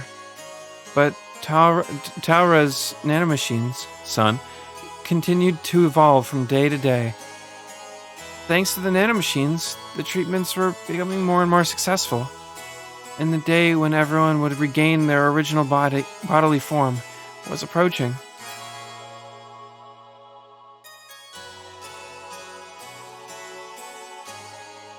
It's funny to think that Hammer actually served such a bigger plot point in the story, all things considered. Despite essentially becoming... I mean, the whole time we kind of knew he was a bit of an ass. We just didn't know in what way it was going to go. But, I don't know. There's a lot of things to gush about in this story. Trembling, there was a sudden explosion in the city of Nissan. Within the burning fire stood a gold Omni gear. It was Ramses. He assaulted Nissan so that he could defeat Faye. His purpose of existence was at stake. The Nissan and Shavat militia, even Rank and friends from Solaris, who now serve to protect Nissan, could not thwart the assault. People were evacuated into the cathedral, continuing to search for Faye. Ramses put the militia to rout and pressed on toward the cathedral. He was ruined. He had his mind set solely on getting at Faye. I stood before him.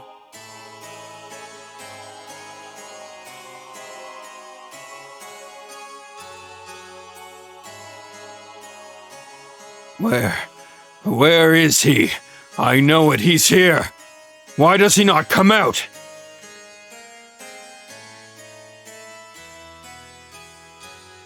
Ramses, the Fae you seek is not here. So please stop this meaningless violence. You. Yes, you will do. I mean, he knows better. If he kills her, it'll be his head on the pike. Come out, Faye. If you will not come out, I'll crush Elhaim.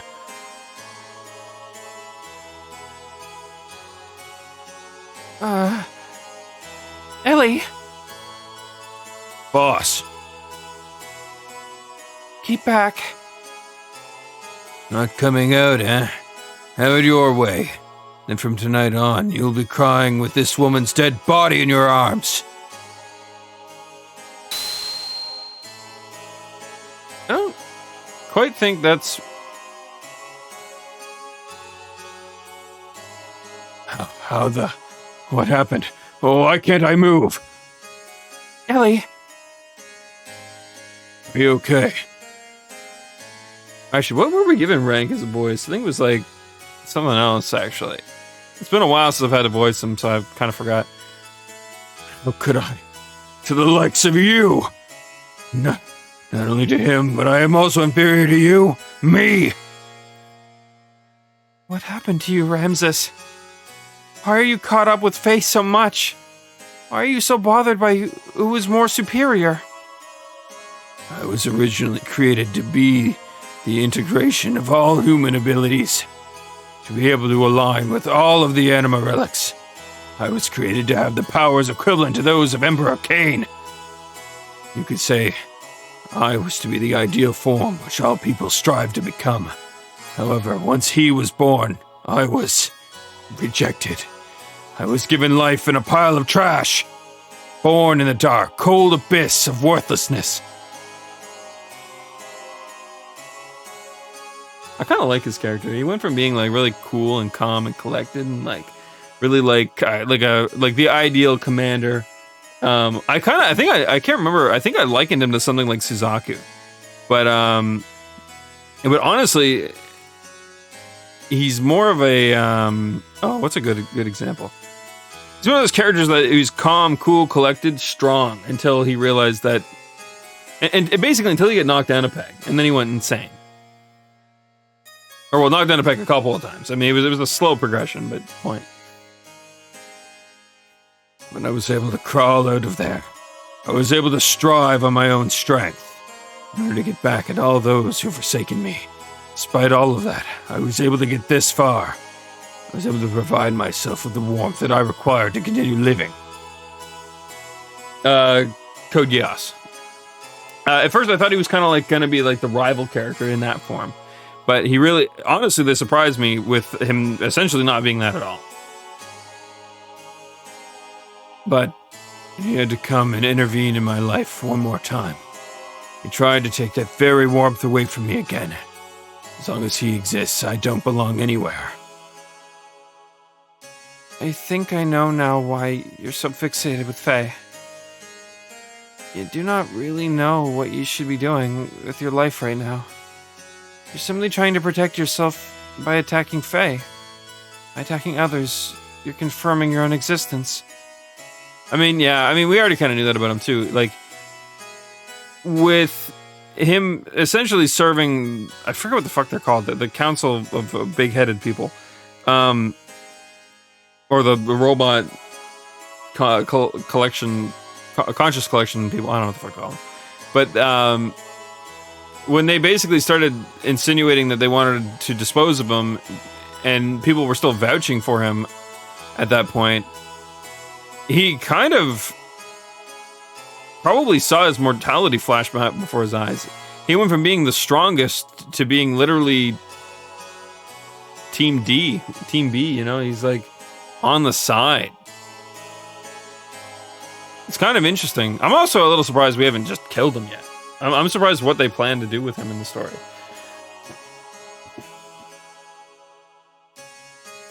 That's why you strive to be above everyone else. Because otherwise you'd be enveloped by a void. Because you yourself will disappear. Because that emptiness within your heart will only grow. Because you want to hang on to love. Silence. Even you are trying to take it away from me. That warmth. That very warmth I've finally obtained. Ramsus, no one is attacking you. No one is trying to take away what is so precious to you. No one is threatening your existence. It's all in your mind. So don't hide the feelings that are in your heart. Don't fear love.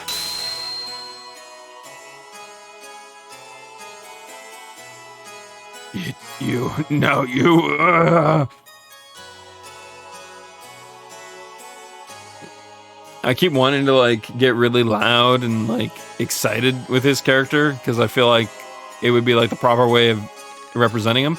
But then I realize it's 1:30 a.m. I really shouldn't. It is a tad late. Ramsus was in fear. He feared losing the place that he belonged to. He feared that Faye was he feared that Faye was the one who would take it away from him. He believed love was something you take. He craved love more than anyone else. Instead of love, I think attention is probably the right word. He craved, not attention, sorry, validation. There we go, that's what I'm looking for. Worthless. Trash. Reject. I even bother existing. Defected. Be gone. We have no use for you. Oh, I'm glad they're going to give us a good scene to kind of hit home what I was talking about. These nerds just did not want to keep using him. It was literally everyone else wrapped around them. It was like, no, Ramsus, no, he's still good. He's still got it. We have no use for you. Huh. Trash is of more worth to us than you.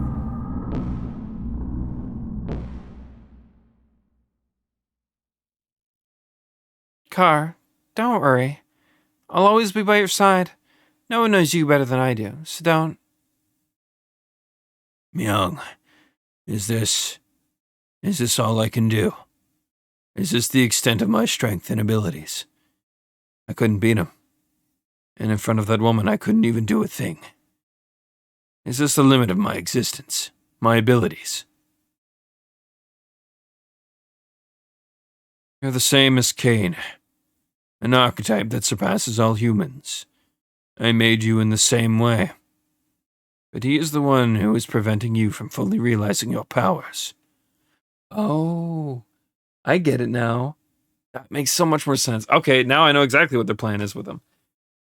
So, it actually is kind of a cool thought process. So, the Emperor isn't necessarily a representation of God in its fullest form, I don't think. But I think that's kind of partly where they were going with that.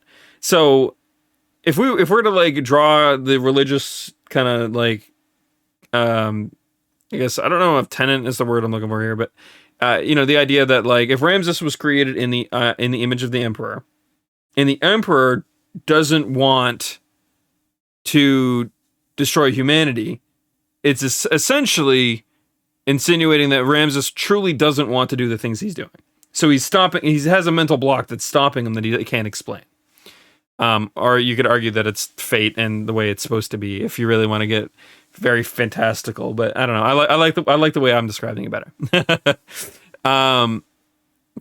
So in other words, Krellian's going to use that as a form of getting Ramsus to assassinate the Emperor because it's the only way they can get rid of him. In other words, the only way that they're going to be allowed to use the key and continue their ambitions, the Emperor has to be removed from the seat. Because they know that they know now that the Emperor doesn't want them to do what they're doing, and he's actively putting a stop to it. So that's essentially how Krellian's going to ascend. That's my guess. I'm only guessing here, but I think that's where they're going with this. Divided powers. That man was your original form. The primordial superior being. If you could defeat him, then you would be... Yeah. Even with your superior constitution, the existence of the original being hinders you. If you could eliminate the divided power, then it would be all yours. Don't you agree, Car?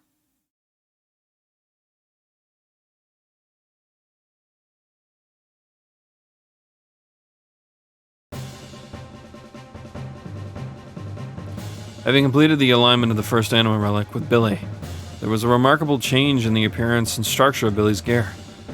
They were units that merged with the inorganic. Of course, we had no idea what purpose these ancient anima relics were created for, but the fact that they played some kind of role as weapons was blatantly obvious. Eventually, their true power will be released, and we cannot allow this power to fall into the hands of evil. In order to obtain the final relic, we headed for a ruin that is believed to be almost 10,000 years old. The remains of the first civilization on our planet. And a reunion with an old friend awaited us. Who?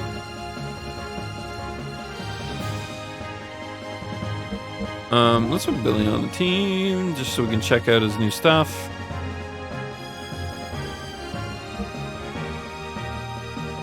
We also have some stuff to equip. We have to equip him too, so they have to keep in mind.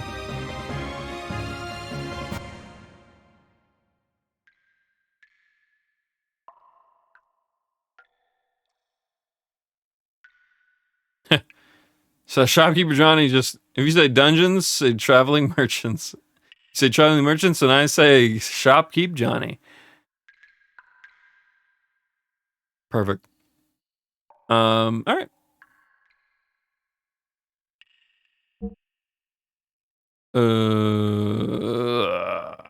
Do we need to tune up? I actually don't know. No, we do not. Cool.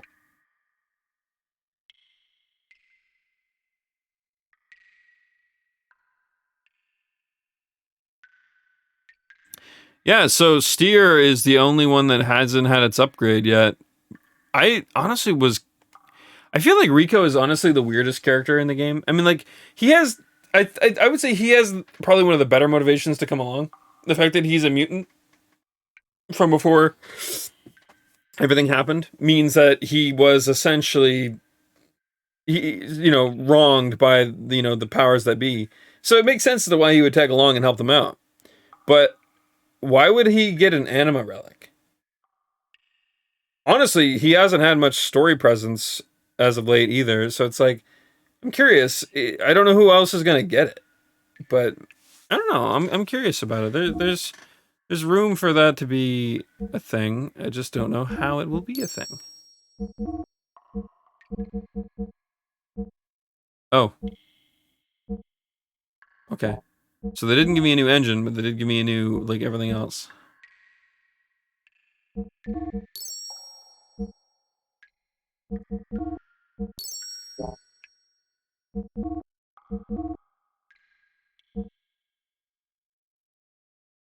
Oh, we had another sword that we didn't equip on him. That's kind of funny.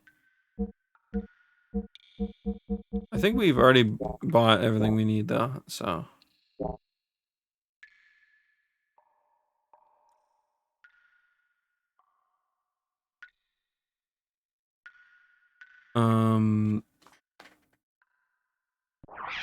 Uh,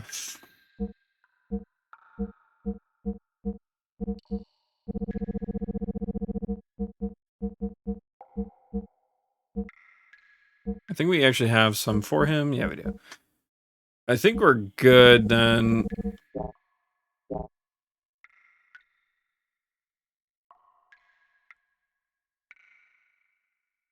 Alright, we're good.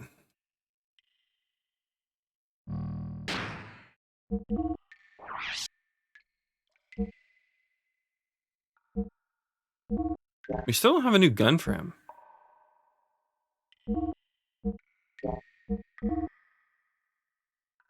We'll keep this the same for now. I gotta remember that we need to play around with his ether ammo just in case. I forget. Oops, no, we want to keep that.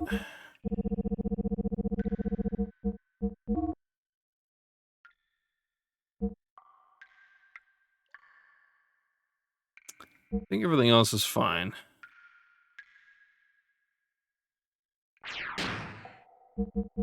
Now we gotta equip the gears.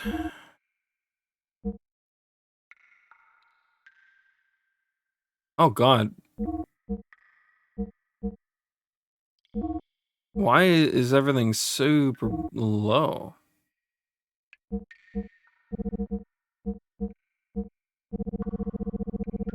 Oh God. Yeah, we need to do something with this right now. Jesus. We wow, I didn't realize how unequipped we had him.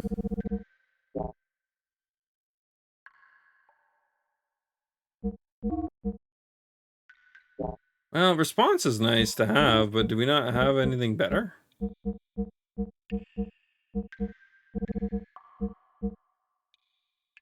Yeah, we have a magnetic coat we can give him.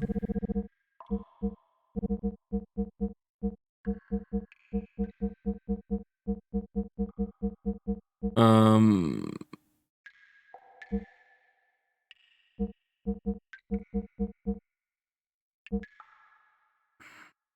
and let's give him this.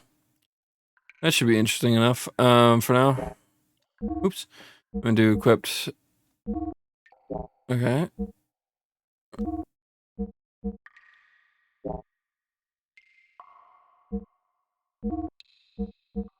Oh, okay.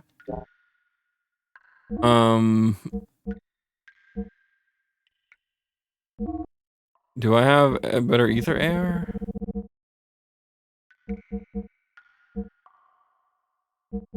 I don't think so.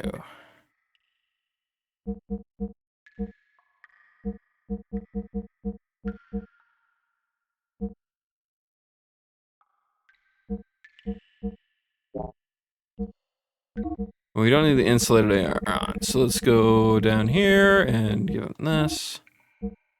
And that's fine. Alright. Everyone's equipped and ready to go. That said, though, it is almost 1:40 a.m.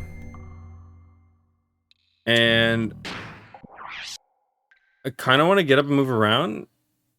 And I was my hard cutoff tonight was going to be there.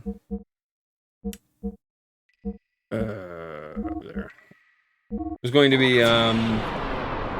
whatchamacallit there at 2 a.m. anyways. So I think maybe we just call it here. I feel like we got a pretty decent bit done, even though I had a bit of a rough start. Which I apologize for. Recovering from anything, COVID aside, honestly has been kind of rough in the past. My sinuses just do not know when to quit. Thankfully, though, the cold and sinus pills that I took actually made it all go away. Hopefully, it stays gone for good. But if not, I can just take some of those tomorrow. Should be great. But hey, that said, though, so the next coming days, the idea